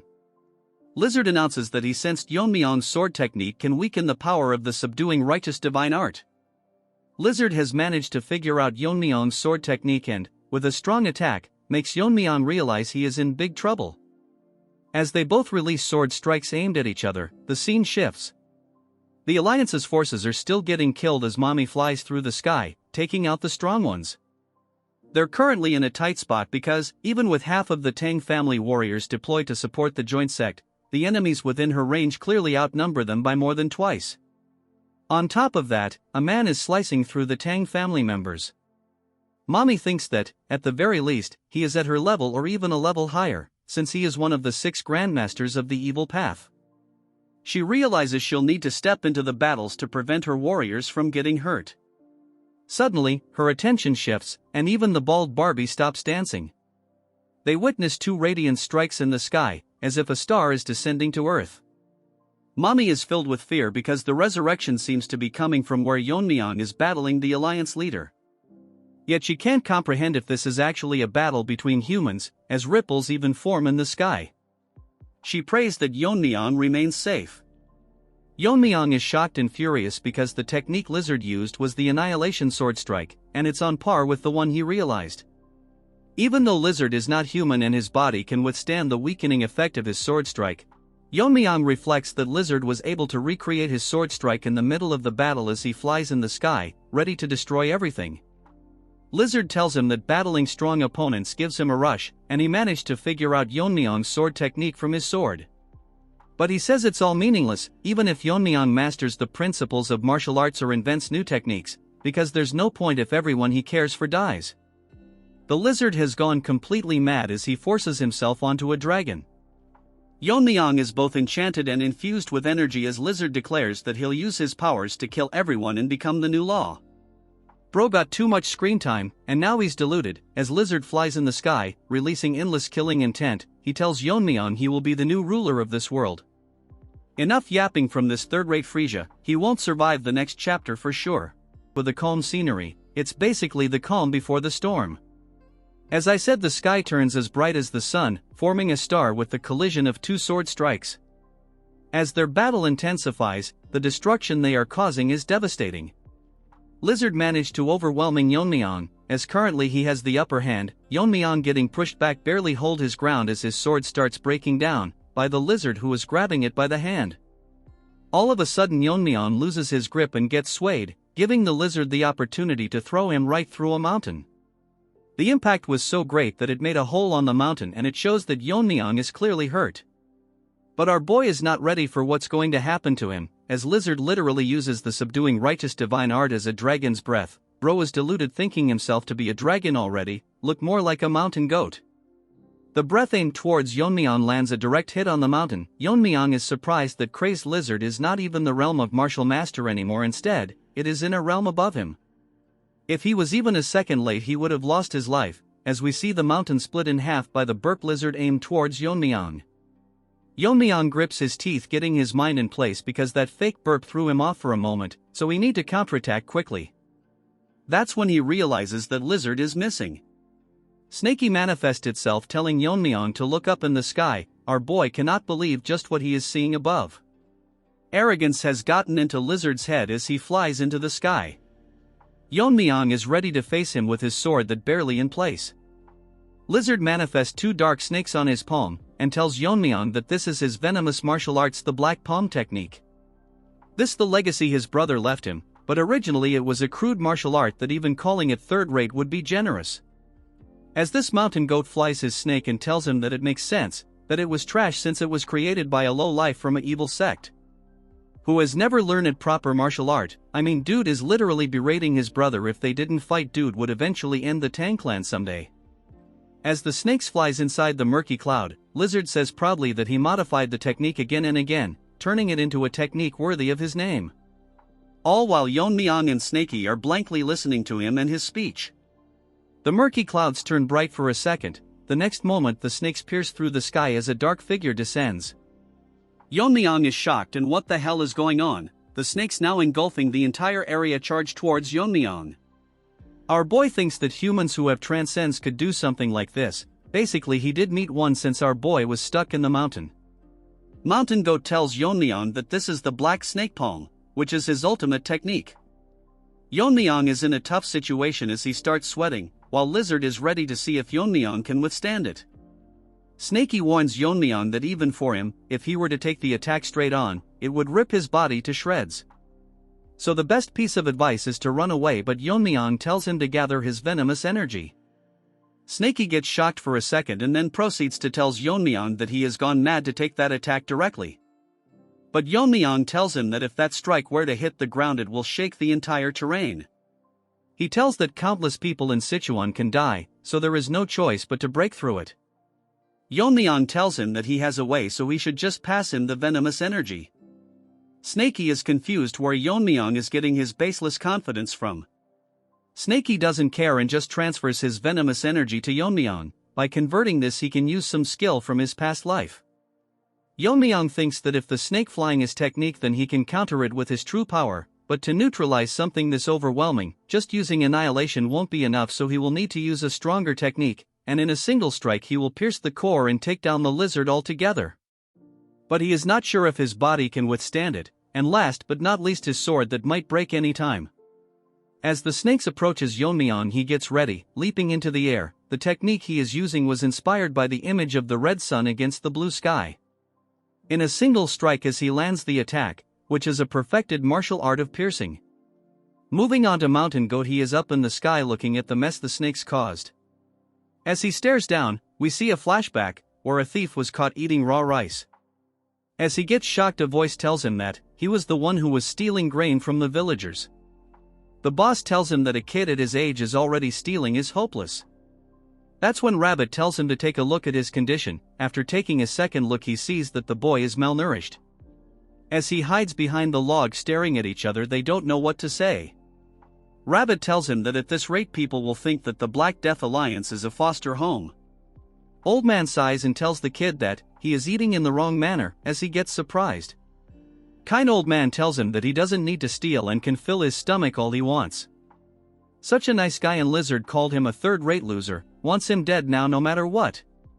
Old Man asked for his name and we move on to the present, as Lizard tells to himself that he had no name, but Old Man made him a part of his family, giving him a name. He even became his teacher, teaching him the black snake palm as a means of defense, although it was trash. This trash is hella disrespectful, calling the martial art trash every 5 seconds. When he died he left his daughter to him, so he wanted to become a support just like him. Bro clearly wanted to play hero, anyways he thinks that all of it is the past. And now his goal is to eliminate everything related to his daughter and brother's death. Sad it has to end, as from his dark lard of snakes a flash emerges, a bright light in the shape of a cross that rips the snakes apart. Mountain Goat is shocked on how Yeon-myeong managed to withstand. Instead Yeon-myeong charges towards him with his sword. He uses the sky-piercing sunset, ripping half of Lizard in a single strike. As Lizard tries to take a look at his injured arm, moving on to Snakey, he is scared at this point because Yeon-myeong managed to pierce right through such a grand attack. Moreover, he used a sword technique that even in his previous master's era, it would be considered an impossible art. I mean, man's martial art or son strong, his body cannot handle it. Even the sword is done for, as Yeon-myeong thanks the demon slaying sword for serving him. The problem is that with one arm he still couldn't defeat this annoying Lizard, so if he wants to finish him, now is his only chance. He wanted to use his sword longer, but the sword couldn't handle another technique. Yeon-myeong leaps in the air, putting his hand on his jacket. Taking out his dagger he attacks Lizard, telling him to settle it once and for all. Lizard gets shocked that by the sudden increase in energy, the attacks was so strong that it caused a tornado engulfed in bright blue energy. As they exchange move, Lizard and unable to fight back, Yeon-myeong launches multiple attacks in an instant. As Yeon-myeong attacks at him, Lizard is unable to figure out how he is able to use a mere dagger to break through his defense. Hypocrite grits his teeth, telling himself that he cannot fall here without even getting any revenge. Mountain Goat screams like crazy, shouting like a retard. Yeon-myeong sees that he is agitated and notices an opening. Taking opportunity of this, he lands a strong strike.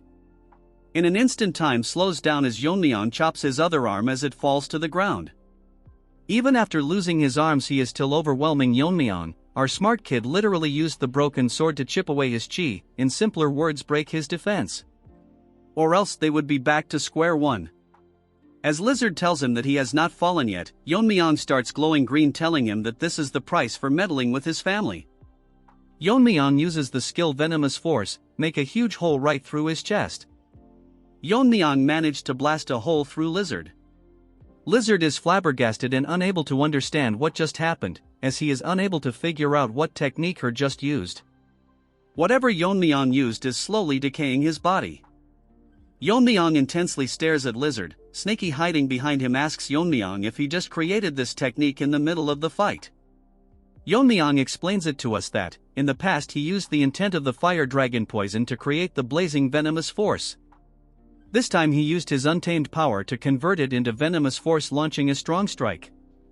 Yeon-myeong outs his weapon back in sighs in relief that the battle is finally over. He feels sorry that this was the outcome. As he turns around ready to leave, Yeon-myeong out of breath tells him that he should have never dared to attack his family. Lizard tells Yeon-myeong if he has the right to say something like this as he collapses, falling to the ground. Yeon-myeong leaves his body behind, leaving for the Tang clan. Lizard, seeing him leave, grits his teeth, telling himself that he cannot die. In fact, he refuses to die before he avenges his loved ones. Enough of his yapping, bro should quietly leave the story. With killing intent in his eyes, he tells to himself that no matter what he will kill Yeon-myeong today. All blood covers his eyes. He swears to bring peace to their spirits. Yeon-myeong checks his body and thinks he is lucky that he got through the fight without losing a limb. It wouldn't even be surprising if he got disabled after the fight because of the techniques he was forced to use. Yeon-myeong tells Snaky to give him some more venomous energy. Hearing this, Snaky he is relentless. He gets angry, telling him that venomous energy doesn't just pop out whenever he wants, since he squeezed out everything he has. Yeon-myeong makes the troll face, asking Snaky if he wants to go back to the jar. Hearing this, Snaky tells him that it's not like he said no, he just need a bit more time to produce it. Yeon-myeong grabs him by the neck, telling him to stop lying and spit it out, while the half-turd lizard, now a dragon, tries to eat Yeon-myeong from behind. Yeon-myeong notices a presence from behind, turning around rapidly. Lizard crashes into Yeon-myeong, although he managed to block the blow with both of his hand. Lizard has transformed into a ugly trash with yellow unclean teeth. Yeon-myeong cannot believe that he survived the venomous force which hit through his cheek, yet he became a dragon already. But Yeon-myeong realizes that he not as strong as before, realizing that he might not have fully transformed into a dragon yet. Although he can handle him, he didn't receive the venomous energy from Snaky yet. As Lizard stares at his, Yeon-myeong thinks that he won't be able to hold for long. Snaky gets pissed, telling Lizard that he is practically dead, as Snaky gets back into his original form, manifesting behind Yeon-myeong. He gets ready to launch a strong venomous breath, but Yeon-myeong tells him to stop. Yeon-myeong, starting at Lizard, realizes that Lizard is dead, since he has reached his limits. As Lizard dies, he apologizes to his loved ones for not avenging them. Come on, bro, he avenged them by killing that ugly trash with bangs already. Hearing his cries, Yeon-myeong breaks character. Now he will have an amazing character development.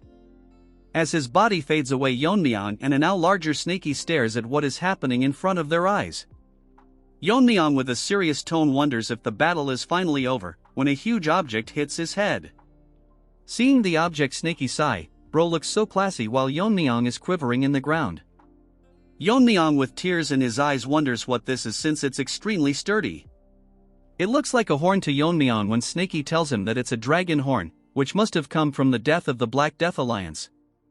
Snaky becomes smaller, telling Yeon-myeong that it's great that they got the dragon horn, which is imbued with the dragon spirit. So it will make a perfect refining material that can withstand that venomous force Yeon-myeong used earlier. Snaky realized that Yeon-myeong is not answering, so he asks him what is the reason behind his silence.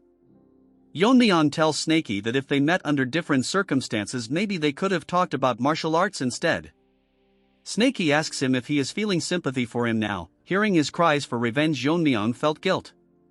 Because Yeon-myeong realized that he had the power to save the little kid, but he thought that it was a matter of the evil sections because he didn't try to understand the reason of conflict, and know that it was just some disagreement among themselves. The reason he didn't take action was because he thought that Rabbit, who was a master of the fire realm, could easily disarm the trash and rescue the child.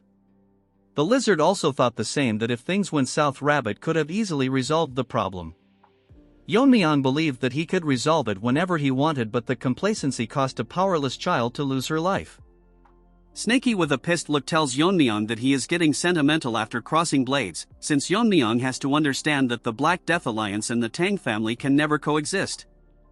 Yeon-myeong sighs, telling him that if he was more wary of her flame art he could have done something. Snaky tells him to stop dwelling since it's human nature to make a mistake. Even his ancestor judged the Azure Dragon as evil and slayed the benevolent dragon, even if he didn't know that the death could have easily overthrown the entire continent into chaos. So after he hunted it down, he took its place and hunted down the evil dragon. Snaky tells Yeon-myeong that reflecting why he failed is good, but dwelling on regret will not help him, but the kind of person he will become after today's failure. As they rush towards the Tang family at full speed, Yeon-myeong asks him what was the form earlier and if he did it from the beginning it would have been much easier. Snaky gives him a stare, telling him that he is grieving for helping him. Snaky used every ounce of his venomous energy to keep him alive, so he could not use that form. Yeon-myeong with a meme-like face tells okay. Hearing this, Snaky call his ungrateful, telling him that he should at least say thank you for all the trouble. Yeon-myeong tells Snaky thank you. Hearing this, Snaky gets shocked for a second, his face turning normal. Yeon-myeong tells him that when he briefly lost consciousness after the Alliance leader's attack, at that time Snaky used his venomous energy on him. Without him he would have taken a fatal wound right there, so he wanted to thank him properly later, but instead he ended up interrogating him. So he thanks him for all the help. Hearing this, Snaky blushes, thinking to himself that though Yeon-myeong was a rigid, inflexible guy. Because his previous owner told him that he shouldn't expect gratitude for doing what's, since he is a tool and his only job is to distinguish between them. Snaky asks him if he gotten soft from all the beating. Yeon-myeong asks him if he want to go back inside the jar, and Snaky tells him that he is just joking. Moving to the Tang family, hundreds of dead bodies are on the ground. Meanwhile, Mommy is facing this bald Pokemon. As they clash sword, they are equally matched, as Mommy attack HM with multiple weapons. The Pokemon swings his sword, making Mommy lose balance, but she regains her posture immediately. She turns around wondering where the other Grandmasters are, since she has to finish before they join up. Bald Pokemon tells her to pay attention and lands a blow from the back, crashing Mommy into a house. She is severely injured. This trash hurt my wife, I am gonna knock the hell out of him. He tells injured Mommy that if she is worried about the other joining this fight, there is no need to worry, since they are busy clearing the formation masters. Which is making it hard for them to enter, so once they break the formation several more troops will arrive. And their trump card, who is now a horn, will arrive shortly after finishing Yeon-myeong. Since they will take time, he will take the honor of killing Mommy, as he gets ready to swing his sword. Mommy closes her eyes, and as she opens it she sees that one of the guards sacrificed his arm and managed to block the strike. Mommy tells him why he is doing this. As for Pokemon, he can't understand what he is doing here. But since he stopped his momentum, he will kill him first. He did this because all this time he served disgraceful elders, so now he can die with some dignity. All of a sudden Baldy stops, sweat dripping from the open field on his head. He realizes an immense pressure behind him, turning this Pokemon into a bald Barbie. Because of the overwhelming pressure, everyone present turns around, see the person. It's Yeon-myeong, who is releasing a killing intent.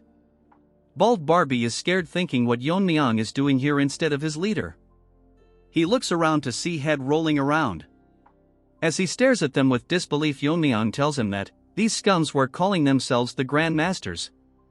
He asks Baldy to take another look and see if anyone is missing, since he wiped out everyone that tried to break the formation. Yeon-myeong grits his teeth, telling Baldy that he would love to kill him, but like the other he will give him a chance to retreat.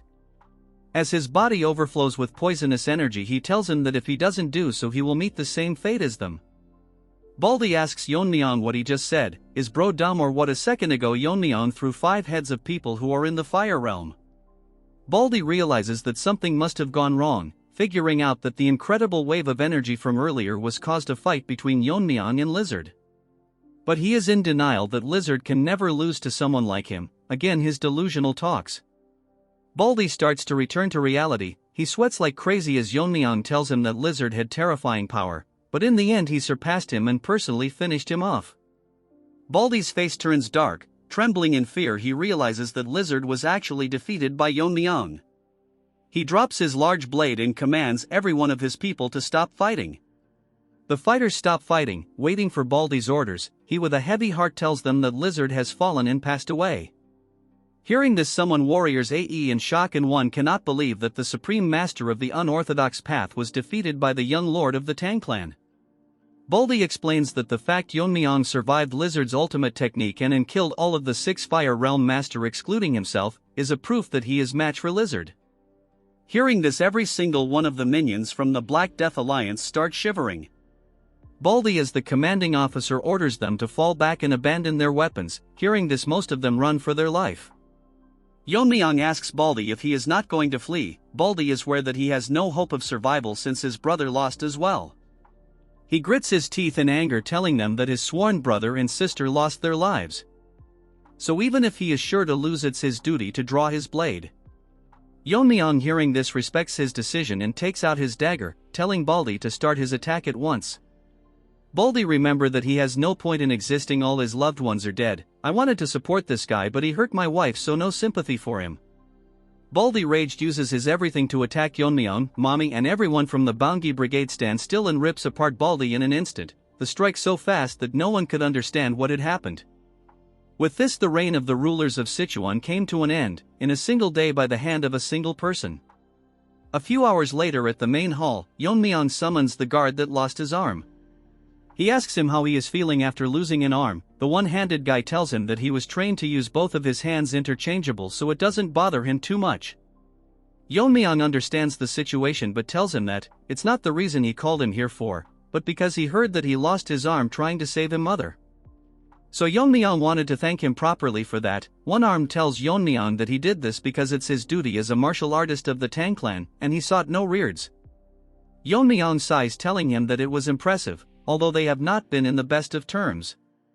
But merits must be rewarded. Yeon-myeong asks him if he has ever thought about learning the sword. Hearing this, the one-armed guy starts shivering, as Yeon-myeong explains to him that it must be difficult with one arm to throw daggers or handle poisons. So Yeon-myeong decided to teach him a left-handed sword technique. Yeon-myeong assures him that if he follows his guidance, it is guaranteed that he will become stronger than when he had both arms. The crippled guy thanks for this opportunity, but Yeon-myeong tells him that he is the one indebted to him. For now there is work that needs to be taken care of, so once he is recovered Yeon-myeong will start teaching him. As the Tang family is surrounded by the formation created by Gal clan, Skinny Barbie is exhausted because he had to hold that many people on his own. He starts crying because it is a hassle, and that blames Yeon-myeong for it. But Barbie starts crying the moment he hears Yeon-myeong's voice from behind. Barbie tries to pretend, telling Yeon-myeong that he is so glad that Yeon-myeong managed to return safely. Yeon-myeong tells him to stop the formalities. Barbie starts crying and apologizes because he misspoke earlier, but he didn't get scolded because Mirio and Yeonjeong said that he worked tirelessly to maintain the formation and hold back the enemies. Barbie closes his eyes appreciating himself, but in reality he wanted to run away, but Yeonjeong forced him. She told him that in the time of crisis he should be focusing on solidifying alliances. Even Mirio went outside despite her fatigue to buy time for them. Barbie tells Yeonjeong that if what they said is true and Yeon-myeong is facing Lizard, his chance of survival are very slim, but Yeonjeong shut him up, telling him that she believes in Yeon-myeong. Our Chad is now more emotional person, thanks him and tells him that they will support the Gal clan's recovery. Hearing this, Barbie gets stunned, thanking Yeon-myeong. As our boy takes his leave, he tells them that he will take care of things from here on. Barbie is stunned to hear such warm words from Yeon-myeong, and it seems like his personality has taken a big turn. Before leaving, Yeon-myeong tells him that next time if he thinks about deserting them during a crisis he will face repercussion. Hearing this, Barbie's fake beard falls to the ground. Yeon-myeong thinks to himself that he has resolved most of the matters, but there is one important thing left. 2 days later, the squad accompanied by Yeon-myeong enters the Black Death Alliance fortress. Woojin is shocked to see that a place like this existed beneath the fortress. With the treasure that is left here, the Tang clan can easily survive for decades. The treasure are so much that they look like ants in front of it. Woojin figure out why the alliance never expanded beyond Sichuan, because Lizard, who ruled over the unorthodox sects, did seek expansion because he had everything he wanted in Sichuan. Yeon-myeong thinks that when recruiting followers he likely demanded treasures collateral for martial arts. But according to Yeon-myeong, he was not greedy, it was because too many people wanted his guidance, as such treasure was likely the bare minimum. Yeon-myeong orders Woojin to take care of this place and move all the treasure to the main family. As Woojin agrees to it, Yeon-myeong decides to go deeper. Inside he finds a library, but there is not a single book in sight. Yeon-myeong finds some books with snake sign on it. Yeon-myeong picks up one of them and thinks that it might be one of Lizard's martial arts. As Yeon-myeong reads it through, Lizard states that he learned after living in Sichuan that he should repay kindness twice over and grudges tenfold, so he destroyed the Azure Fortress sect. He not only destroyed those who tried to raise against them, but he also studied their martial art to counter them, just to humiliate and mock them for the martial art them once stood by. The other manuals contain all the counter techniques of the martial art. Yeon-myeong is astonished that Lizard managed to dismantle all of them in just few manuals. The current place they are in was once the fortress of the Azure sect. But due to simple arrogance, Lizard destroyed everything and just kept his martial arts. After the battle with the Black Death Alliance, the Tang family started restoring order to the chaotic Sichuan. Meanwhile, a war broke out in Qinhui between the demonic cult which seek to advance into the Central Plains. The only one that tried to stop is the Kunlun sect, and currently they are having a ferocious encounter with them. They are currently being led by one of the elders, known by the name Demon Immortal Gakun, but we will call him Scarred Face. He is a master of the fire reel, known for his ruthless techniques, and he is currently acting as a cornerstone in holding back the demonic cult. However, the demonic cult has an endless number of forces, so much so that they can rival the 9 sects combined. Look at this turd, he looks like a retarded version of All Might from My Hero Academia. We will call him Frog from now onwards. Because of their large number, they were turning the tide on the Kunlun sect until Gen Z arrived with reinforcements along with the Tang clan. Look at Fatty, he really need to go to the toilet. Because of the strong masters from the joint sect and fire reel masters, they had no choice but to retreat temporarily.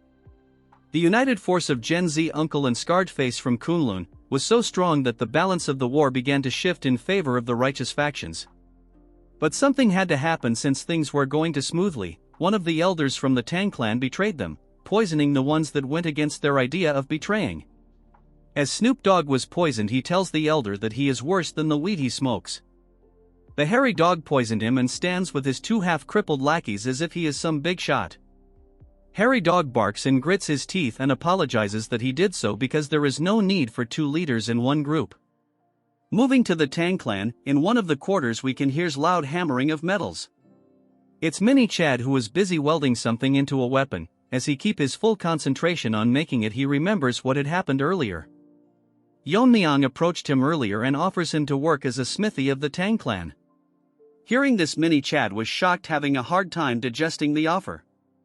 Sweat dripping from his face, he tells Yeon-myeong that he would be honored, but there is a problem. He is curious about what happened to the demon-slaying sword he gifted him. He gets shocked and surprised, asking Yeon-myeong to elaborate him a bit more. Yeon-myeong, getting nervous, tells him that the sword broke. Hearing this, Mini Chad turns into Mini Barbie. His eyes starts to swell up. Although it saddens him to see his master's final masterpiece destroyed, the demon-slaying sword fulfilled its purpose to the very end. And he is proud that after all it managed to send the Black Death Alliance leader to the afterlife. Yeon-myeong told him that a sword of such caliber could have been made by someone like him. That is why he personally came to recruit him. Before he can start crafting, Yeon-myeong would like to show something interesting. Later, in Tang family manner, Yeon-myeong shows him the horn of Lizard. Seeing this, he is in shock. Yeon-myeong tells him that explaining this would take a long time, so he summarizes that it is the horn of a mythical beast. Yeon-myeong asked the Tang family smiths to forge a sword with it, but no matter how high the temperature of the furnace was, they couldn't melt it, so Yeon-myeong was wondering if Mini Chad can handle it. Mini Chad looked confused and troubled at the same time, so Yeon-myeong asks him if anything is wrong. Mini Chad apologizes to our boy and tells him that he was lost in thought for a moment. Mini Chad explains that since the horn is of a mystical beast, so it carries spiritual energy, so it cannot be forged by ordinary methods. The only way to forge is this, by reimagining it. Yeon-myeong is confused by the answer.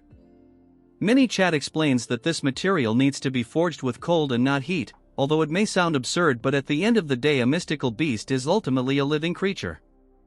Yeon-myeong is shocked as Mini Chad continues that if it is exposed to extreme cold it might react as if it is experiencing extreme heat. Basically, in their world operates within the principles of yin and yang. Yeon-myeong is more shocked as Mini Chad says that just as Yang Metal Blade is tempered with its opposing element fire, a yin attribute like this horn might respond to its complementary element cold.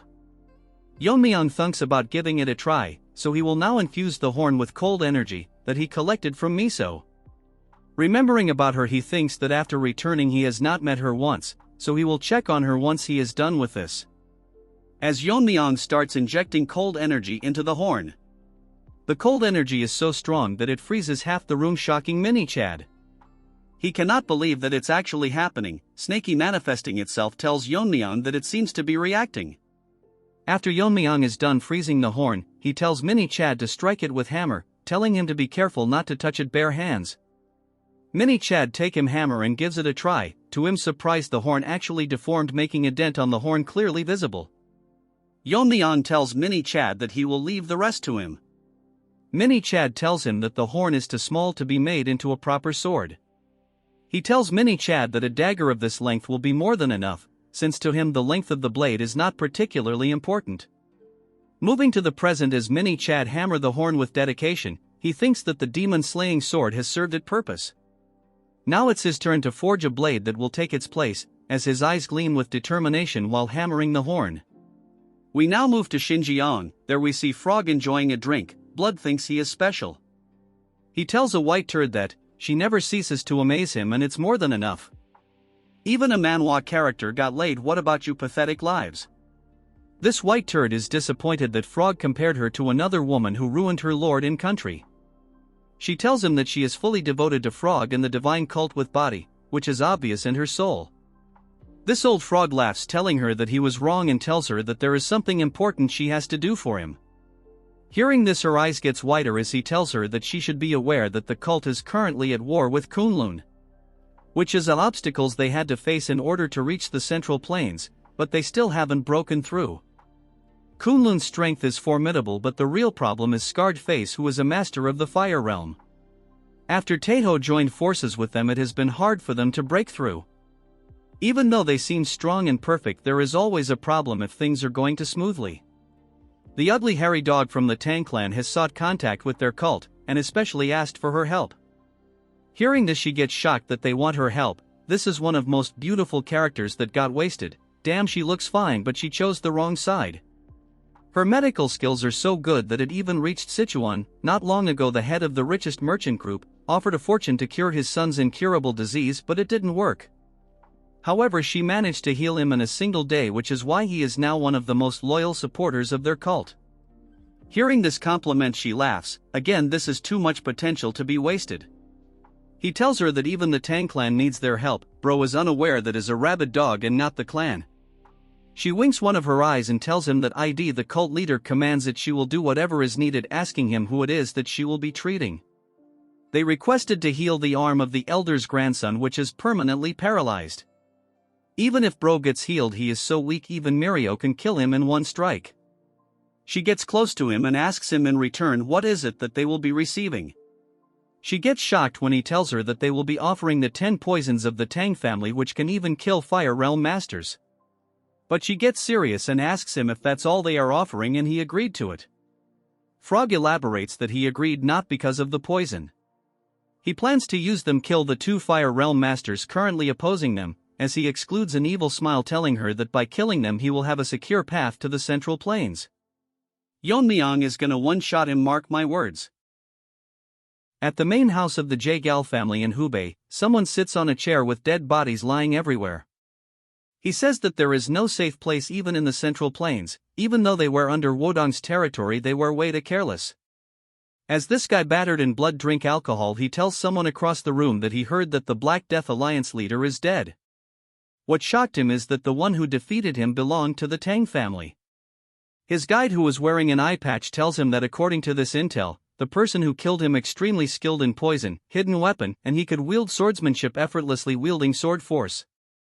This blue-eyed pervert tells him that this wouldn't be enough to defeat the alliance leader, so our Chad probably reached the level where he can use the strong sword techniques like him. Every cannon fodder wants screen time just because his eyes are blue. Blood thinks he is the Gojo Satoru. He puts his cup down, thinking that he might have overestimated the alliance leader. He finds the death pitiful. He wanted to be the one to kill him. Delusional lizard in his dragon form would one-shot him any day. Although his dream of killing him failed, at least the troublesome foe that he had to inevitably clash with someday is now eliminated. Now this pervert thinks that he has rested enough, so he will start his killing spree again. He asks his dog about the Myeong clan's location. He says that it has been confirmed that they have been growing their power while disguised as a merchant guild. The dog shuts up all of a sudden, getting more focused. He tells Pervert that something is approaching their way. The Pervert thinks that they are quite fast. Judging by the aura, he thinks it the backup forces of Wudong. He tells Dog to take care of the Myeong clan and he will be the one handling the Wudong forces. At the night he stares at the bright moon, shouting that the era of the demon-ruled world will begin. Moving to the Tang residence, Yeon-myeong is sweating hard practicing her martial arts. As she performs the martial arts with perfection, moonlight grazes her fan, radiating in divine aura. Okay, that sounded chessy. She thinks that all of her muscles are about to snap, but she will go on no matter what happens.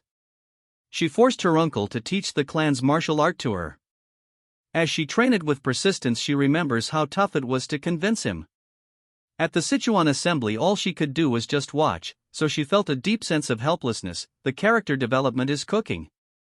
She continues to feel pain practicing the martial art. She thinks to herself that she never wants to experience it again. As she prepares to practice one last time, someone enters the scene calling for Outgirl.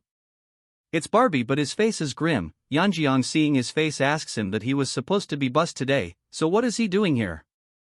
He puts his hand on her shoulder, telling her to stay strong about what he is going to tell her.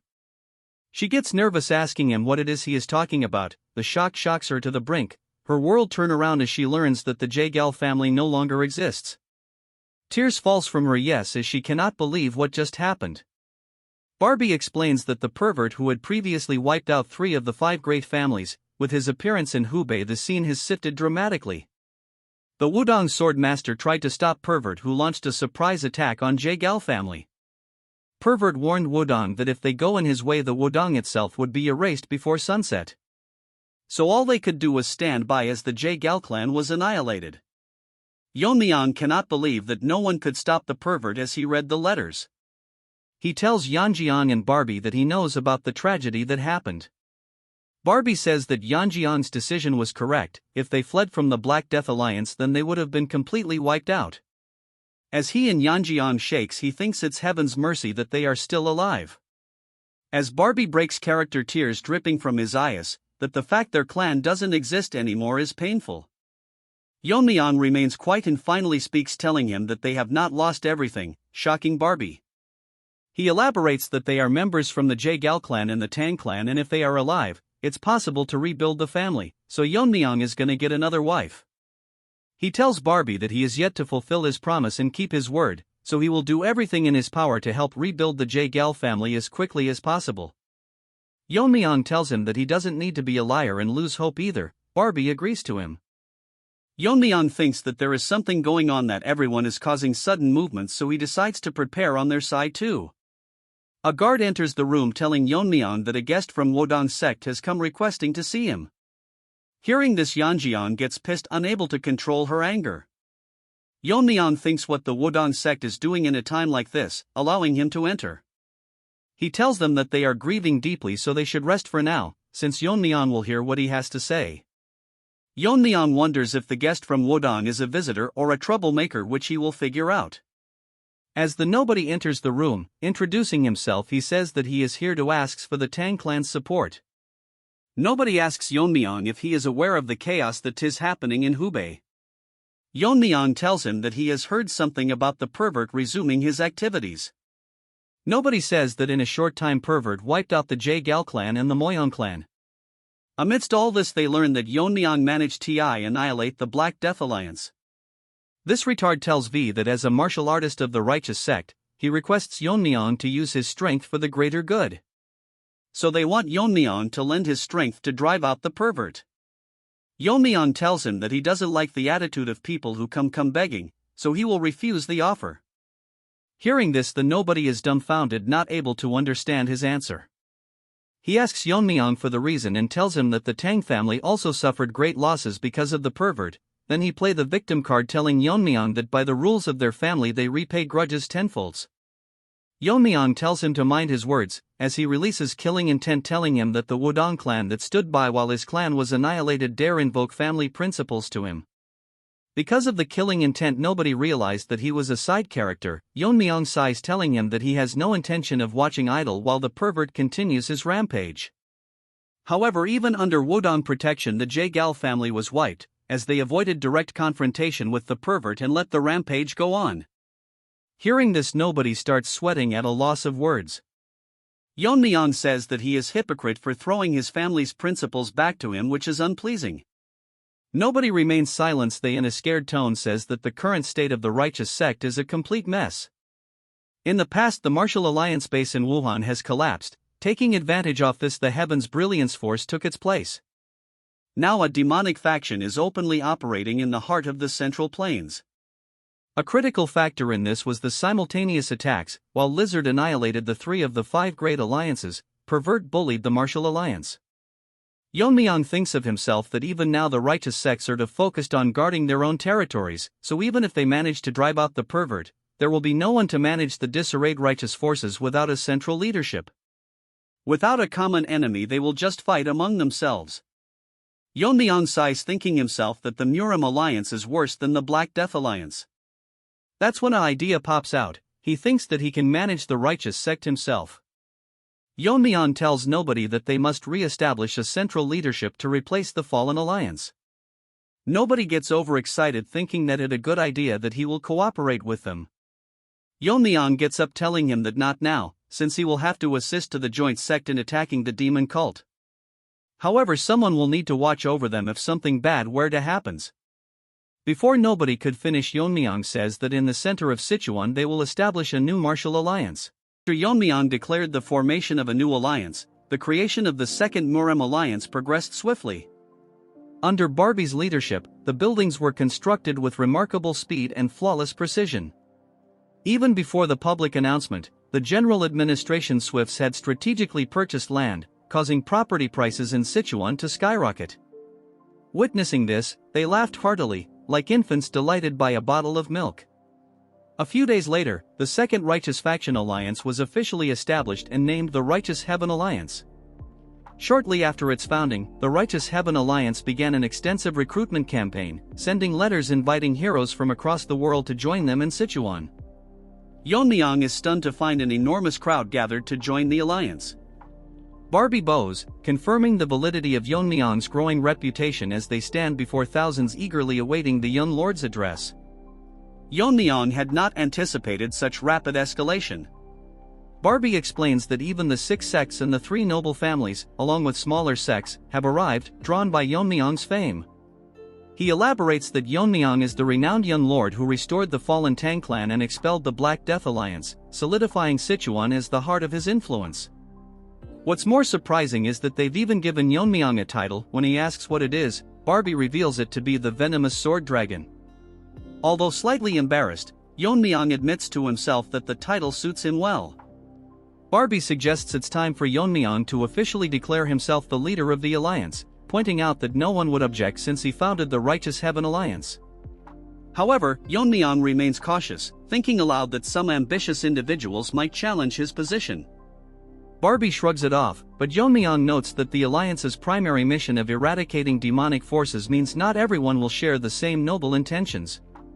He suspects some have ulterior motives and believes he must first establish his authority to ensure loyalty. As Yeon-myeong steps onto the stage, a man steps forward, an ambitious challenger seeking attention. Barbie, sweating nervously, is baffled by the accuracy of Yeon-myeong's prediction, as though he had foreseen this moment.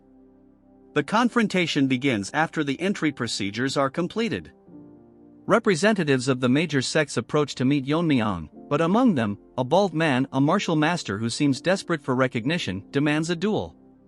The challenger, eager for the spotlight, claims that while Yeon-myeong is remarkable for his age, no one has witnessed him defeating the leader of the Black Death Alliance. To prove his worth, the challenger insists on a duel, even putting the leadership position on the line. Barbie observes the situation with disdain, recognizing the challenger's true intentions. In an era of relentless conflict due to the rising demonic forces, Sichuan, once free of invasions under the Black Death Alliance leader's control, has now become unclaimed territory. This power vacuum makes Sichuan a prize for anyone ambitious enough to claim it. Barbie realizes that whoever secures the leadership of the Righteous Heaven Alliance will inherit not only the legacy of the Black Death Alliance but also the loyalty of countless disciples and sects within the region. It's no wonder someone would risk challenging Yeon-myeong for such a reward, though Barbie hopes the duel will teach them their limits. The bald martial master introduces himself but shall henceforth be known as Bald Turd. He arrogantly tells Yeon-myeong to treat the duel as a genuine fight, mockingly addressing him as the venomous sword dragon. Bald Turd goads Yeon-myeong further, instructing him to use all his skills, poisons, hidden weapons, and martial arts so that he won't have any regrets after the duel. Yeon-myeong humbles the bald challenger with a calm yet sharp reply, expressing his gratitude for the challenger's concern but declaring that he will only use his sword in this duel. He reasons that employing poison could lead to unnecessary accidents. The bald man's face twists in irritation, clearly displeased with Yeon-myeong's nonchalant response. Barbie steps forward to begin the match, asking both participants if they are ready. With both nodding in confirmation, Barbie announces the duel as a match between the bald challenger and Yeon-myeong, the young lord of the Tang family, famously known as the venomous sword dragon, with the position of the Righteous Heaven Alliance's leader hanging in the balance. The bald challenger, oozing overconfidence, warns Yeon-myeong that accidents can happen during a duel.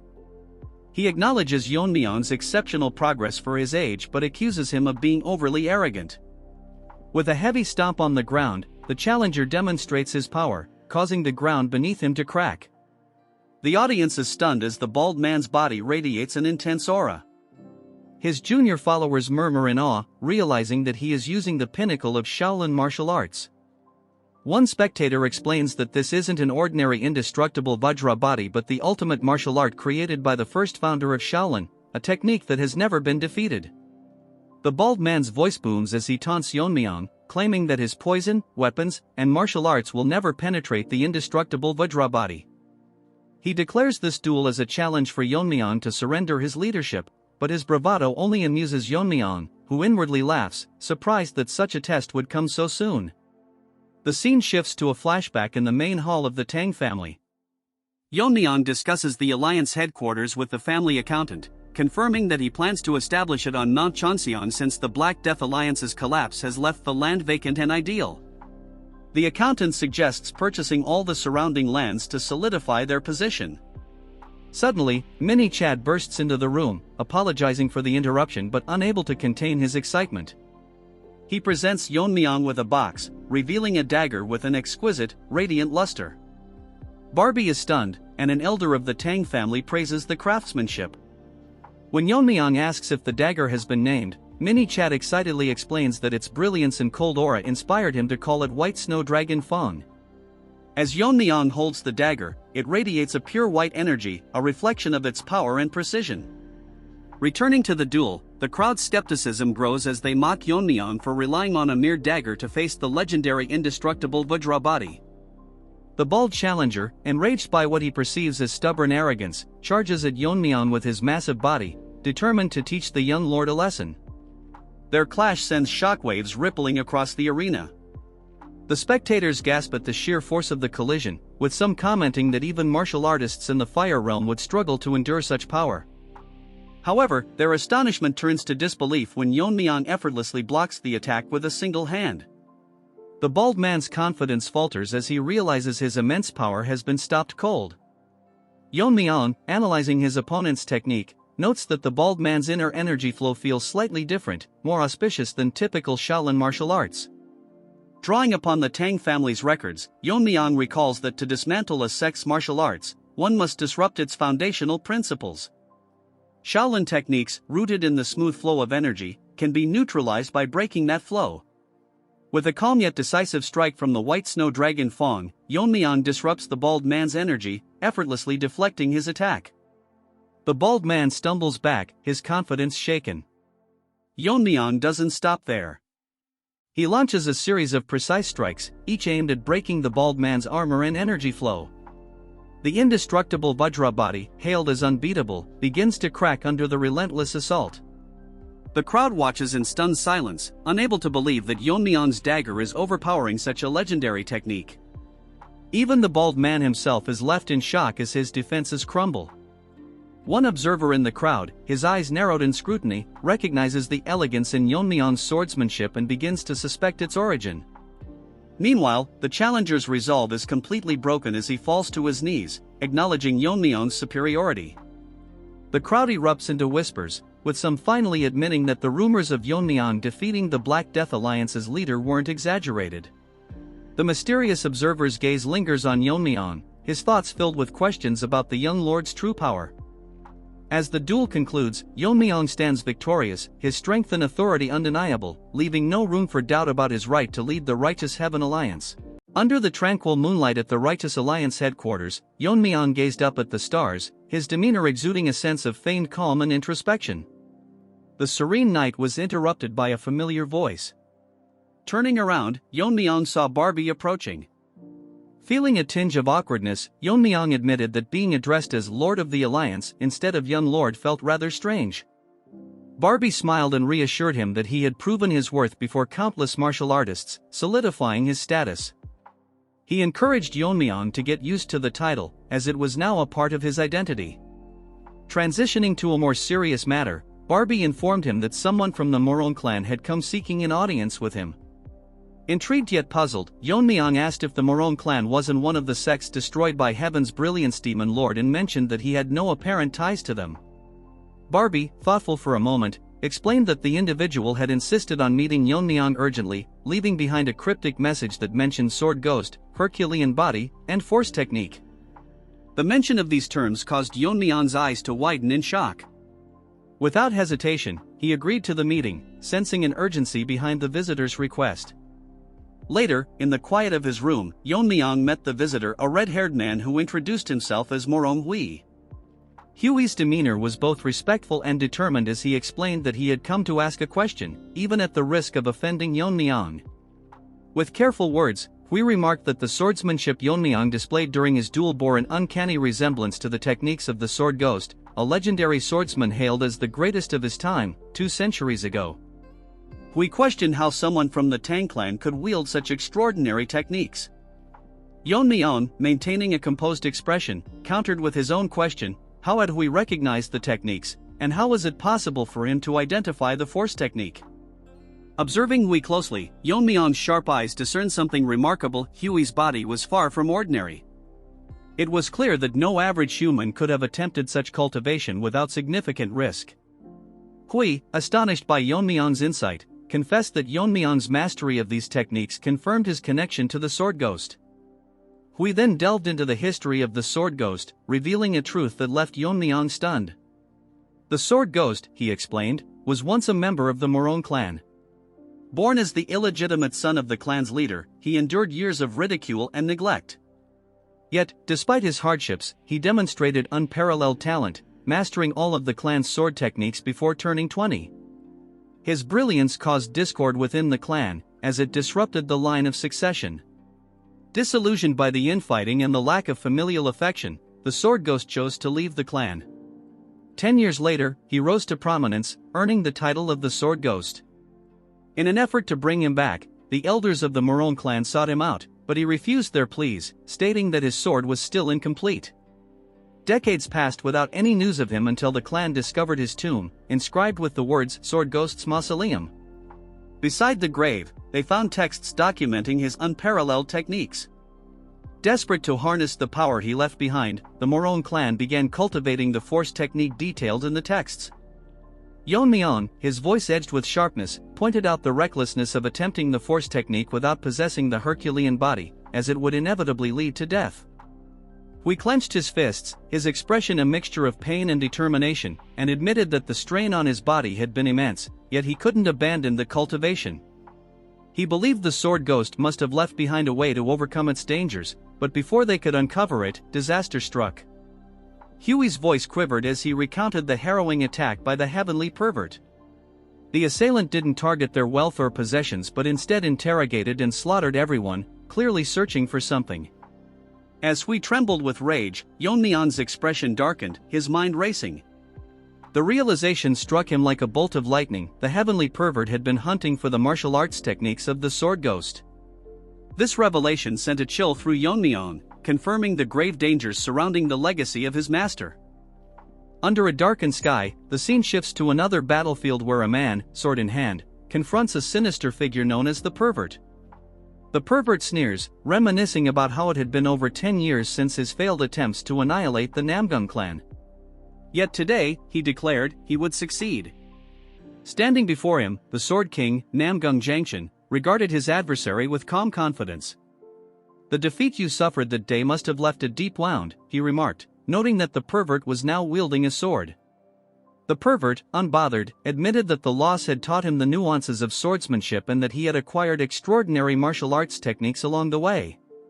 The Sword King sighed, descending gracefully to the ground, and questioned how the pervert expected to face him with merely 10 years of sword training. Smirking, the pervert revealed his intent to test whether the Sword King's martial arts or those of the Sword Ghost were superior.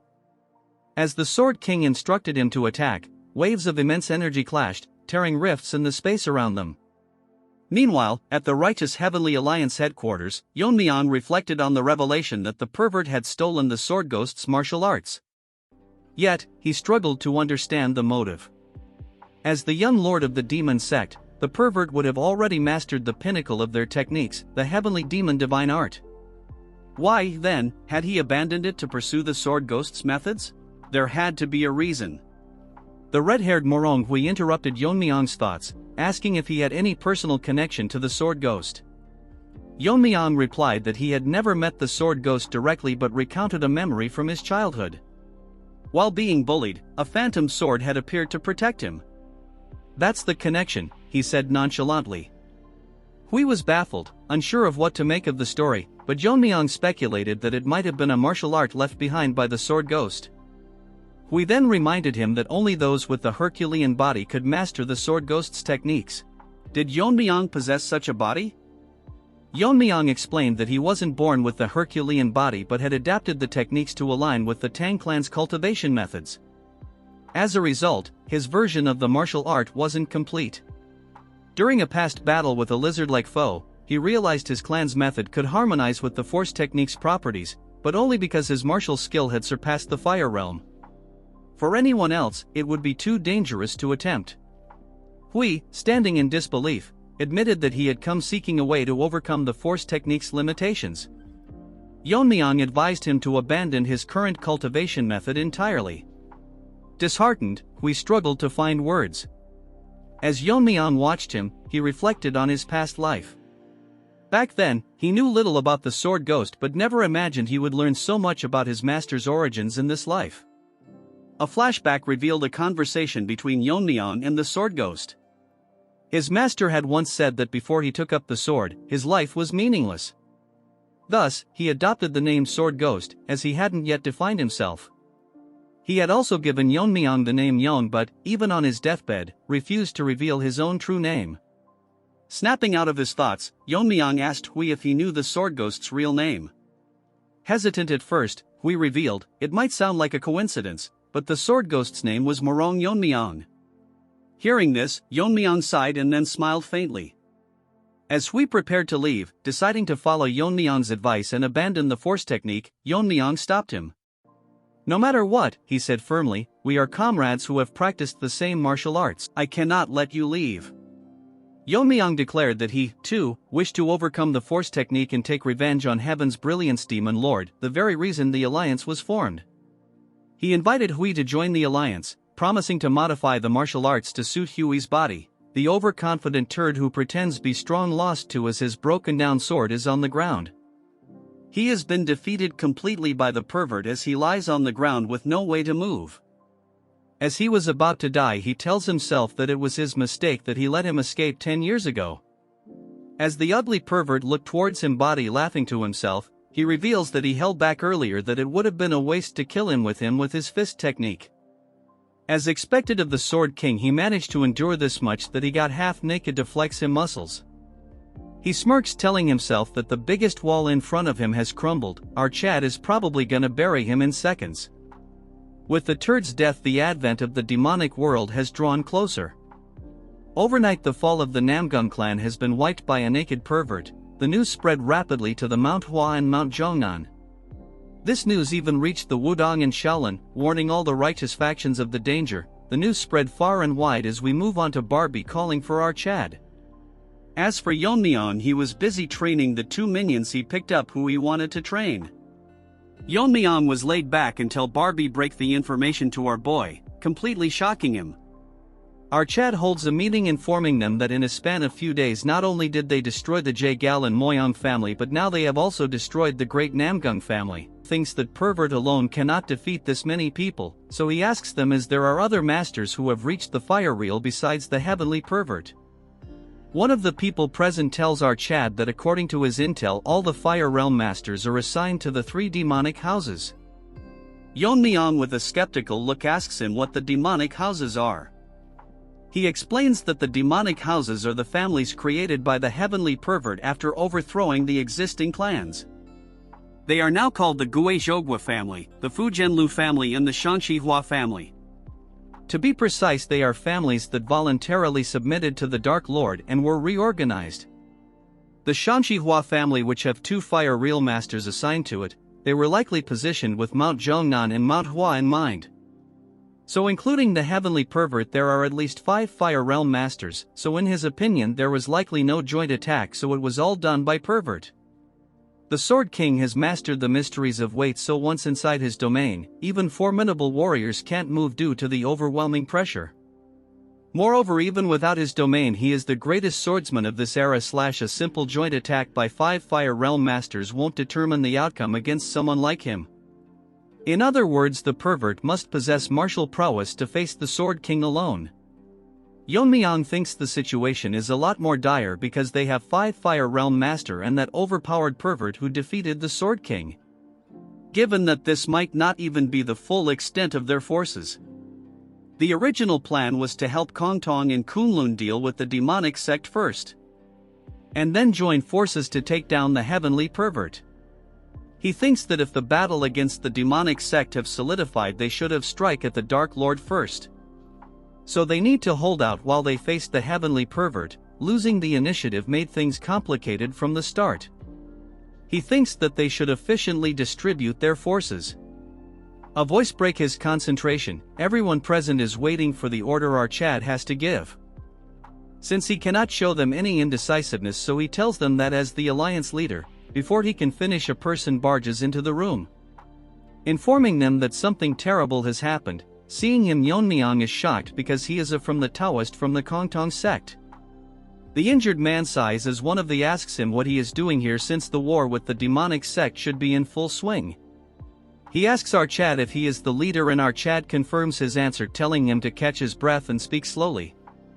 Yeon-myeong asks him what has happened to the Kongtong and Kunlun. The man begs for help as he elaborates that the Gen Z Uncle Taeho and the demon immortal have fallen victim to an unknown poison. Hearing this, Yeon-myeong's face turns grim as he cannot believe what went wrong.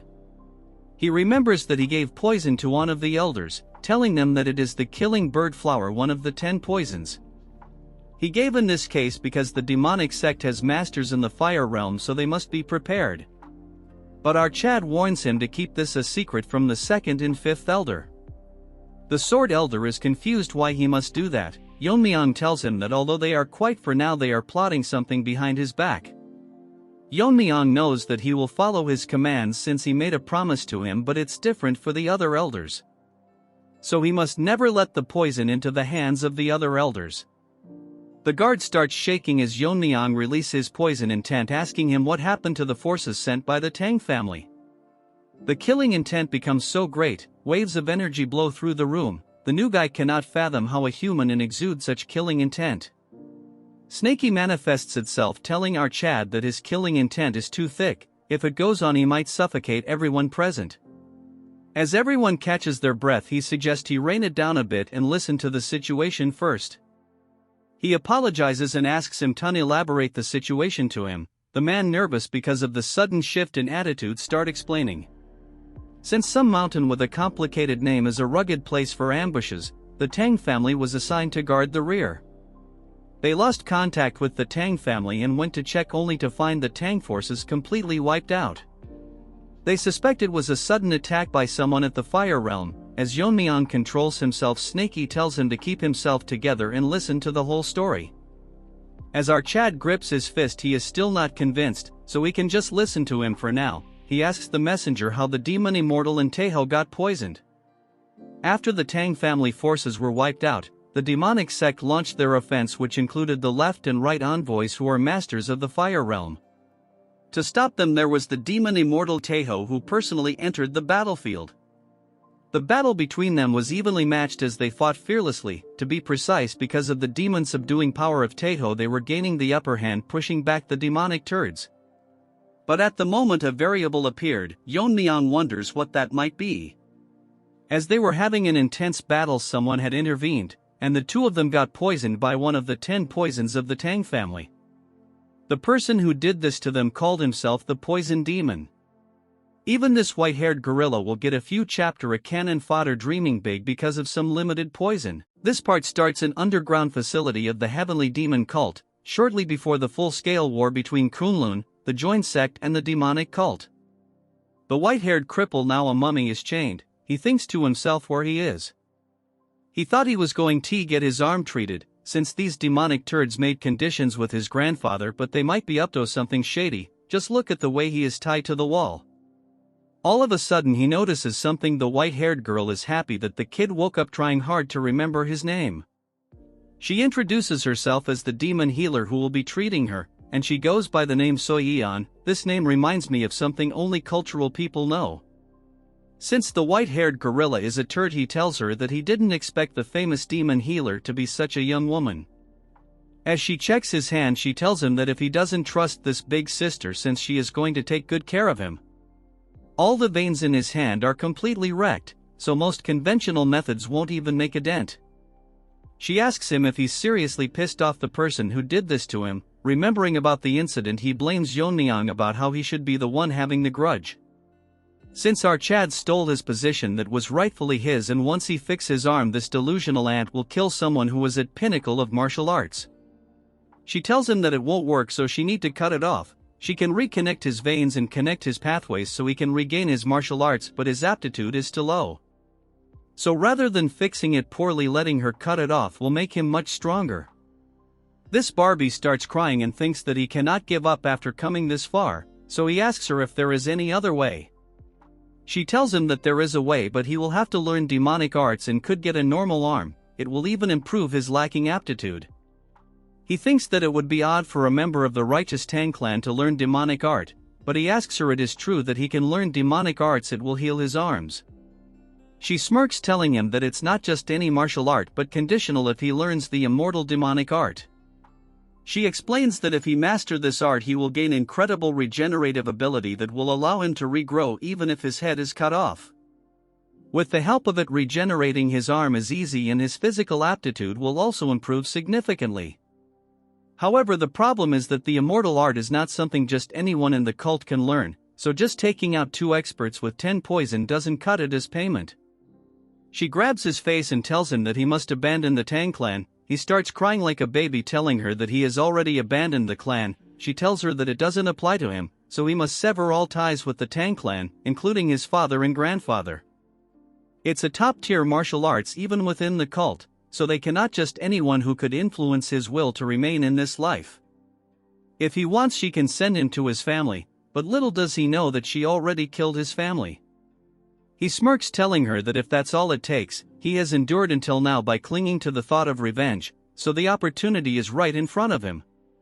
He smiles like a ugly mummy, telling her that he has already abandoned the Tang family name, so why would he not abandon his family too? Moving Tati present, we move on to the battlefield. White Turd is having difficulties because the energy imbued with Taeho's attack is interfering with his recovery. Normally he would have regenerated and returned to the battlefield, on top of that without taking the pain suppression pill. The pain of regeneration process would destroy his mind and drive him insane. He managed to poison several 4-realm masters with the blood from his severed hand, but it's frustrating he cannot do it anymore. He grits his teeth, telling himself that he must become stronger until he kills our Chad. Bro is trying to kill someone who drinks poison as an energy drink. He plans to master his arts and repay him for the humiliation with the immortal demonic art. In a flashback we see the white gorilla tied as she congratulates him that his arms have fully healed, telling him that it's unexpected that he had a talent for demonic arts. Praising the cult master that he did the right thing, giving him permission to learn the immortal demonic art.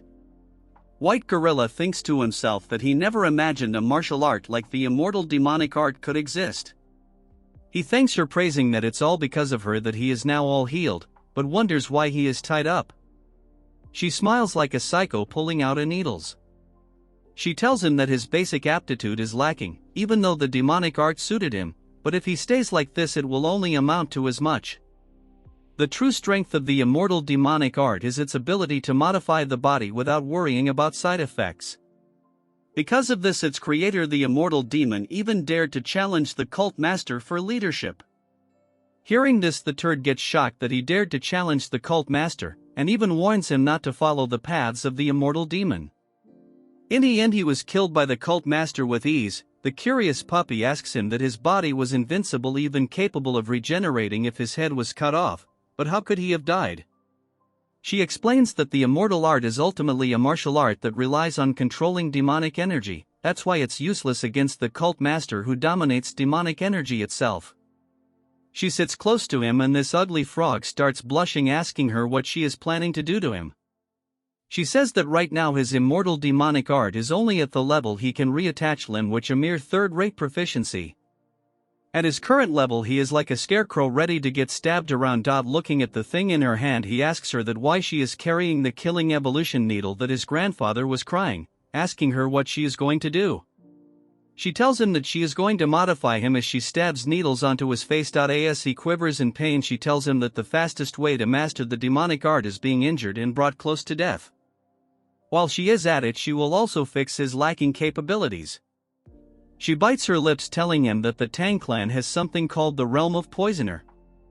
A state where even a single breath or drop of blood can kill dozens. From now onward she will be feeding him poison, so even if it feels like dying he has nothing to worry about since he won't die. By continuing to be poisoned and regenerating, his body can be modified to take on properties similar to poison. So he must repeat this until he becomes an immortal poison master. Moving to the present, this deformed gorilla vomits a puddle of blood. What he released is pure venom which has not yet adapted to his body, as he wonders if this is even possible. Every time he vomits blood his insides twist and he can never get used to it. Our attendant grabs his attention as he turns around, asking him what it is that he wants. He says that they have managed to capture some of them fleeing who are from the joint sect and Kunlun members.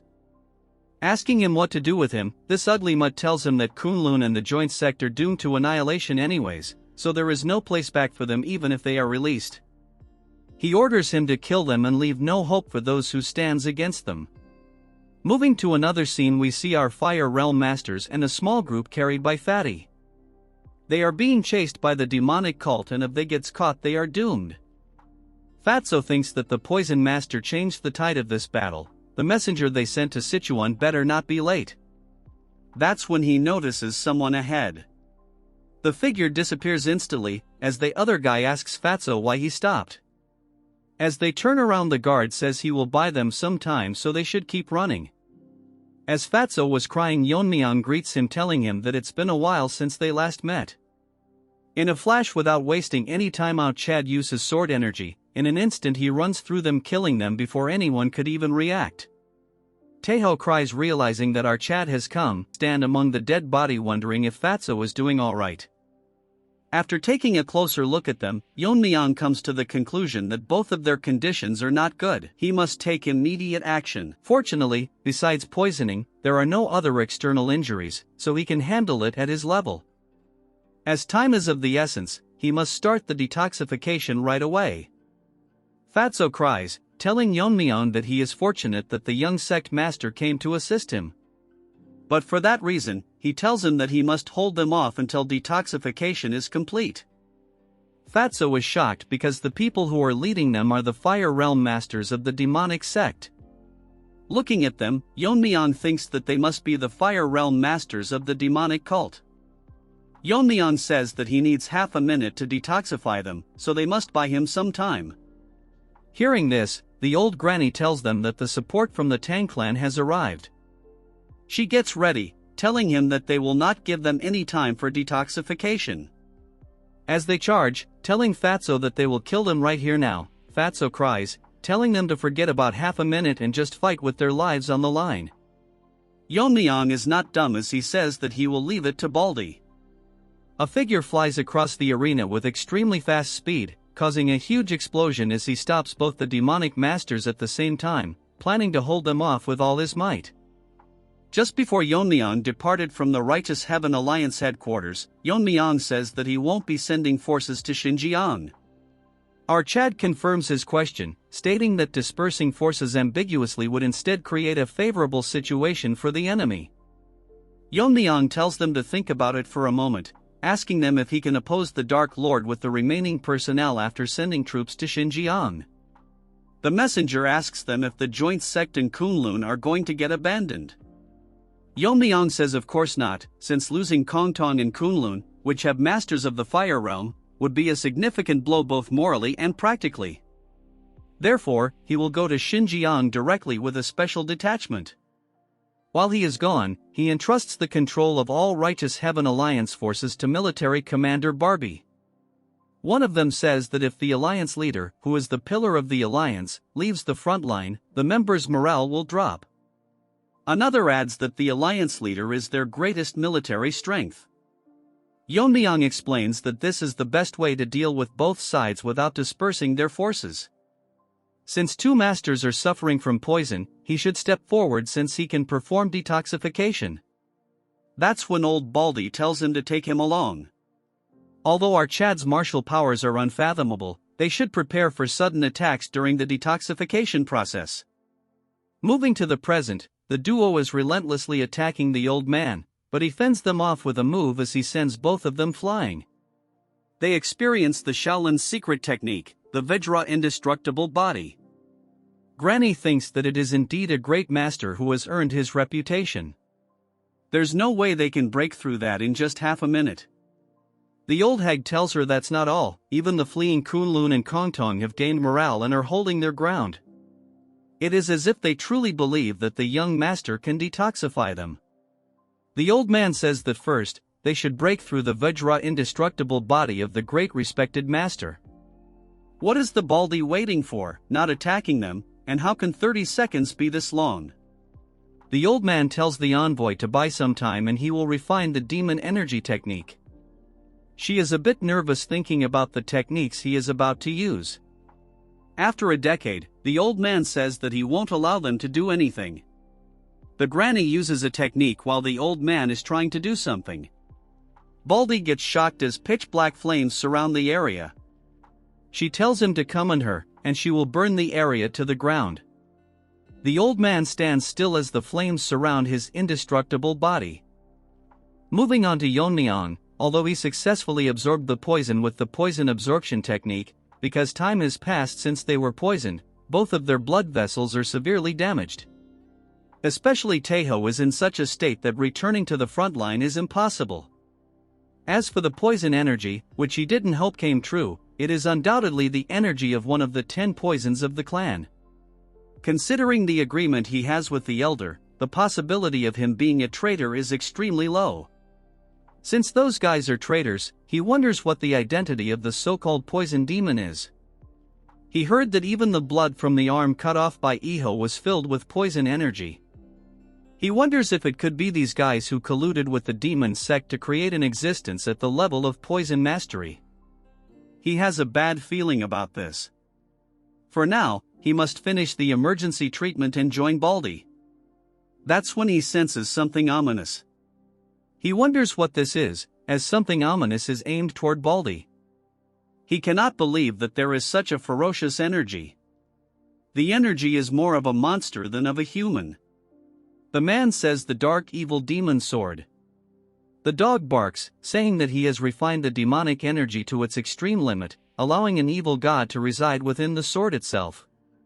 Bragging that a mere Vajra indestructible technique cannot resist the power of this evil god.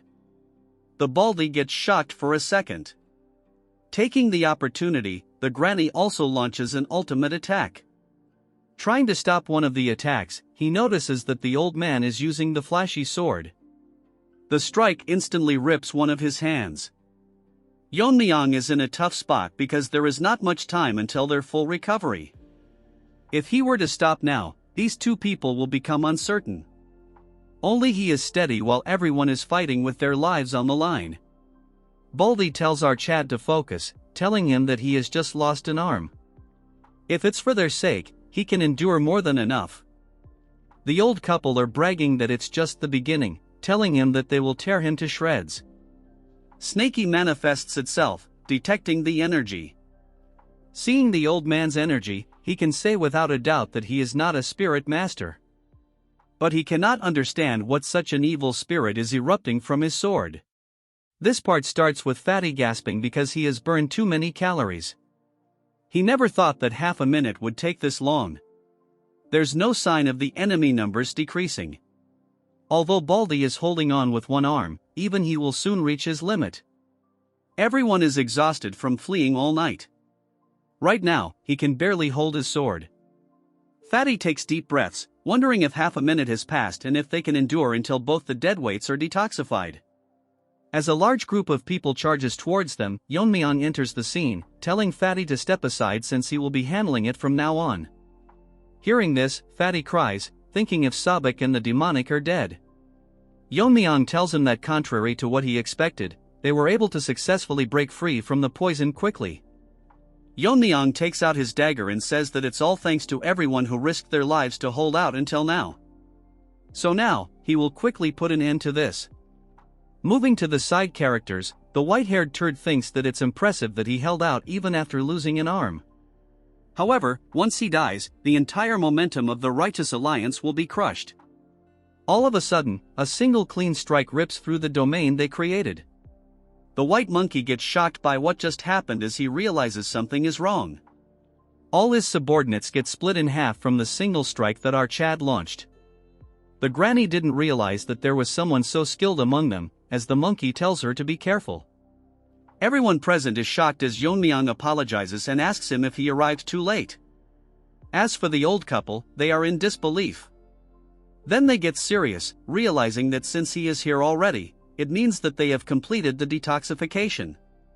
Yeon-myeong thanks Baldy, saying it's all because of him.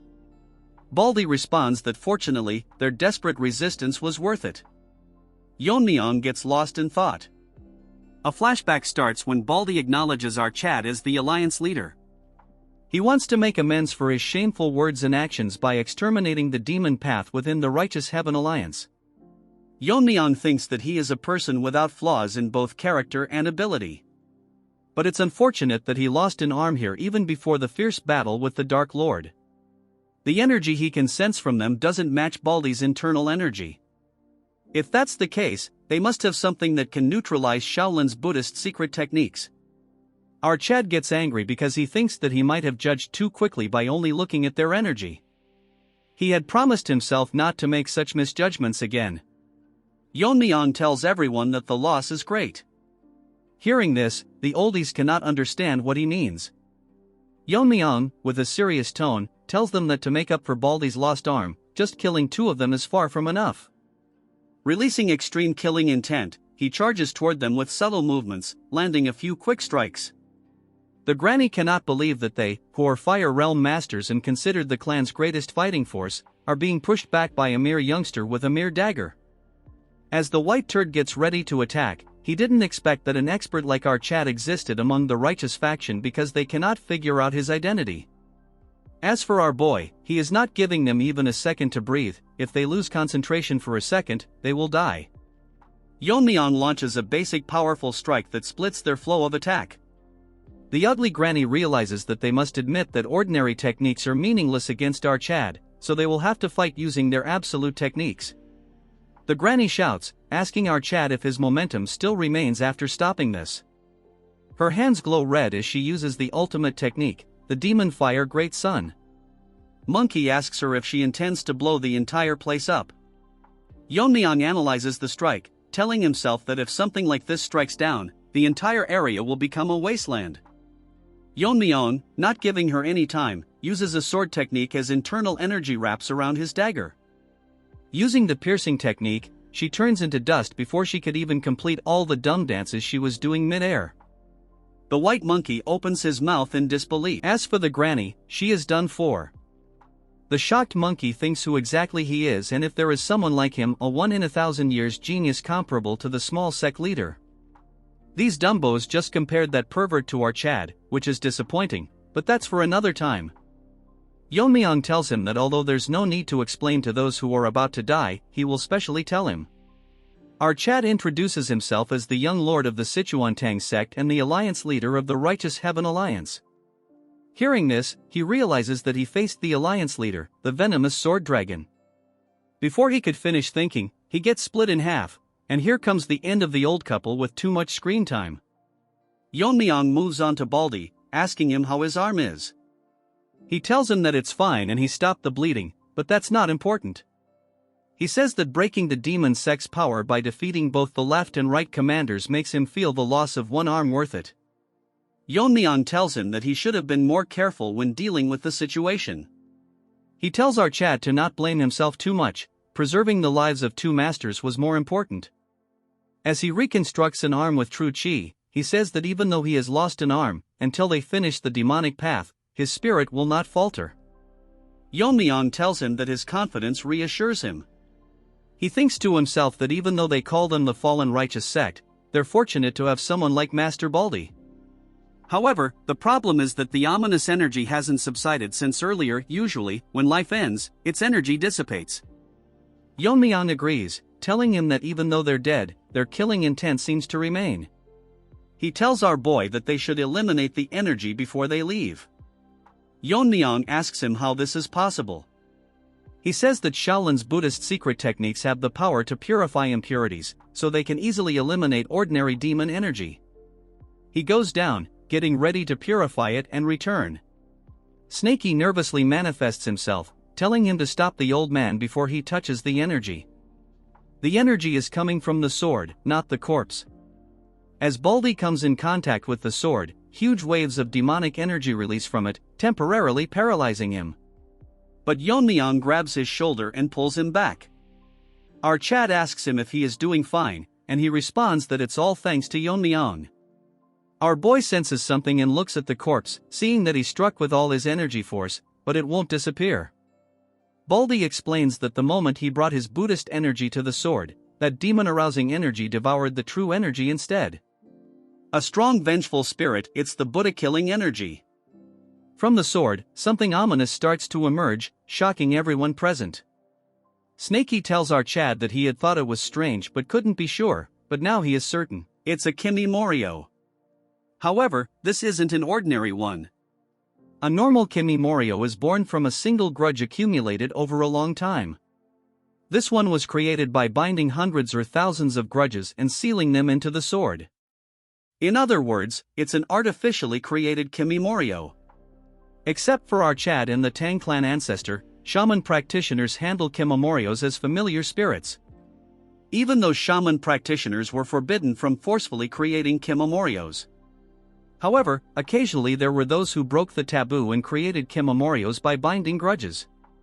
So what he means is that someone in the demon sect is continuing the shaman practitioner's lineage. Moreover, it is someone who breaks taboos and uses any means necessary that are against heaven. This concludes this part. Make sure to like and subscribe for another part. This part starts with the crawling ninja turtle coming face to face with our Chad.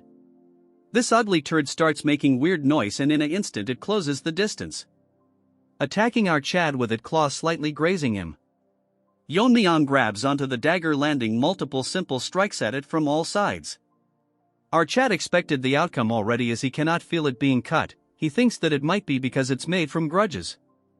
The weird thing about this ugly turtle is that it ignores the physical attack it receives, yet its own physical attack works. Snakey manifests itself, telling our Chad that it's natural that his attacks don't work. After all, every evil spirits are essentially a though form, so he suggests our Chad that he should leave this ninja turtle to him. Our Chad asks his Pokemon if he has a way. Hearing this, he gets overconfident. Releasing fog, he tells our Chad that he seems to have forgotten since he is using Snakey as a poison energy supplement. As the entire area gets surrounded by fog, Snakey says that he is an evil spirit who has lived for 1,000 years. Yeon-myeong's buddies are confused as the fog is so dense that they cannot see anything properly. The ugly ninja turtle cannot understand anything since it's stupid like all of us. Yeon-myeong tells Snakey to finish it quickly since many eyes are watching them. As for him, he gets out of our Chad's body. This time he is in his real form, telling our Chad that he understood what he meant. Snakey is so large that in front of him the ugly ninja turtle is an ant. Snakey tells this turtle that for a newly born creature its level is impressive, but he is no match for our Snakey who has accumulated power for over 1,000 years. So this ninja will also become nourishment for Snakey's power. Without wasting any time, our Pokemon devours the spirit in a single bite. Afterwards the fog faded away as Snakey munches on his meal. As for Baldy, he asks Yeon-myeong if he is doing alright. Our Chad is nervous, telling him he is fine. As for Snakey, he is still digesting the turd he consumed. Fatty praises our Chad, telling him that the fog just now was our Chad's energy technique. Our nervous Chad tells him that it's similar to an energy technique, which he thinks he should be vague about this. Baldy tells him that he cannot understand what the demon turds created, and he has never seen such a horrifying entity in his life. Yeon-myeong tells him that this might not be all of it, so he requests him to take all of them and return to the Alliance headquarters. Hearing this, Baldy and Fatso get shocked, unable to comprehend what is happening. Baldy asks our Chad if he planning to go to the demon sect's headquarters alone. Fatty tells Yeon-myeong that he managed to eliminate their key forces, so he should be satisfied for the time being. Hearing all this, our Chad cannot understand what to say to these worry babies. Our Chad explains that the turtle just now was an evil spirit that is not susceptible to normal attacks. And as they saw earlier, that they had to use energy techniques instead of sword strikes. So according to analysis, there is someone in the demon sect forcibly creating evil spirits. Fatty discovers that there might be multiple creatures like the turtle earlier. According to our Chad, the demon sect's forces are still intact. Additionally, they have yet to identify the small poison demon. If he is really someone from the Tang family, he needs to handle it by himself. Yeon-myeong tells them that they might sound reckless, but right now there is a gap in their main forces, so this is their chance to deal a decisive blow to them. Bat tries to reason with our boy, but Baldy stops him, agreeing with Yeon-myeong. Baldy tells him that although his skills are beyond doubt, he is the one that must lead the righteous alliance, so he must be extremely cautious and act with prudence. Our Chad tells him that he will follow his words and return with good news. As he rushes towards the headquarters, Baldy tells Fatty that even if he told him to stop he wouldn't, and there is probably no one who can pose a threat to the alliance leader. So they be patient and head back. Although he said this, he is very worried since they are unaware how many Fire Realm masters they have, not to mention the demon sect leader. Rather than doubt, he will wait with faith, wishing the safe return of our Chad without any fail. Moving to the heavenly demon headquarters, a dog barks that the small poison turd is entering, as it the white monkey who wants some more screen time. The female white turd congratulates the monkey, since he heard that he achieved great merit on the battlefield. She smirks, saying that he is finally starting to look like a proper demon disciple. She says that the poison master, who was the head of the Young family, was proud when he heard the news. Hearing this, the turd sweats since the master is now his father. A few days ago, the day after the turd reached the realm of Poisoner, female turd introduced the dunce to the head of the Young family. He has been supporting the demon sect and will goor his status from now onwards. The monkey introduces himself as Tang Muchan and expresses his gratitude for protecting his status. This ugly turd tells monkey that since he abandoned the Tang family, he cannot use that name anymore. He intends to adopt him as a son, so from now onwards he will be called Yang Muchan. This leech call him father, and the happy man tells him that he never had children, so he is delighted to have a reliable son. Moving to the present, he is grateful to the family head for accepting someone inadequate as him. Hearing this, female turd thinks it's a boring response. She tells monkey that now that he has achieved such merit, the sect leader will surely reward him, so she asks him what it is that he will like. He was thinking of requesting the divine body techniques, since the body techniques of Kunlun was impressive. Next time he would like to join the pursuit team and achieve even more merit. She thinks that it's a good idea, but suggests him to not learn something so boring, since they are so common in their library that he would trip over them. She shocks him by telling him that he should learn something like the original Revere Blood Demon technique. He has heard about this before, since it was what the heavenly perverts forces used when they invaded the Tang family in the past. It's a demonic technique that explodes one's potential, multiplying their strength for a short time. He asks her that it is very dangerous because when the internal energy runs out, he would die or fall into demonic possession. This skinny plastic tells him that it might be true for normal demon disciple, but he has learned the immortal demon technique. She tells him to think that if the demon reverse techniques that cost his life and the immortal demon art that prevents it. If he were to combine those, the results would be incredible. Hearing this, turd is flabbergasted. This masochist bites her lips because she is curious what will happen if they combine these martial art techniques. Moving on to the Alliance headquarters, Barbie is preparing for the war. A elders asks him what he is doing. Barbie tells him that he is just double-checking the troop formations. He thanks the elder because of his quick organization that over 2,000 can move in just a few days. He asks Barbie if he thinks that the Alliance leader and the demonic master of Kunlun met. Barbie hopes for the best and they are not too late. Barbie thinks that if the Alliance leader treats the two Taoists and brings them back to the front line, the Alliance will have a total of 6 Fire Realm Masters. Barbie thinks that the Heavenly Pervert has 5 Fire Realm Masters, so if they maintain their forces the pressure will be greatly reduced. Until our Chad join the Alliance, they should just keep the Heavenly Pervert in check while preserving their strength. However, he didn't know that not only would a considerable amount of time pass before reuniting with our Chad, but he would return after doing something earth-shattering, at the Demon Sect's headquarters, exceeding all expectations. This part starts at the Heavenly Demon headquarters. Inside, the White Monkey is getting praised by the White Turd. He tells Monkey that he has made great contributions by cooperating with the left and rigged envoys. Because of his help, their advance into the Central Plains has come one step closer.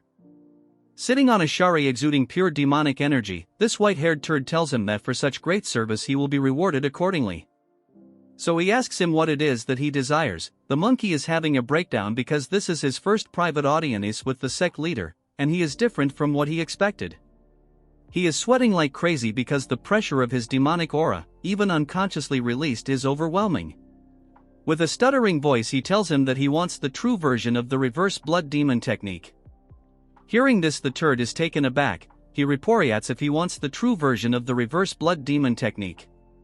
After thinking for a while, he sleeps on his bed, telling him that it can't be a coincidence that you, possessing the immortal demon technique, are seeking the reverse blood demon technique. So the female turd must have told him that with an immortal body he might be able to ignore the backlash of the technique. The old hag smirks, telling him that curiosity and mischievousness are the charm of the female turd. Getting straight to the point, he tells him that there is no such thing as the true version of the reverse blood technique. Hearing this, White Monkey's world falls apart. The leader begins to elaborate, telling him that from the start, it's a technique that uses some acupoints to circulate demonic energy and explode one's latent power. If he risks death like the immortal demon and uses all the acupoints, that itself becomes the true version. The dumb monkey tells him that from what he has learned so far, it can't be true. Before he can finish, he notices something strange. He is unable to move his body no matter what. He realizes that this is the heavenly demon technique that the female turd mentioned. The old hag asks him if he is bewildered because he thought it would be faster for him to experience it firsthand. As he snaps his fingers, something starts happening to the monkey, as his body starts to swell, causing him severe pain. Seeing the reaction, the old man laughs, telling him that he lightly overloaded his demonic energy. If he had done it properly, the monkey would have gone berserk. He says that the heavenly demon technique has the ability to control demonic energy. When mastered, it allows control over all demonic energy within range, essentially giving the sect leader power over the life and death of every demon in the sect. However, there was one that escaped, the immortal demon. He forced him into a berserker state by overloading his demonic energy, but it didn't affect his body. Instead, it only exploded his latent power, turning him into an uncontrollable immortal monster. The monkey asks what happened to the immortal demon if he became an uncontrollable monster, since he heard from the female turd that the sect leader killed him. He agrees but says he didn't explain it to her properly. Basically, he overused the reverse blood demon technique, drawing too much on the immortal demon technique's latent power. In the end, he couldn't handle his own regenerative abilities and self-destructed. The conclusion is if he learned the immortal demon technique and pushed the reverse blood demon technique to its limit, that would be the true version of the reverse blood demon technique. The turd tells him that he can't open all the acupoints of the reverse blood demon technique by himself. If he wants power equal to the immortal demon, he will have to go through the same berserk state he did. For him, who hasn't mastered the immortal demon technique, it might only hasten his death. Asking him if he still wishes to learn it, the monkey transforms into a dog ready to devour the bone. He agrees to learn it, thinking to himself that if he can become much stronger than now and get revenge on Yeon-myeong, he would risk his life 1,000 times. Grinning like a deformed omelette, he tells the white turd to bestow upon him the true reverse blood technique. Next, we move on to the Righteous Heaven Alliance. Barbie is thinking hard because he finds it strange, the forces of the Dark Lord of Destruction that were attacking martial arts families for a short time are moving at an unusual degree. He thinks that the heavenly pervert might have been injured in the fight with the Sword King. While he is thinking, a voice grabs his attention, telling him that it is an emergency. Barbie calls the man Yang, asking him why he is in such a hurry. Yang informs him that the heavenly pervert has made a move. Hearing this, Barbie turns into a turd, fear visible in his eyes since these turds have invaded Shaolin. One bald ant asks how they could invade Shaolin and if they think they will be safe after messing with Shaolin, which is under imperial protection. He warns that if they continue this tyranny, it'll go beyond martial arts crimes and become a national offense. This annoying character asks him if he really thinks that the emperor will prioritize practicality and safety over faith in Buddha. Before the bald face can finish talking, he uses a degraded version of Yeon-myeong's sword art, killing them in an instant. He laughs, telling them that no one is coming to help them, and even if they come, it would be useless. This arrogant trash declares that from today onwards, a single monk will not live to see the evening moon. All his subordinates agree with this talkative trash. Moving on to Barbie, he is shocked because the government shall not interfere with martial matters. He figures out that the imperial court has decided to abandon Shaolin. Barbie orders everyone to gather troops. Although they are late, they must go to Shaolin. A voice tells him that it is not possible. Swordmaster Hak Eunice is accompanied by a mysterious member, none other than the Sword Saint of Mount Wu-Tang. He asks Barbie if he is part of the alliance. If so, he must not send troops to Shaolin now. Barbie asks if he is saying that the alliance should abandon Shaolin. The man tells him in a loud tone that it is not just the heavenly pervert who is moving, even the demonic forces have started moving into Shaanxi too. Hearing this, everyone present in the room is shocked as the Sword Saint explains that the 3 demonic families that follow the heavenly pervert are moving. Among them, the Manhwa family has announced a dispatch ceremony for the great war between the righteous and the demonic. Moving on to the demonic family, an old hag is serving tea, telling someone about the great war between the righteous and demonic paths. She is the great madam of the Manhwa family. Her child has been waiting for this day, saying that he needs to achieve merits to impress his father. This great war is to determine the successor among the 3 young masters of the demonic path. She asks the person if their son, as a candidate, is the most likely to become the Lord. The one-eyed turd asks her if she is worried about that and if his support as the right hand of the Lord is not enough. She is concerned, saying that as a mother it's natural, so she just wants an honest answer. Among the 3 young masters of the 3 demonic families, the young master is the most skilled. If he achieves merit in this expedition, his position as successor will be secured. By means of merit, she asks what he means. She is shocked as he tells her that it means the annihilation of the righteous sects in Shaanxi, which basically means the destruction of the Wasan and Jiangnam sections. With that much, the pervert will become the next lord. The pervert attacked Shaolin. Meanwhile, the imperial court declared non-interference in Murim affairs. The Manhwa family, one of the 3 demonic families, held a troop dispatch ceremony. Barbie cannot believe that all of this happened in a single day, as he continues reading the paper. He thinks that if things continue like this they don't know what to do. At this crucial point they need our Chad right now. Moving on to our Chad, he is running on a vast desert.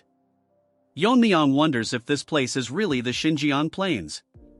He is confused because he is running across a desert, because he cannot see any water and this is the first time he has seen such a place.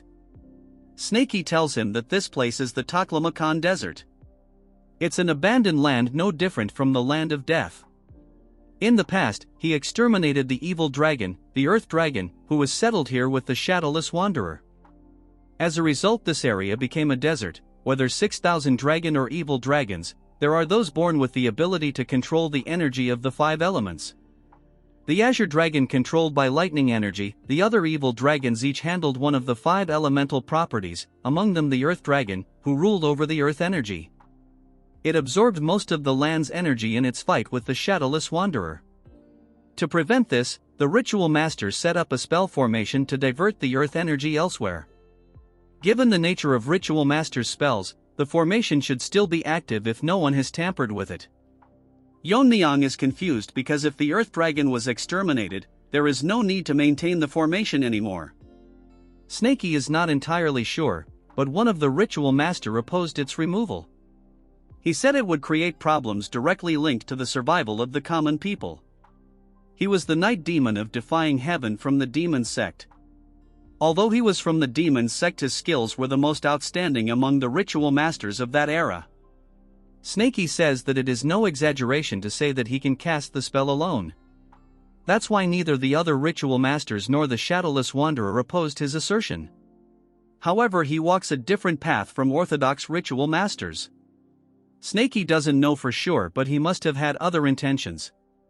Unlike other ritual masters who built their status through spells, he used evil spirits as his subordinates to build his status. He heard that with his elevated status, he could perform forbidden techniques and avoid divine punishment.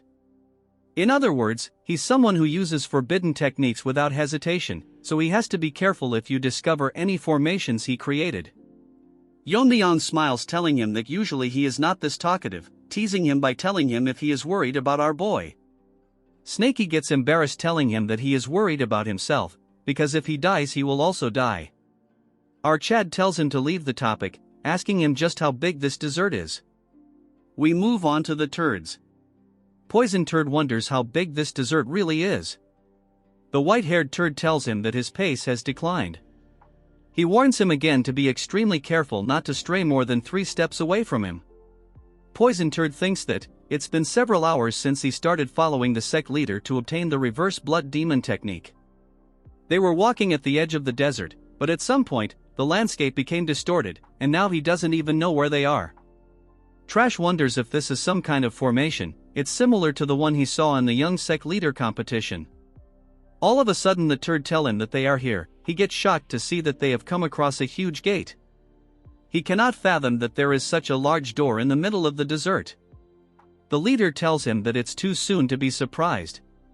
He pulls out a talisman marking the door, flames engulf the door and it's open. From inside, extreme pressure releases, causing the ant to get squashed.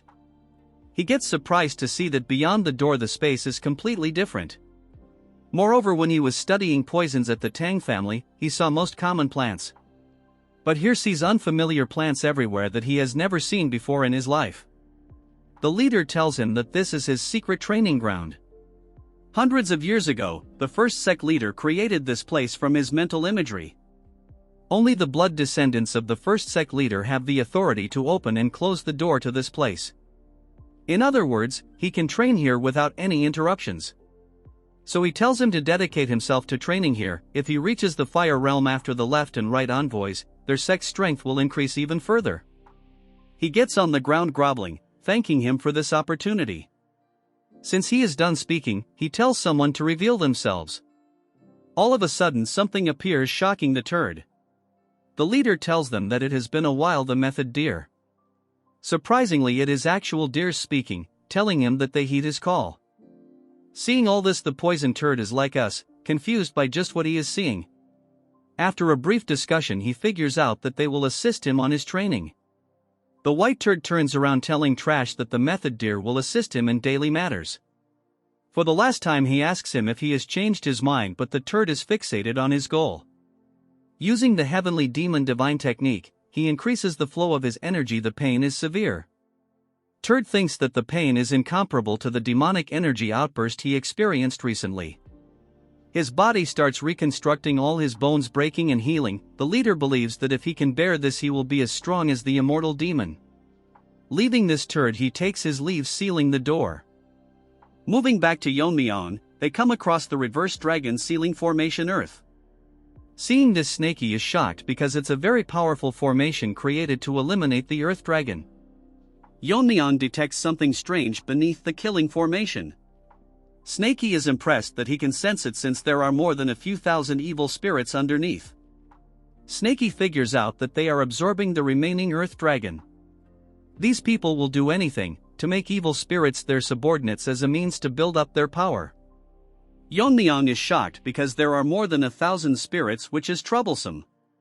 He thinks if he should deal with them before fighting the demon sect. But if they are immune to physical attacks like that one from before, it would be quite troublesome to handle them. That's when he sees that he has a hungry dog in the shape of a snake as it continues to drool. He asks Yeon-myeong if he can have his food. Our Chad tells him it's fine. Snakey asks him again. Yeon-myeong says that he is not a ritual master, so he doesn't know much about evil spirits and demons. He is more suitable to deal with them, and at his level, it shouldn't be difficult. Snakey understands, but he didn't expect that our Chad would agree so easily. Yeon-myeong tells him that it's settled. His energy and body are already strained from traveling across this vast desert. He needs a day to rest before clashing with the demon sect. So he will allow his to manifest, but tells him to finish it as soon as possible. Snakey instantly transforms, turning into a huge beast. Before leaving, he gives him an advice: if he heads north towards the desert's border, he will find a village. Our Chad remains quiet as Snakey plunges into the formation. Inside there is a net made of talismans. That when Snakey notices a powerful energy coming his way. He figures out that this is not the master but the energy of a hungry spirit. The spirit notices that there is an intruder. The guardian of this formation is the four-eyed divine hound. As Snakey dives deep into the formation, he thinks it is peculiar that there is such a place hidden beneath the desert. He figures out that the earth's energy has been trapped within a formation all the time. That's when Snakey notices a pit. Taking a closer look, he senses enormous energy, so this pit is where all the evil spirits are sealed. He thinks that if he can absorb these, his caliber would increase greatly. That's when he gets shocked, realizing that something dangerous is coming his way. In a flash, something large break out of the pit, telling Snakey how dare he set foot in this place. This four-eyed rat doesn't know how he discovered this place, but any intruders will be eliminated. As this ugly dog howl, trying to intimate the giant monster, Snakey looks at the trash and realizes that this trashy dog possesses top-tier caliber. Multi-eyed rat looks at Snakey and say that he looks familiar. He asks Snakey that he is probably one of the subordinates of the invincible guest. Hearing this, Snakey asks if he is aware of him. Trash tells him that he saw Snakey with the invisible guest when he was active. He had, though, that Snakey died with him. This turd dug his own grave as he tells Snakey what his purpose for coming here, calling him a mere tool. Hearing this, Snakey is having a hard time controlling his anger that he called him a tool. He instantly wraps around this rabid dog, increasing his size, telling him that a mere gatekeeper for a small fry has the guts to call him a tool. As Snakey becomes as big as him, a fierce fight begins. Keep in mind that Snakey in his prime form can one-shot that lizard from earlier parts. The scene shift to the northeast side of desert where a small town is located. Followed Snakey's instructions and discovered this place. But it is very surprising that there is a village like this near such a desert. Fortunately, he found a modest place to rest. He wonders how Snakey is doing since he is currently doing the cleanup, but the clash with the evil spirit will start again. Our Chad cannot rely on him all alone, since the essence of evil spirits is resentments imbued with grudges. If he can imbue his swords with an intent stronger than that of resentment, he can cut them down. Our Chad gets stunned when a busybody breaks his concentration, telling our Chad that he has brought his meal. Yeon-myeong tell him that he has told him multiple times not to disturb him during meditation. The old hag apologizes, telling him that he forgot. Since he is an old man, our Chad lets it go, telling to drop it by the door. As this old turd was about to leave, he asks our Chad if he needs a girl for night service. Then he realizes that he is blabbering too much as our Chad made a face as if he would chew him alive. When our Chad first arrived here, he politely asked for a place to stay, but they seem to have mistaken him for a young master or some demonic family.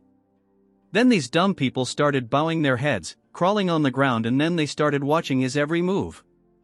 Our Chad didn't think that he had to clarify this to them, so he is going to play along with it. But there is something wrong because they are trying to provide him excessive hospitality. That when a voice call for him, breaking his attention, getting pissed, he asks him who is it that is breaking his space this time. The figure that is in front of our Chad is very nervous and is sweating a lot. The man says that the moment he saw them, he realizes that our Chad is from the Tang clan. This man is Jang Chun-li, he was a member from an evil martial arts family when the Black Death Alliance ruled Sichuan.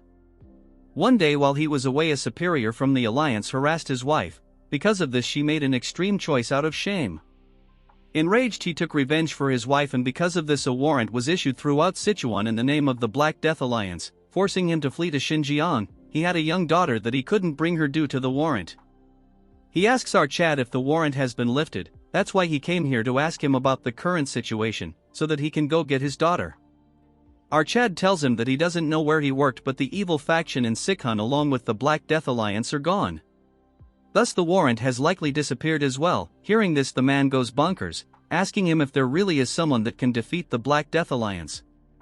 With a straight face he thinks to himself he single-handedly annihilated the alliance. The fact that his current nickname is the Sword God level young master of the Tang family. He gets shy, thinking that it's better to let it slide quietly or it will just get noisier. To make up an excuse, he tells him that one of the master of the fire realm said so. The man gets on his knees thanking him, telling him that he will go back to find his daughter. Our Chad asks him that looking at the condition of the village, they don't seem very well off, but they are treating our Chad too well, so there probably is something behind this treatment. The man tells him that this is because of the divine pill. It's a drug distributed by the heavenly demon sect that help forget worries. The more someone offers, the more they get, but since the village is poor, they get the bare minimum. The problem is the divine pill is highly effective and addictive. Once you get addicted, it cannot be avoided. They almost took him for a high-ranking member of the sect and are trying to curry favor, hoping to get more pills. Sometimes sect members appear here for that purpose. Yeon-myeong thinks to himself that this land is beyond the reach of the Imperial Court and the Alliance. He wonders just how addictive drugs are affecting the innocent people. Before he could finish his thought, a sound breaks the flow. Someone is ringing the bell vigorously. It's the village emergency bell, which usually means bandits are coming. The old hag barges into the room, asking if our Chad is inside. She asks him if he heard the village bell, explaining that about 50 bandits are heading toward the village. Then he turns to another man in the room, questioning what he's doing there. Yeon-myeong intervenes, telling her that he called the man over. Our Chad asks the old if there really are bandits coming. He confirms it and mentions that they have a shelter for situations like this, suggesting it would be best for him to come hide with them. With an angry look, our Chad responds, saying that he isn't someone who gets scared by mere bandits. The old starts shaking, insisting he didn't mean it that way. Without wasting any time, he tells her to guide him toward the bandits. As he approaches the group, the bandit leader notices 4 figures who don't look like villagers and demands to know where they're from. Our Chad remains silent as a flashback takes us earlier when one of the attendants advised him. The attendant told him that if he ever fights bandits, he should claim to be from the Yang family, a sect known for researching poisons in medicines. Recalling this advice, our Chad declares himself as a young master of the poison master Yang family. The bandit leader scoffs and says that if that's true, he should show them the divine pills, which members of the Yang family are said to carry. Hearing this, Yeon-myeong sighs, realizing he has no choice but to put his hands inside his robe. The bandit leader thinks to himself that this is a windfall. If they take our Chad hostage, they might extort loads of divine pills from the sect. However, looking back, he realizes that except for him, his entire group has been wiped out. He can't believe what he's seeing. Meanwhile, our Chad finds the situation strange. He clearly stated earlier that he needed rest to circulate his energy, yet one thing after another keeps disturbing him, and now bandits appear right on cue. With killing intent in his eyes, he asks the remaining bandit who exposed his whereabouts, threatening to turn him into a limbless Barbie if he fails to answer. The attendant watches silently, amazed at how effortlessly our Chad eliminated the bandits. He knew our Chad was strong, but not to this extent. The bandit leader stammers, claiming he didn't mean to go this far. Hearing this, Yeon-myeong wonders if the man is hiding his strength. Instead of showing anything, the bandit falls to his knees and proclaims eternal gratitude, offering to do anything to prove it. He exposes that they came here under someone's orders. Yeon-myeong sighs as the man reveals that the main culprit is the village leader.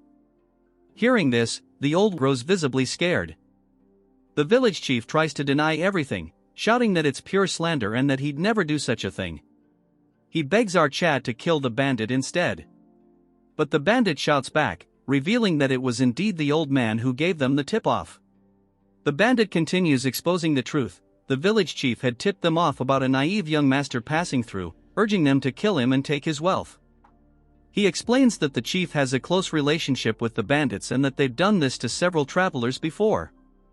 The process works like this: the village chief reports information about passing merchant groups or peddlers, and the bandits rob them, sharing a portion of their spoils.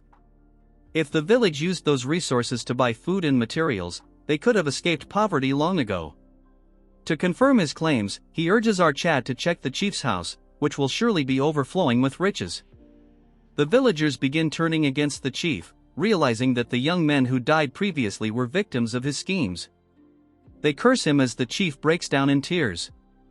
Having seen enough, our Chad throws a needle, dies instantly. He mutters that the chief was utterly disgusting. As the man falls to the ground, the bandit leader notices the feathered needles our Chad used. As far as he knows, feathered darts in the world are only associated with the Tang family. Before he can spill any more information, our Chad ends him, remarking that the bandit was sharper than he looked and should have pretended not to notice that detail. After following the thieves' words, they discover a huge stack of wealth hidden inside the chief's house. The amount is so much that it is enough for all the villagers to settle elsewhere. Yeon-myeong tells the steward to divide the treasures among themselves since he has to go somewhere. Hearing this, the man gets shocked, telling our Chad that it was him who dealt with the thieves. Yeon-myeong tells him that it's unnecessary for the path he is taking. In reality, the gold coins from the Black Snake Castle alone are worth several times more, so there is no need to reduce their share.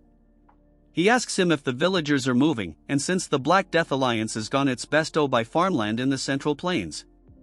The man thanks our Chad and tells him that it is because of him that he can search for his daughter.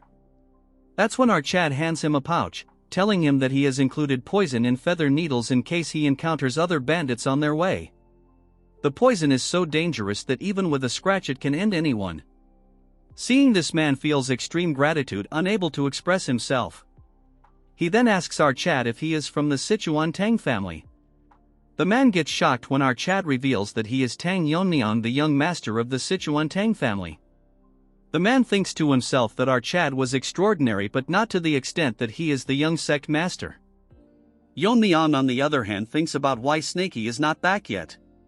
Because he seemed quite confident that he could handle the evil spirits all by himself. He stares at the sky and thinks that he has no choice but to go there himself. Moving to Snakey, he has finished the ugly-looking turd that was blabbering nonsense. Snakey is losing connection. A spirit medium is something that connects a master to a servant. Like souls connect, this allows for telepathic connection. But there is one thing that they are not aware of, that there is a side effect, which both of them are unaware of. If the physical distance between the master becomes too far, the servant cannot maintain their sanity. Meanwhile, in the deepest part of the reverse dragon formation, where the high-ranking spirits were sealed, all turned towards their gazes towards the sky at once. They had sensed the death of the four-eyed divine hound, the gatekeeper who has been guarding the bottomless pit. Subsequently, they felt an enormous energy descending towards them. A strange evil spirit, who had lost its sanity, was descending while spreading poison. The lower rank ants were annihilated just by touching the poison mist Snakey was emitting. Before the would also die by his hands. In this situation, the only choice was to devour each other and build up their rank to become slightly stronger. The high-rank monster, the phantom frog, was devouring another beast, but a beast stomped it to death, telling everyone that he cannot let it increase in rank. It wonders to itself that the four-eyed puppy died easily, wondering just how powerful the snake is.